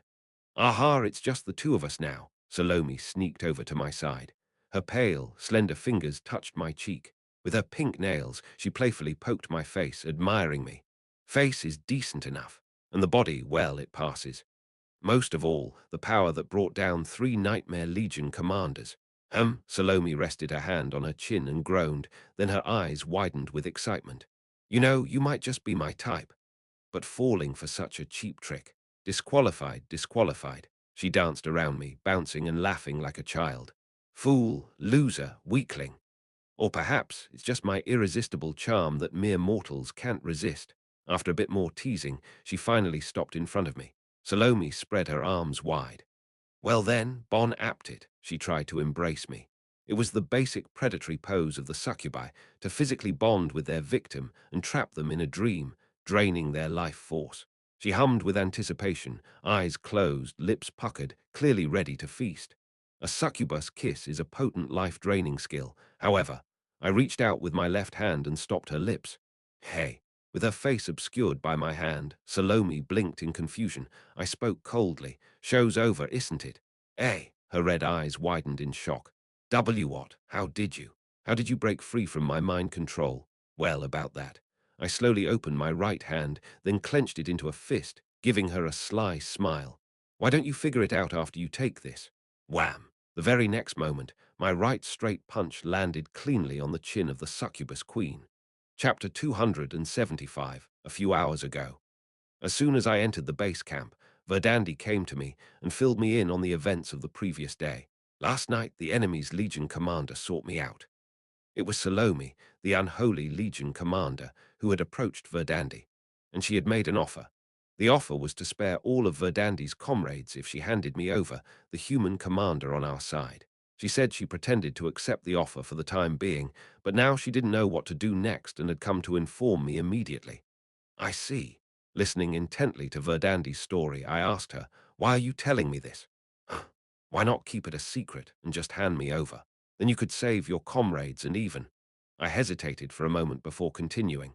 You could have eliminated me, the human commander who is also an enemy to the elves, just like the succubus queen suggested. Verdandi, who had been silent, slowly opened her mouth. True, on the surface world we might be enemies. I came here to save my homeland, which was defeated in a war against humans. It would be a lie to say I don't have some resentment towards humans. But then, why? However, Ash. Verdandi gave me a faint smile as she looked me in the eyes.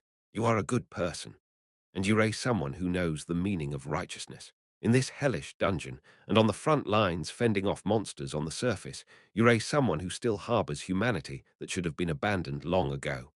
All I had given this elf was a mere dagger, a few sunflower seeds, and an empty promise to save her comrades. You have the potential to go far. I can sense it.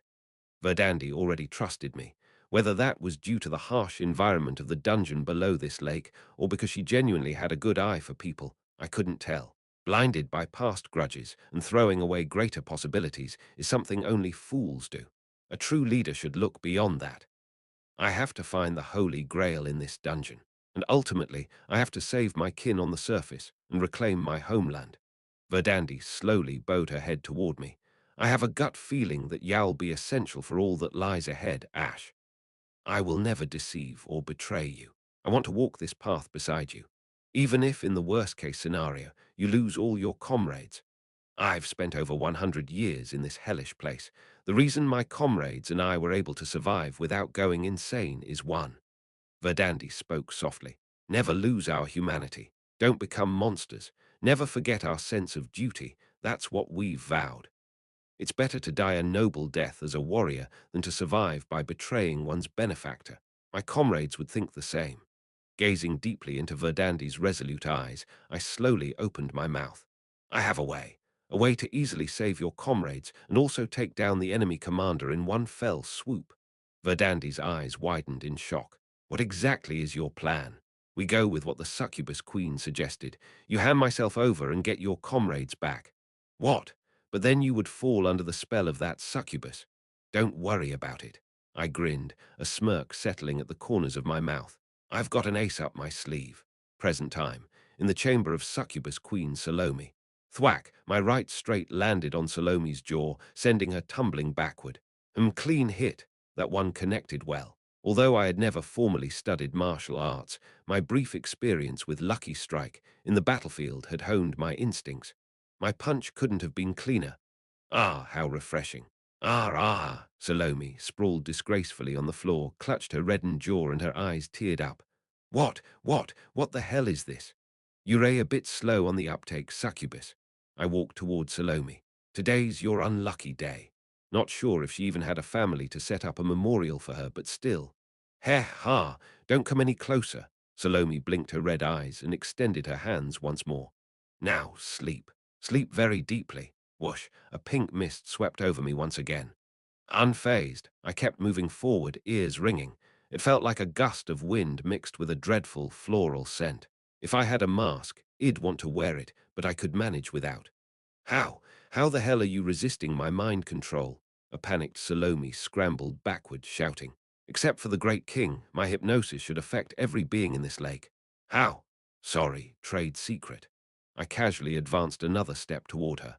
Salome's face turned pale as she stumbled back until her back hit the wall, letting out a weird noise. I smirked. You're asking how I resisted your mind control skill.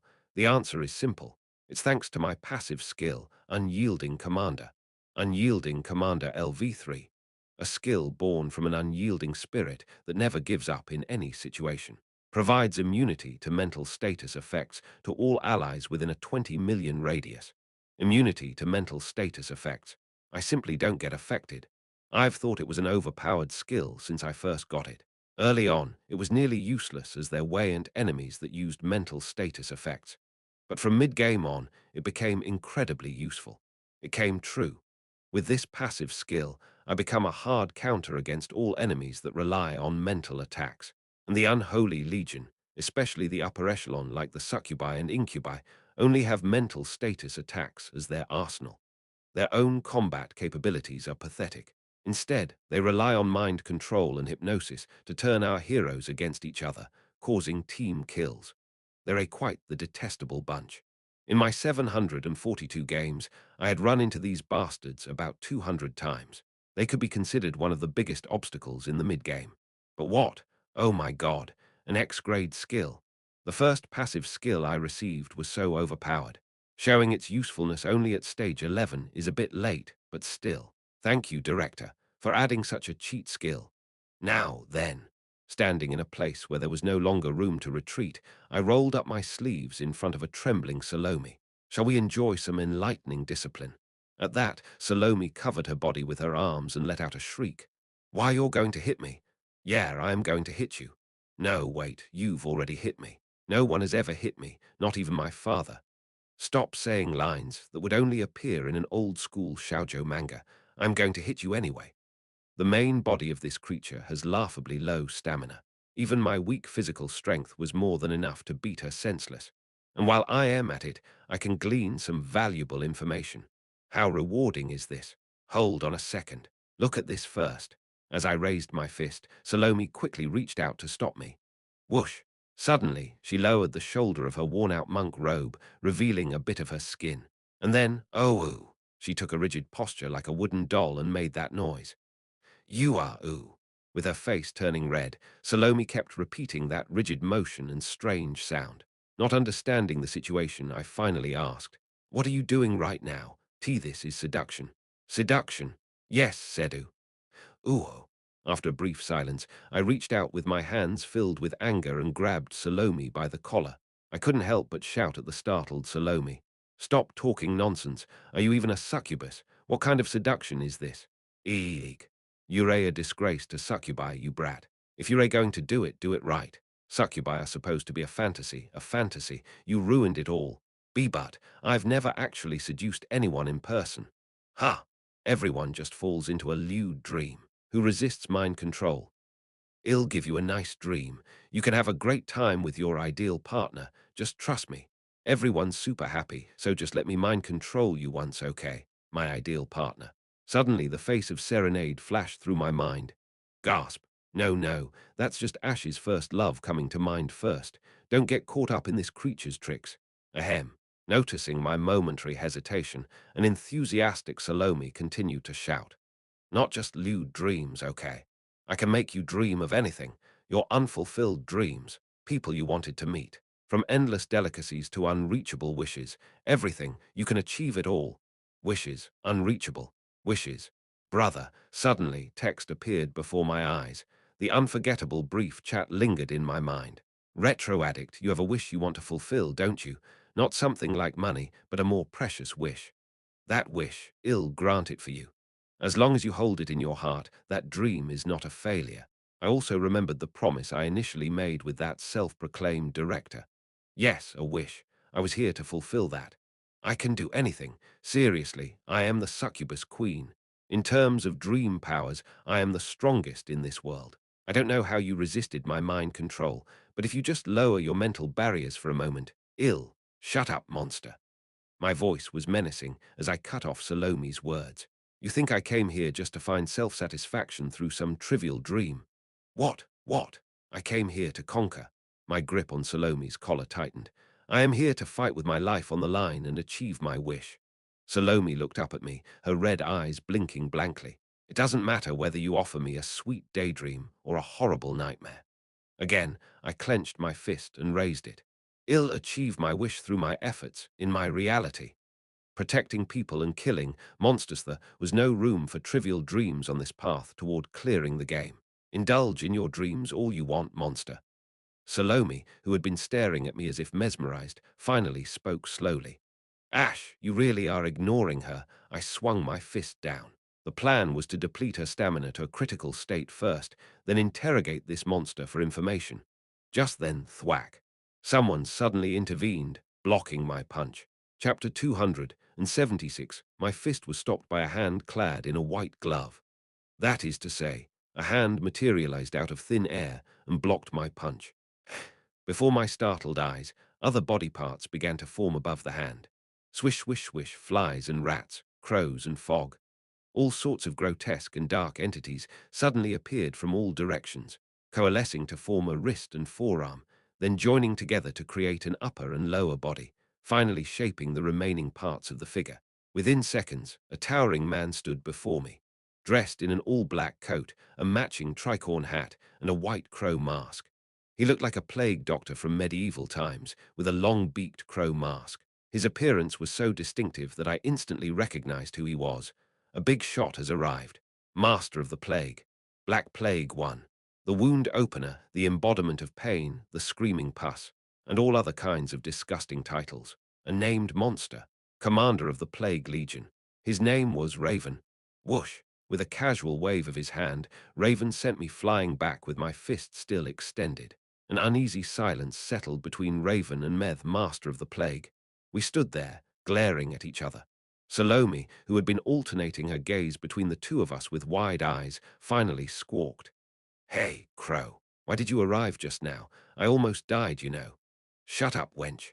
Raven growled with his deep, gravelly voice. An embarrassment you are, a Nightmare Legion commander who struggles against a mere human.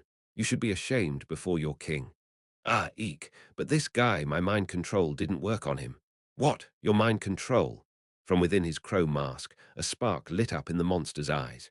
Seems like you have some hidden tricks, human. Plenty, monster. As I casually shook off my hand, Raven's tone deepened even more. Ah, I see. I have now realized who you are. Oh, have you? You're a pretty quick on the uptake. Even though I mocked his theatrical tone, Raven wasn't fazed. Ash-born hater Everblack, you are the one opposing the king. Kinda embarrassed with all these fans. Want an autograph? Continuing to taunt him, Raven flapped the hem of his coat, spreading dreadful dark energy all around. I shall turn you into a puddle of blood with my power right here. A pitch-black, sticky fog erupted from Raven's body and engulfed me instantly. As the fog touched my skin, blood began to ooze out, blisters started to form, tumors and rashes spread like wildfire. Cut the crap, will you? Or so it should have. Irritated, I channeled my magic power and waved my hand, instantly dispersing the black fog that had covered me. All traces of the plague that had covered me were gone. What? A surprised Raven let out a confused voice. I waved away the fog around my face with my hand. This is really disgusting. It would be good to have at least a mask. No, a gas mask would be better. You bastard, how did you? My plague. What a plague of words you've got. I chuckled and eyed the monstrous figure in a crow-like mask. You're just a clone, aren't you? The plague your clone spreads isn't real. It's illusionary pain. I know everything. Understanding the named monster's skills and behavior patterns was basic knowledge. Raven can create clones identical to itself. The skill name was illusionary pain. Raven had the ability to create clones that could appear simultaneously across multiple battlefields, spreading plagues over wide areas. It would seem like an insurmountable monstrosity at first glance, but every monster has its weak points. The plague spread by the original Raven is real, but the one spread by its clones is fake, merely an illusion. If you couldn't differentiate between the two, you'd be helpless against the spreading cloud of disease. But if you could distinguish them, you could locate and eliminate the original, thereby putting an end to this Nightmare Legion commander. And the illusionary pain spread by the clones is a type of mental status ailment. It was similar to the succubus spell. My passive skill, Unyielding Commander, could completely counter it. Why did their duo composition have to be the perfect counter for me? This is why pick and ban is important, you know. I don't know how you saw through my clone technique and my illusionary pain, but Raven spat out the words, a boiling voice tinged with black energy erupting from its body. There's one thing you've overlooked, oh ultimate adversary. What's that?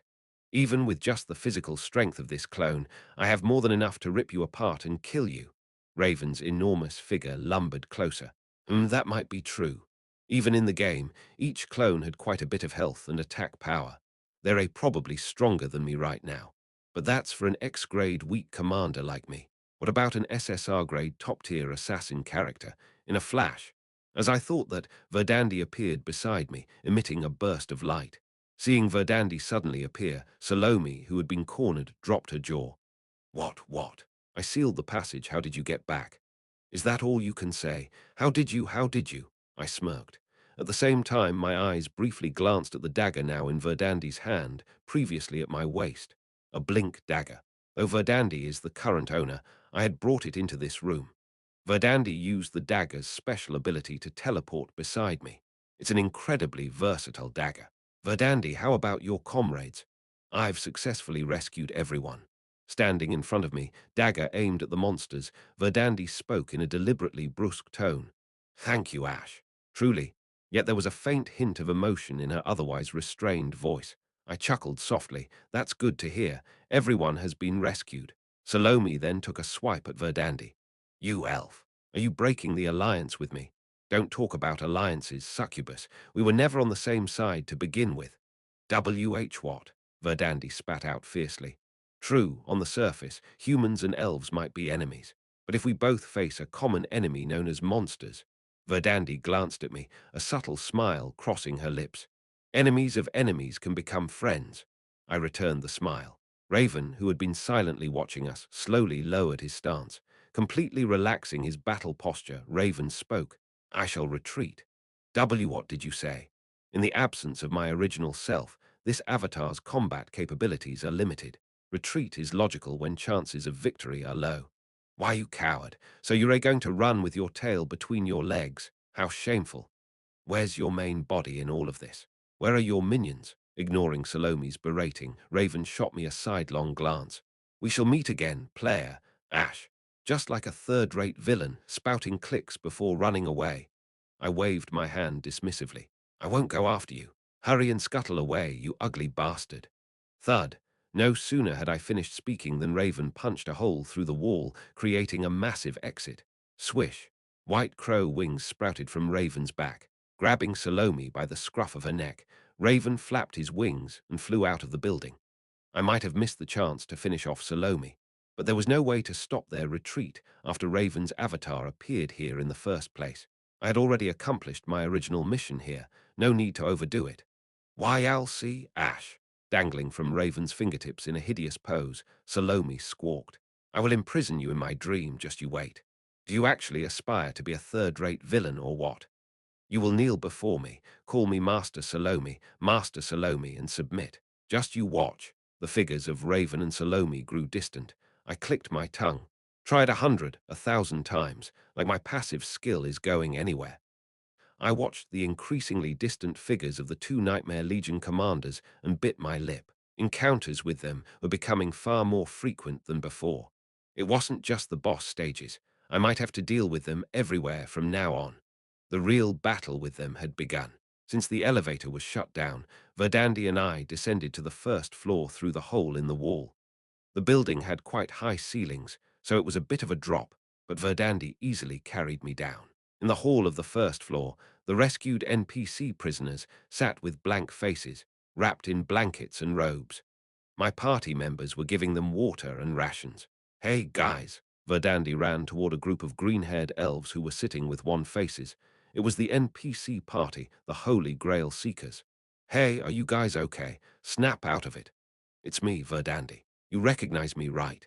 However, the elves remained unresponsive, their eyes cloudy and unfocused, paying no attention to Verdandi's words.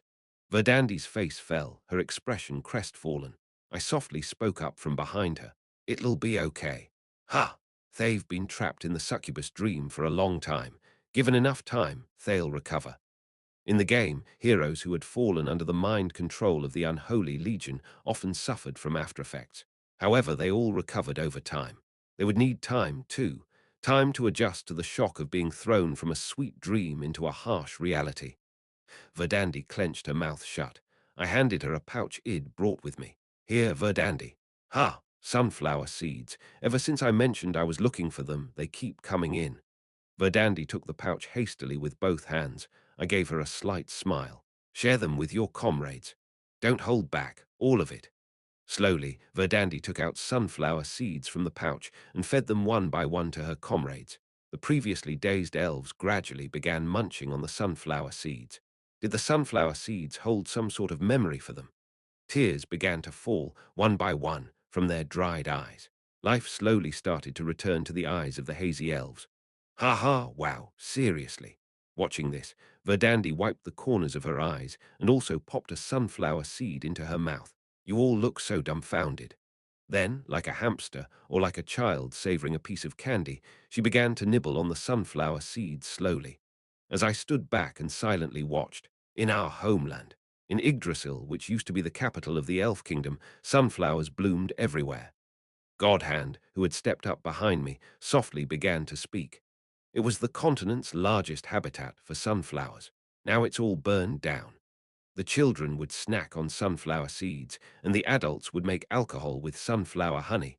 In those peaceful times, sunflowers were always part of the scenery of our homeland. So for the elves, it was comfort food, soul food, so to speak. Suddenly, memories of my own childhood came flooding back. When I followed my parents to the countryside during the holidays, sunflowers would bloom abundantly along the road. On the car ride home, my family and I would snack on sunflower seeds together, with old pop songs playing on the radio, humming along.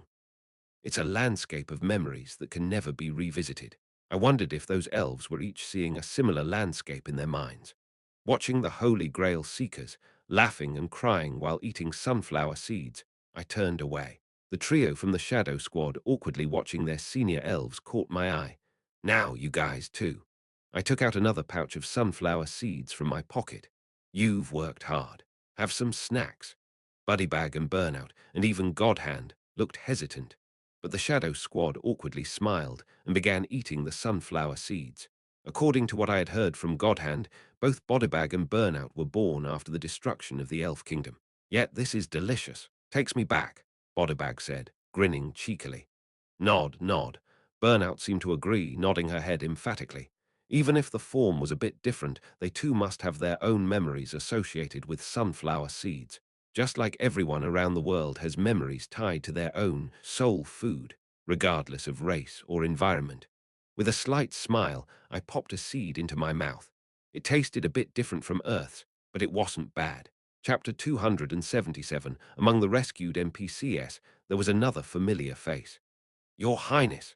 A burly man wearing a jackal mask sprinted towards me. Recognizing him, a smile spread across my face.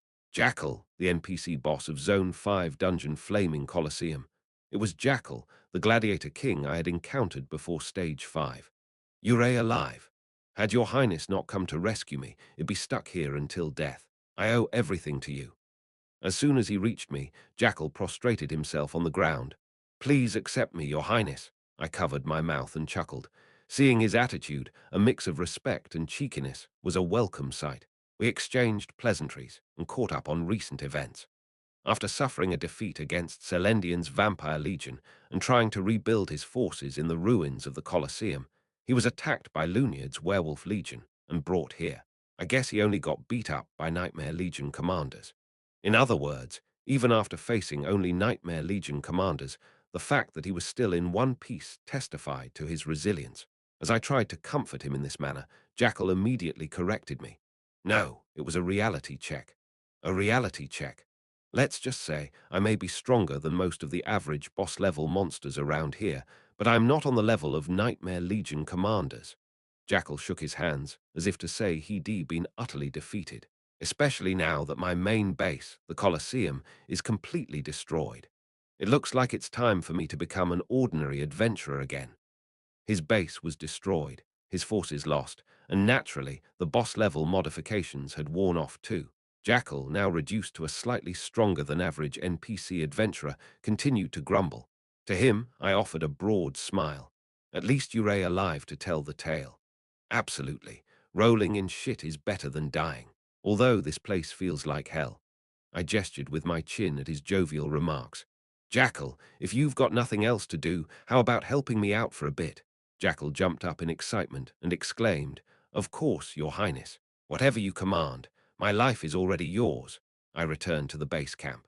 I could have continued exploring the Wolf's Den dungeon, but tending to the rescued prisoners in a safe environment was the priority. Bringing dozens of NPCs back to the base camp, which had been barren, instantly filled it with life. Ah, the foolish ones who left home have all returned. Coco the Severa chuckled as she watched this unfold. I quietly approached her and handed over a bag. What's this? Materials you requested for constructing the teleport gate.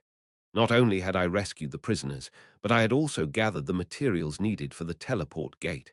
In one journey, I had completed 2 side quests. Coco the Severa looked at my beaming face and chuckled mischievously. Not bad, little prince. You're quick to get things done. I wish the construction of the gate would be as quick, Grandma. Heh, don't worry. I'm also rather impatient. I felt a sense of relief sharing spirits with Coco the Severa. I wonder if she has Korean ancestry among her elders. After wrapping up my conversation with Coco, I turned to see NPCs around the base camp, finding their places, repairing the ruined buildings and makeshift huts.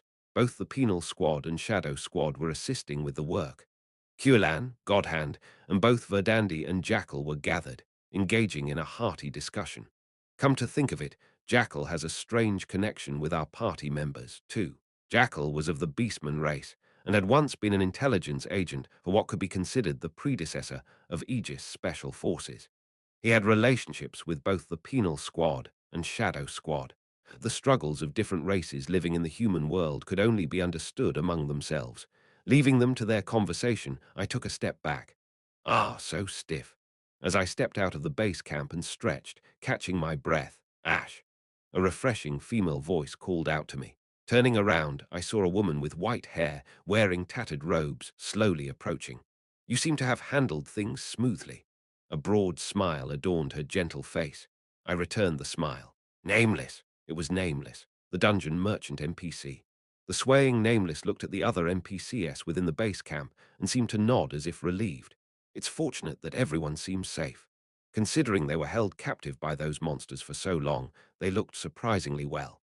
My eyes landed on Nameless blood-matted hair and the tattered ends of her robe that bore ugly slash marks. I swallowed my words. So, you're the one who attacked the Plague Legion. Something felt off. If Raven and the main force of the Plague Legion had been jointly guarding the Wolf's Den, the rescue mission would have been far more difficult. But there was no sign of their legion, and only Raven's clone appeared. Thanks to that, the prisoner rescue was easy. Someone must have attacked their main base, causing them to leave for defense. Could it have been Nameless? Yes, I raided their main base. Nonchalantly nodding in affirmation, Nameless slowly looked behind her. But it wasn't just me. Thud, thud. From the darkness behind Nameless, someone emerged. My eyes widened in recognition. You are. The man who stepped out of the shadows was dressed in a black bard's outfit with a tall, pointy hat, a white smiling mask on his face, a long grey flute in his hand. Realizing who he was, I blurted out in surprise. The Pied Piper. Didn't you call me Crown back in the day, Ash? His deep, resonant voice echoed as the man once again spoke his name. Crown, you said. It's been a long time since we've seen each other. The Pied Piper, or Crown, spoke in a low, relaxed tone. I was at a loss for words. Indeed, it had been a long time. The last time I saw him was right before the start of Stage 5, when I had killed him and his minions who were occupying this very base camp. So you really did come back to life.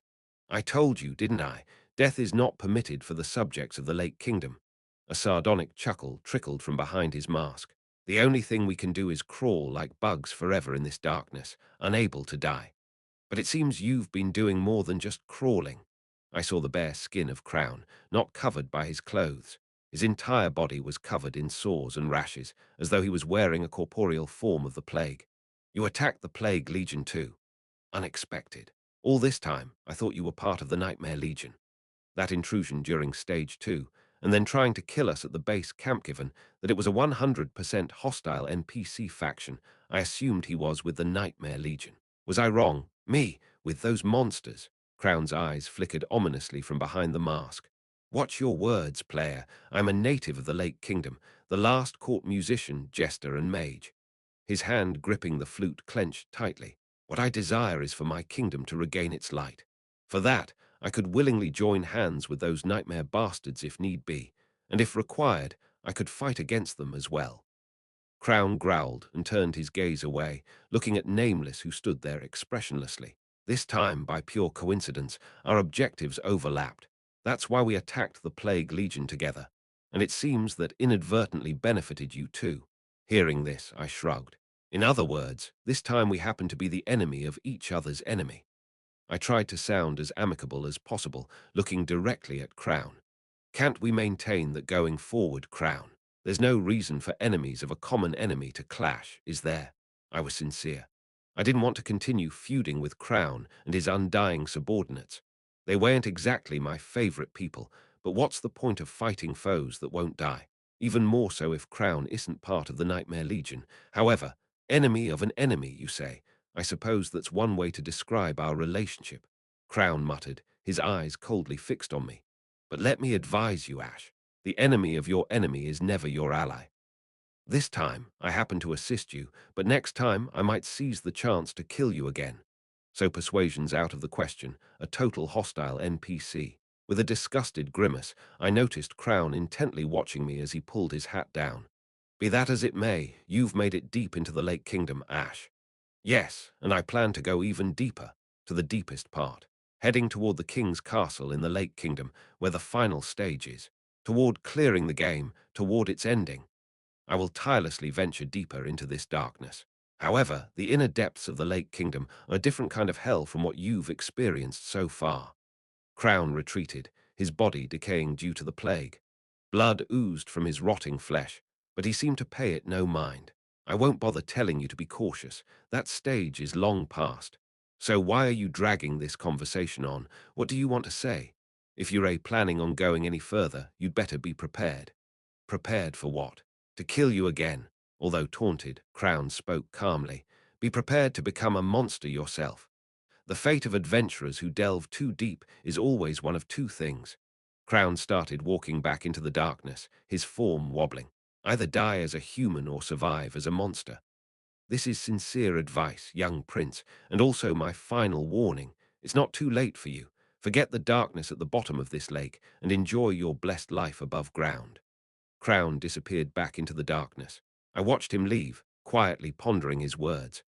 Suddenly, I thought of Nietzsche's famous quote, "He who fights with monsters should be careful lest he thereby become a monster. And if you gaze long enough into an abyss, the abyss will gaze back into you." I resolved to walk the path I had chosen, regardless of what anyone said. Nothing would stop me. Absolutely nothing. Ash! At that moment, Nameless softly called out to me. I suppressed my sharpening emotions and turned to look at her. "What is it?" Nameless gave me a faint smile from beneath her hood. Rescuing the kidnapped people this time was something I was also working on, but I didn't have enough power to do it. But you pulled it off. Originally, Lunard, Raven, and Salome, three Nightmare Legion commanders, had kidnapped those prisoners and occupied the wolf's lair. Even for the great Nameless, rescuing them alone would have been difficult. But after Lunard died in the last defense battle, and Nameless and Crown took care of Raven, only Salome was left. Luckily, I was able to go in and successfully rescue the prisoners. So, strictly speaking, I can't take all the credit, as I was about to say this to Nameless. So, it's not much of a reward, but... With a swift movement, Nameless spread a mat on the ground and started placing various items on it. In front of my gaping mouth, Nameless spread her hands. "It's been a while since I offered some services. Go ahead, choose." "Are you serious?"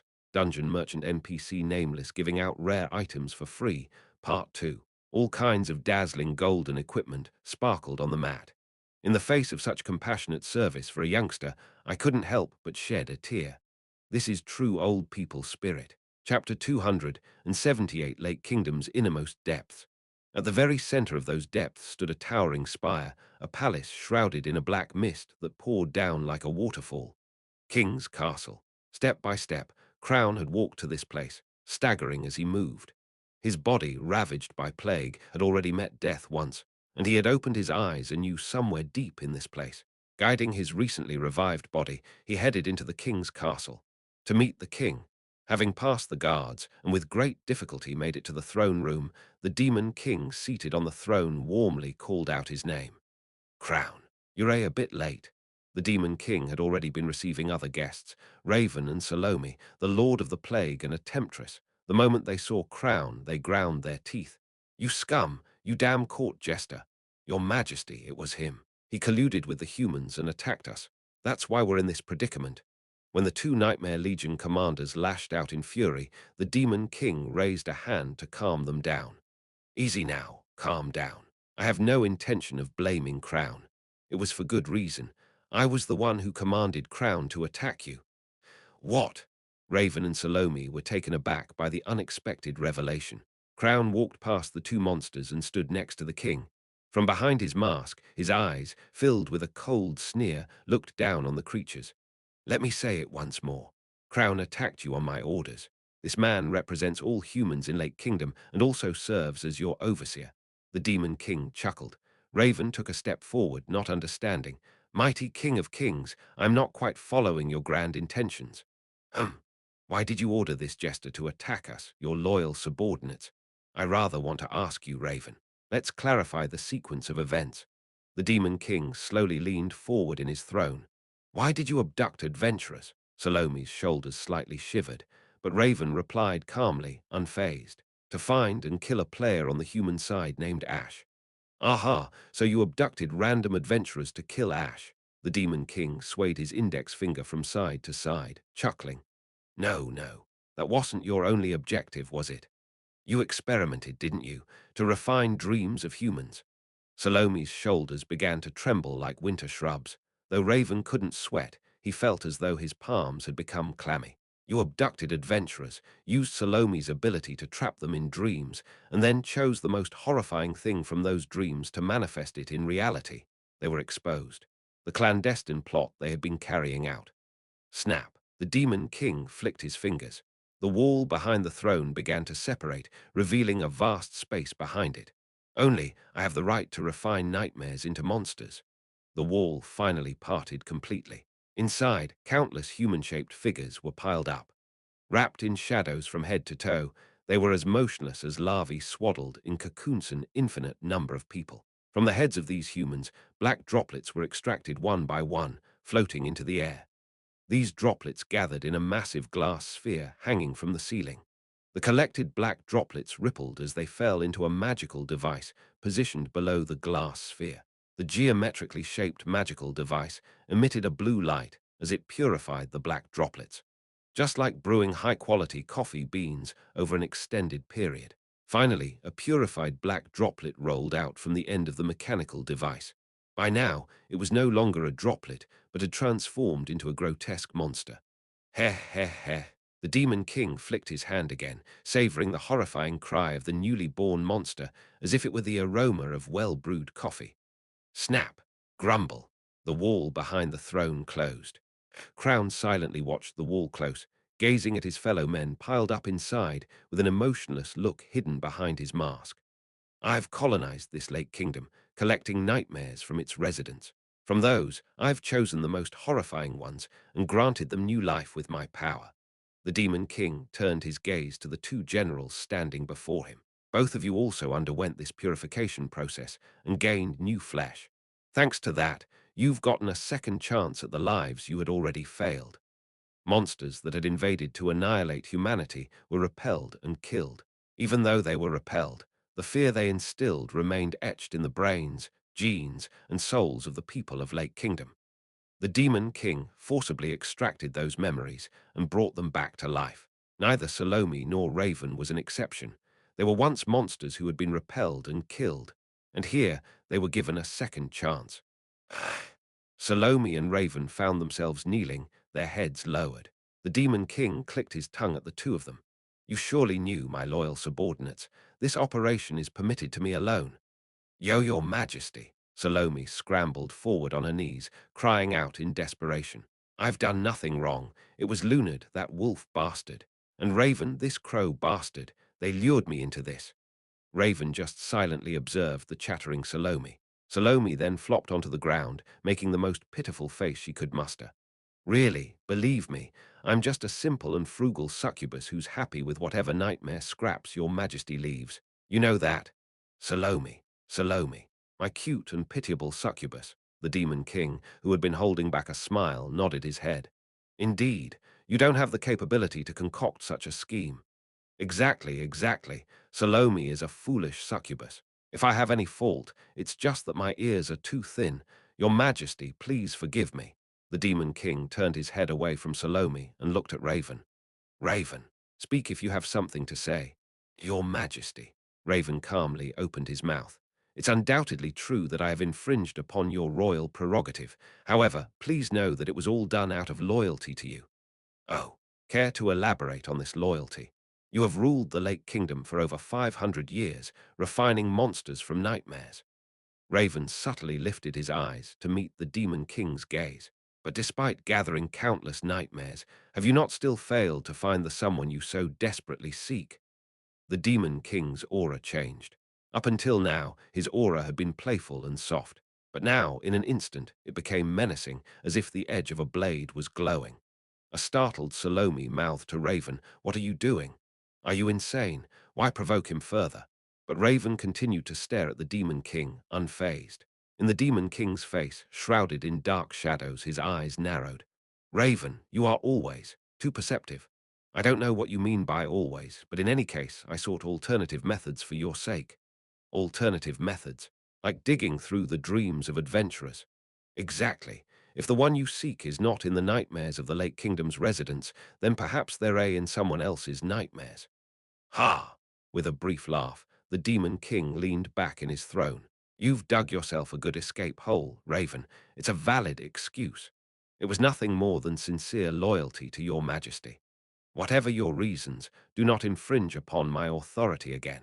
I don't want to kill my precious Legion commander with my own hands. The Demon King slowly lifted his head and stared at the ceiling. And that person is definitely in the nightmares here, I would know. His tone became slightly tender. If not, there would be no meaning to the hundreds, thousands of times I've repeated this process. Salome and Raven exchanged glances. Is it over? Is he forgiving us? I will overlook it. The Demon King waved his hand dismissively, as if annoyed. It's merely a pardon. Make sure this doesn't happen again. Yes, your majesty is truly generous. We are indebted to your majesty's forbearance. Salome and Raven happily nodded their heads. From the side, Crown, who had been watching, quietly clicked his tongue. What a waste. So, have you met my new adversary, this player named Ash? The Demon King once again spoke with a grin. At that, Salome gritted her teeth in irritation. Yes, we met, and oh my, I've never seen such an insufferable brat. Insufferable? How so? Not only did he ignore my mind control, which is annoying enough, but if it were only that, well, I could just think, oh, he's good, and move on. Salome then lifted her previously punched face to show the Demon King. He punched me, can you believe it? Right on this beautiful cheek of mine, Salome's cheek. You punched. Ha ha ha, that's definitely a rare sight. It's no laughing matter, Your Highness. I've never been hit like that in my life. Salome winced, clutching the cheek that still felt warm from the punch. Even when I was banished in my previous life, it'd never been hit with a fist. Human men used to swoon over me. It's the first time someone has treated me like this. Salome tightly clenched her fists in front of her chest. The mere thought of that bastard Ash makes my chest churn, my body shivers, and I feel like I could cry. Salome suddenly looked up at the Demon King. What is this emotion, Your Highness? Tell me, your chest churns, your body shivers, and you feel like crying. After a brief pause, the Demon King succinctly replied, It's love. What? Excuse me. Both Raven and Crown stared in shock at the Demon King, but he calmly repeated himself. That is love, Salome, my femme fatale. Love. Salome's eyes widened, and she slowly lowered her head. In the empty hands she had clenched in front of her chest, something seemed to be welling up. Is this love? Raven was about to urgently mutter, Don't be ridiculous, but the Demon King beat him to it, hushing everyone by placing a finger over his own lips. Raven thought to himself, disgruntled, that sadistic Demon King is at it again. Ah, I see, Salome muttered with a radiant face. So this emotion was love? No, probably not. Definitely not. Raven and Crown thought as much, but couldn't say it out loud, because the Demon King was gleefully watching Salome's enthusiastic reaction. Unholy beings like them couldn't comprehend deep emotions. That's why they vicariously experience human emotions through other people's dreams and extrapolate forms of joy and sorrow.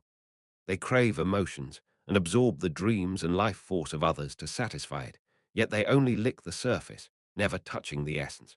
Such was the nature of them, and Salome, being a succubus, was no exception. She had lived for hundreds of years, seemingly understanding and mimicking human emotions, but deep inside, she was empty. Therefore, this single, joking comment from the Demon King was causing a significant ripple in her life. Ash, Salome murmured with a flushed face, shyly. Wait for me. I will make you completely mine. Raven and Crown made eye contact and simultaneously nodded. They had thought they could never empathize with each other, but this time a deep understanding passed between them. A monumental disaster lay ahead for Salome. I can see a dreadful future. Crown thought inwardly, a sly smile sweeping over his lips. Whatever mischief Salome got up to next, the thought of Ash suffering because of it was slightly amusing. Well, what can you do, Ash? It's your karma. Bad guys should live their lives paying the price. This was, after all, an immutable law. Chapter 279, I received various pieces of equipment as gifts from Nameless, and also bought some. Since I had a good amount of magic stones saved up for personal use, I splurged a bit on equipment that seemed worthwhile. On top of that, Nameless sold the gear at almost bargain prices compared to their real value. She was an excellent merchant NPC, only selling high when there was demand.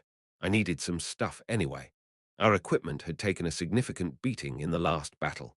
Lucas' long-worn phantom armor was in tatters. Evangeline's equipment loss was especially severe. Her golem armor was in rags, and the Crossroad family's traditional spear and shield she carried were nearly destroyed. Equipment is consumable. No need to skimp. Let's switch it out. I'll have to buy a couple sets of armor for the night duo. And I should get some upgrades for the others too. The main party and the penal squad, who had been receiving steady equipment upgrades, were in a better position. But the recently returned Shadow Squad was stuck with equipment tiers from a few stages back. They need a complete overhaul. Lost in these thoughts and spending freely, I almost drained my entire stash of personal magic stones. Yikes, looking at my empty magic stone inventory and feeling a little queasy, Nameless tapped the counter with a grin. Since you bought a lot this time, I'll throw in an extra one. Choose. Whoa, are you an angel or something? Incredible. I didn't even know where that weird tone came from, but who cares? Free stuff rules. So 2 free pieces of equipment and 9 more bought with my magic stones. 11 pieces of equipment in total shopping complete. Creating this much would have taken both a lot of money and time, so thanks to Nameless, I saved a ton. Thank you.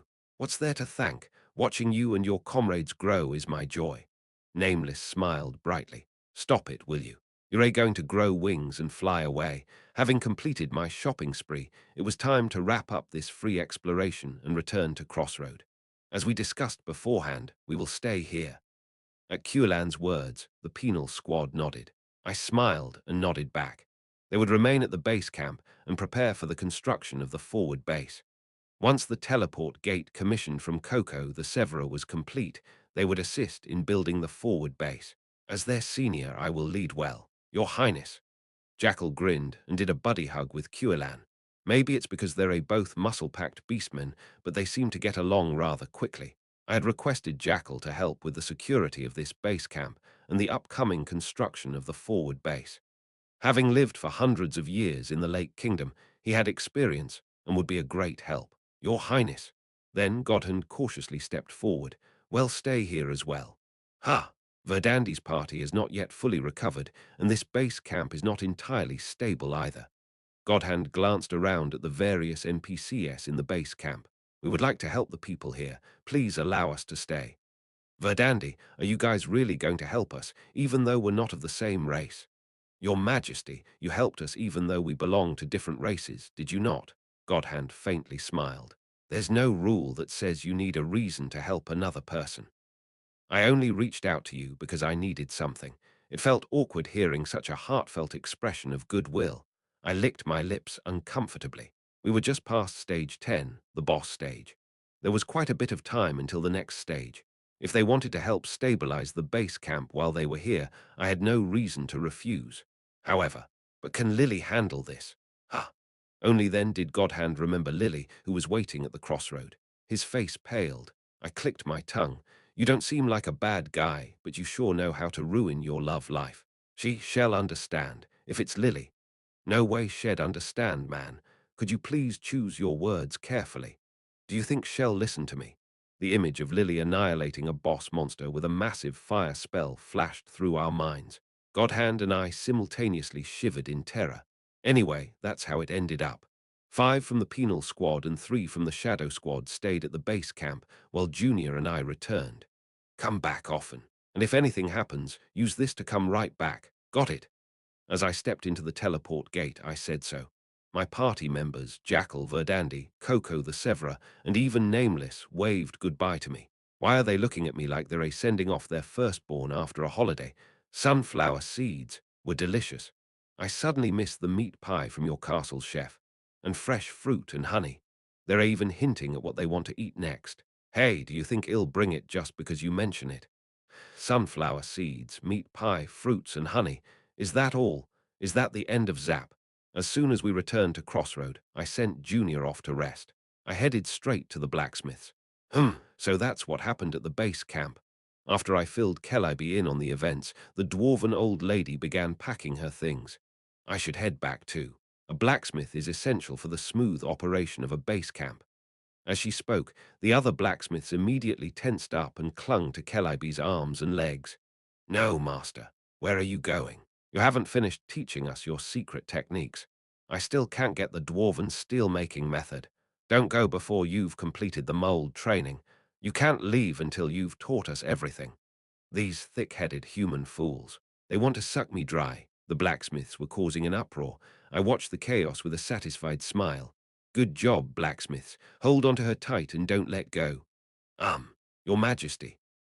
Feeling a light tug on my hem, I looked down to find a small boy standing there. It was Hannibal, a young N-grade mercenary with a bowl haircut that obscured his face. I had assigned him as Calliope's assistant. If Master Calliope decides to return to where he originally was, may I go with him? Briefly at a loss for words, I bent down to meet Hannibal's eyes. It's not far, but it's a dark and humid place with frequent monster appearances.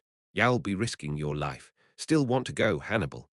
That's fine. I want to learn more from Master Calliope. After staring into Hannibal's earnest eyes through the bowl of his hair for a moment, I gave him a warm smile. If Master Calliope permits, let's do that. In any case, Hannibal was too young to be of much help in the front lines. If he could learn even one useful skill from Calliope, it would benefit both Hannibal and the long-term prospects of the front lines here. After lightly patting Hannibal's bowl haircut, I stood up. Now, Calliope was busy fending off blacksmiths who had attached themselves to him. What was he up to? I had some requests for you too. I was planning on asking him today to readjust the equipment I bought from Nameless and upgrade Evangeline's lance and shield to SSR-grade exclusive equipment. This was something only Calliope, a magical blacksmith, could do, but it looked like that would have to wait. Let's request it next time. The next day, in front of the teleport gate at the Lord's mansion, Calliope appeared, dragging his luggage with a haggard face, having spent all night passing on his techniques to other blacksmiths. Following him was Hannibal, happily pulling a cart loaded with farewell gifts made by the other blacksmiths overnight. All their gifts seemed to be menacing knives or chunks of metal, quite consistent in their tastes. So, is your back better? The reason Calliope had stayed in Crossroad to begin with was due to back injury sustained while fighting the world's serpent, Jormungandr. Was he fully recovered? It was better, but I think I overdid it yesterday, yeah. Come by whenever it hurts. You can use the temple for free. Do you think it'd come back just to get nibbled on like that? Calliope let out a shriek, then winced as his back seemed to hurt. Ouch, ouch, ouch. Hannibal patted the dwarf's back with his small hands. Oh boy, that's an exaggeration. What level is he, anyway? You, on the other hand, look like you have some requests for me. Perhaps Hannibal's little massage helped. Calliope straightened his back and winked at me. I'll prioritize your request as soon as the base camp stabilizes. Just wait a bit, will you? I was thinking of just leaving it to the local blacksmiths here, seeing as your back's not in great shape.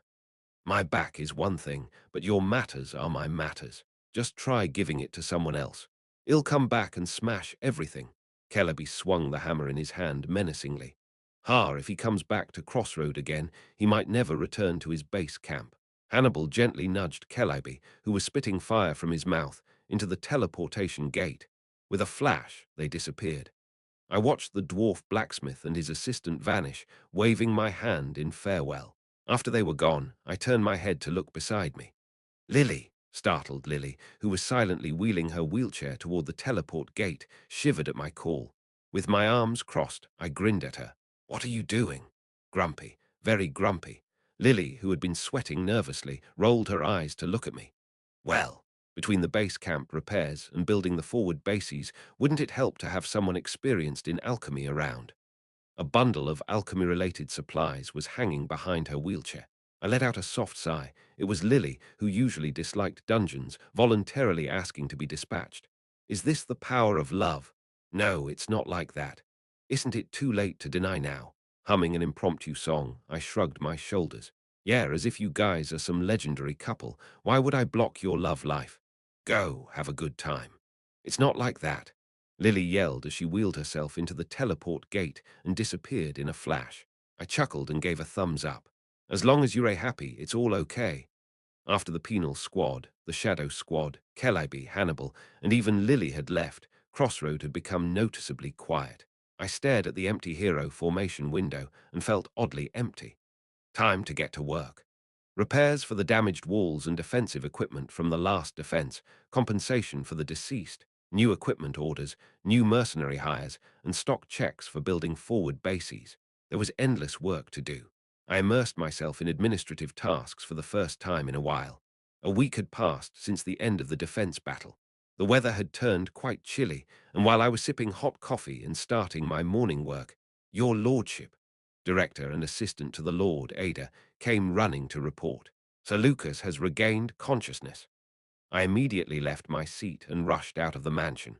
Crossroad had multiple prisons, and Lucas was held in the central prison, the most secure facility. As I entered the lowest level of the underground prison, Lucas was there, his limbs shackled in heavy chains. He had been trapped here for over a week, still wearing the blood-stained armor from the last battle, and his right hand was tied up with Karma Eater. My lord, recognizing me, a bright sense of relief flashed in Lucas' eyes. The face of the former hero showed no trace of the beast he had been.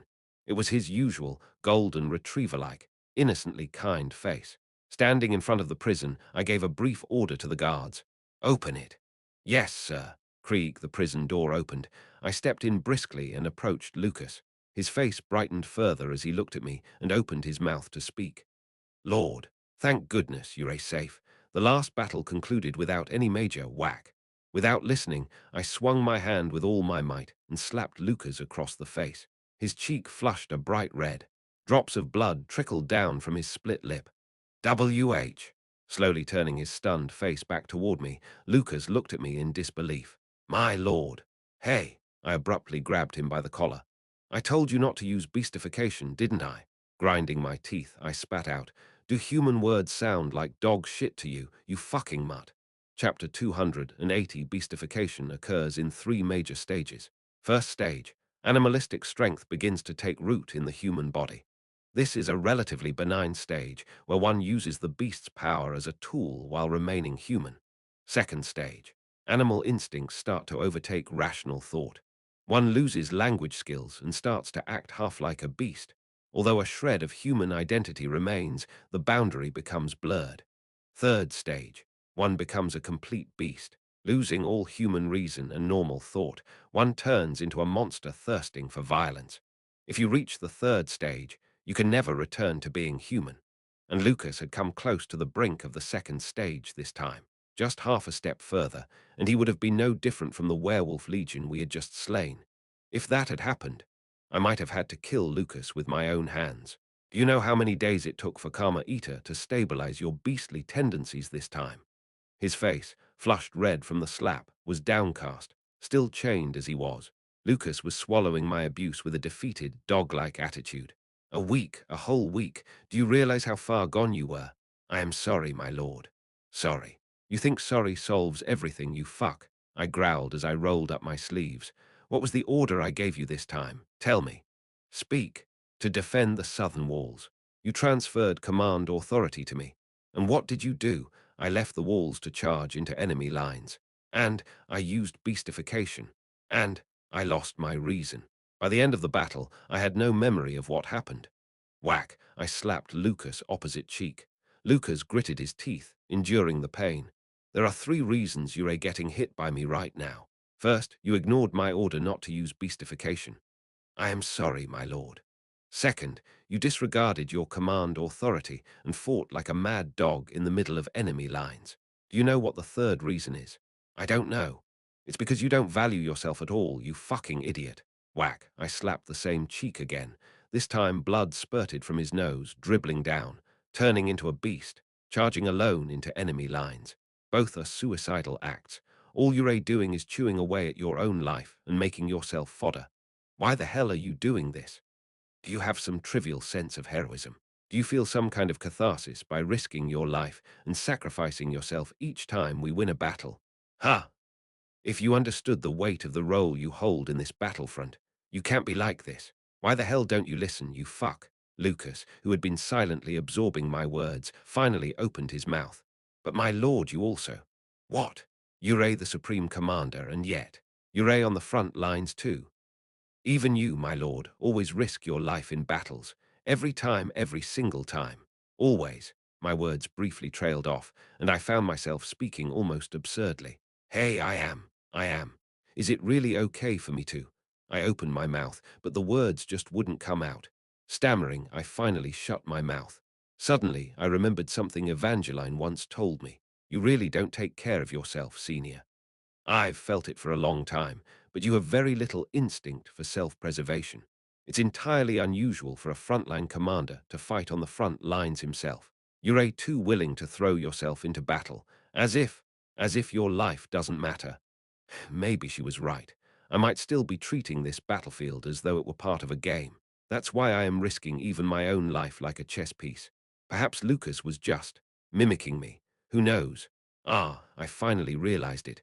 All the words I had spat out at Lucas could also apply to me. It was as though I was cursing at a reflection of myself. Sigh.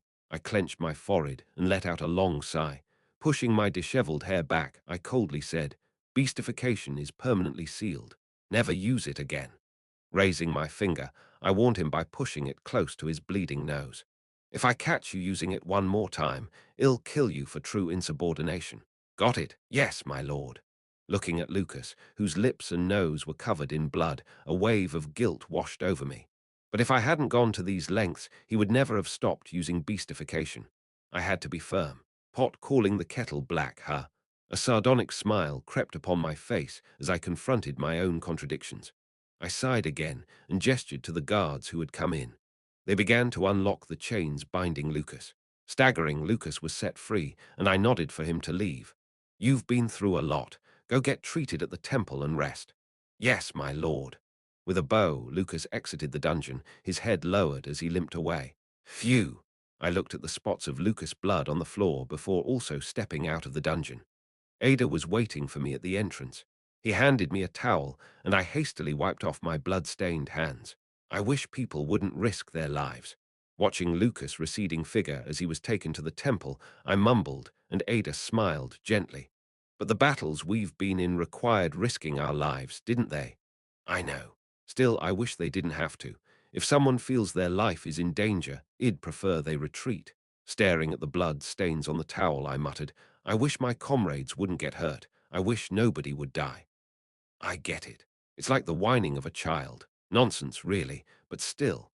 I thought about my living party members and those who were already dead and buried. Stage 10. How many people had recklessly thrown their lives away to get us here? I don't want to lose anyone else. Every time someone dies, it hurts. I thought I'd get used to it, but I haven't. Every single time, it feels like my insides are being skewered with a red-hot fork. "Don't forget that pain, my lord," Ada calmly whispered to me as I clenched my upset stomach. "The moment that feeling dulls and numbs, the moment people's deaths become just numbers, you will become something else entirely." For now, the pain was still vivid. Maybe that's why I reacted so strongly. Because Lucas, the protagonist of this game and my precious comrade, kept fighting recklessly without taking care of himself. I wanted to stop him. But perhaps my comrades had been feeling the same way about me for a long time. I tightly closed my lips and continued to wipe the blood on my hands. But it wouldn't come off cleanly. "I'll never resort to corporal punishment again." I felt terrible. Except when casting buffs with my maestro staff. I should never use corporal punishment again. A few more days passed. Autumn had fully ripened, the mountain trees had completely turned to fall colors, and the distant fields of neighboring cities were tinged in gold. The sky was high and blue, devoid of clouds. It was a refreshing autumn day. Life began to return to Crossroad, which had been quiet since the last defensive battle. Buildings were draped in various fabrics, and street vendors set up shop. It seemed like a festive atmosphere. Was it just because it was fall?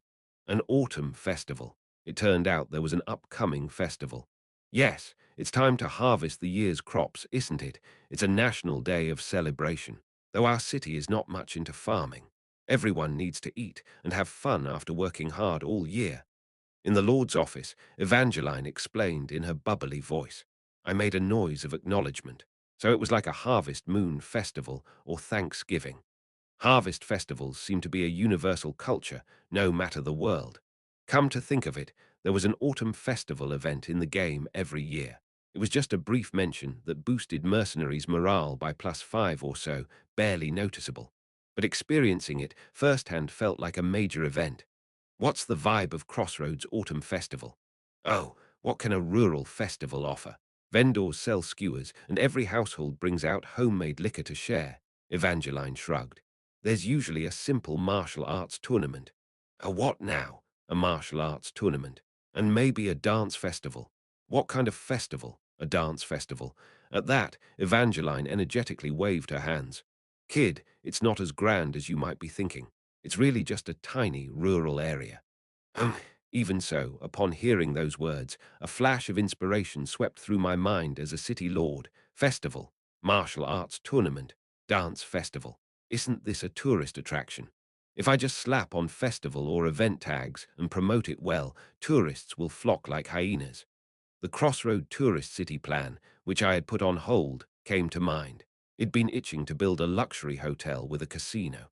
Come to think of it, the architect from the imperial capital still hasn't arrived. The architect to design the hotel, and the distribution of magical stones accumulating in Crossroad. Both were supposed to be handled by the Merchant Guild of Silver Winter. Still, no word. Well, it's understandable given the distance. It will take some time. But when will they arrive? That's when it happened. Lord, Ada quickly approached. When I looked to see why, he said, a guest has arrived from the imperial capital. Speak of the devil, I swiftly grabbed my coat and headed outside. Ada and Evangeline followed suit. Upon arriving at the north gate by carriage, the streets were already buzzing with citizens who had come to gawk. And through the wide-open north gate, as if some parade was happening, an endless stream of opulent and sophisticated wagons was entering. It was the wagons of the Merchant Guild of Silver Winter. Wow, what is this? What's going on? Evangeline's mouth fell open as she gazed at the procession. I also whistled. Seriously, Silver Winter, Your Highness. Then, from the front of the parade, a familiar voice rang out.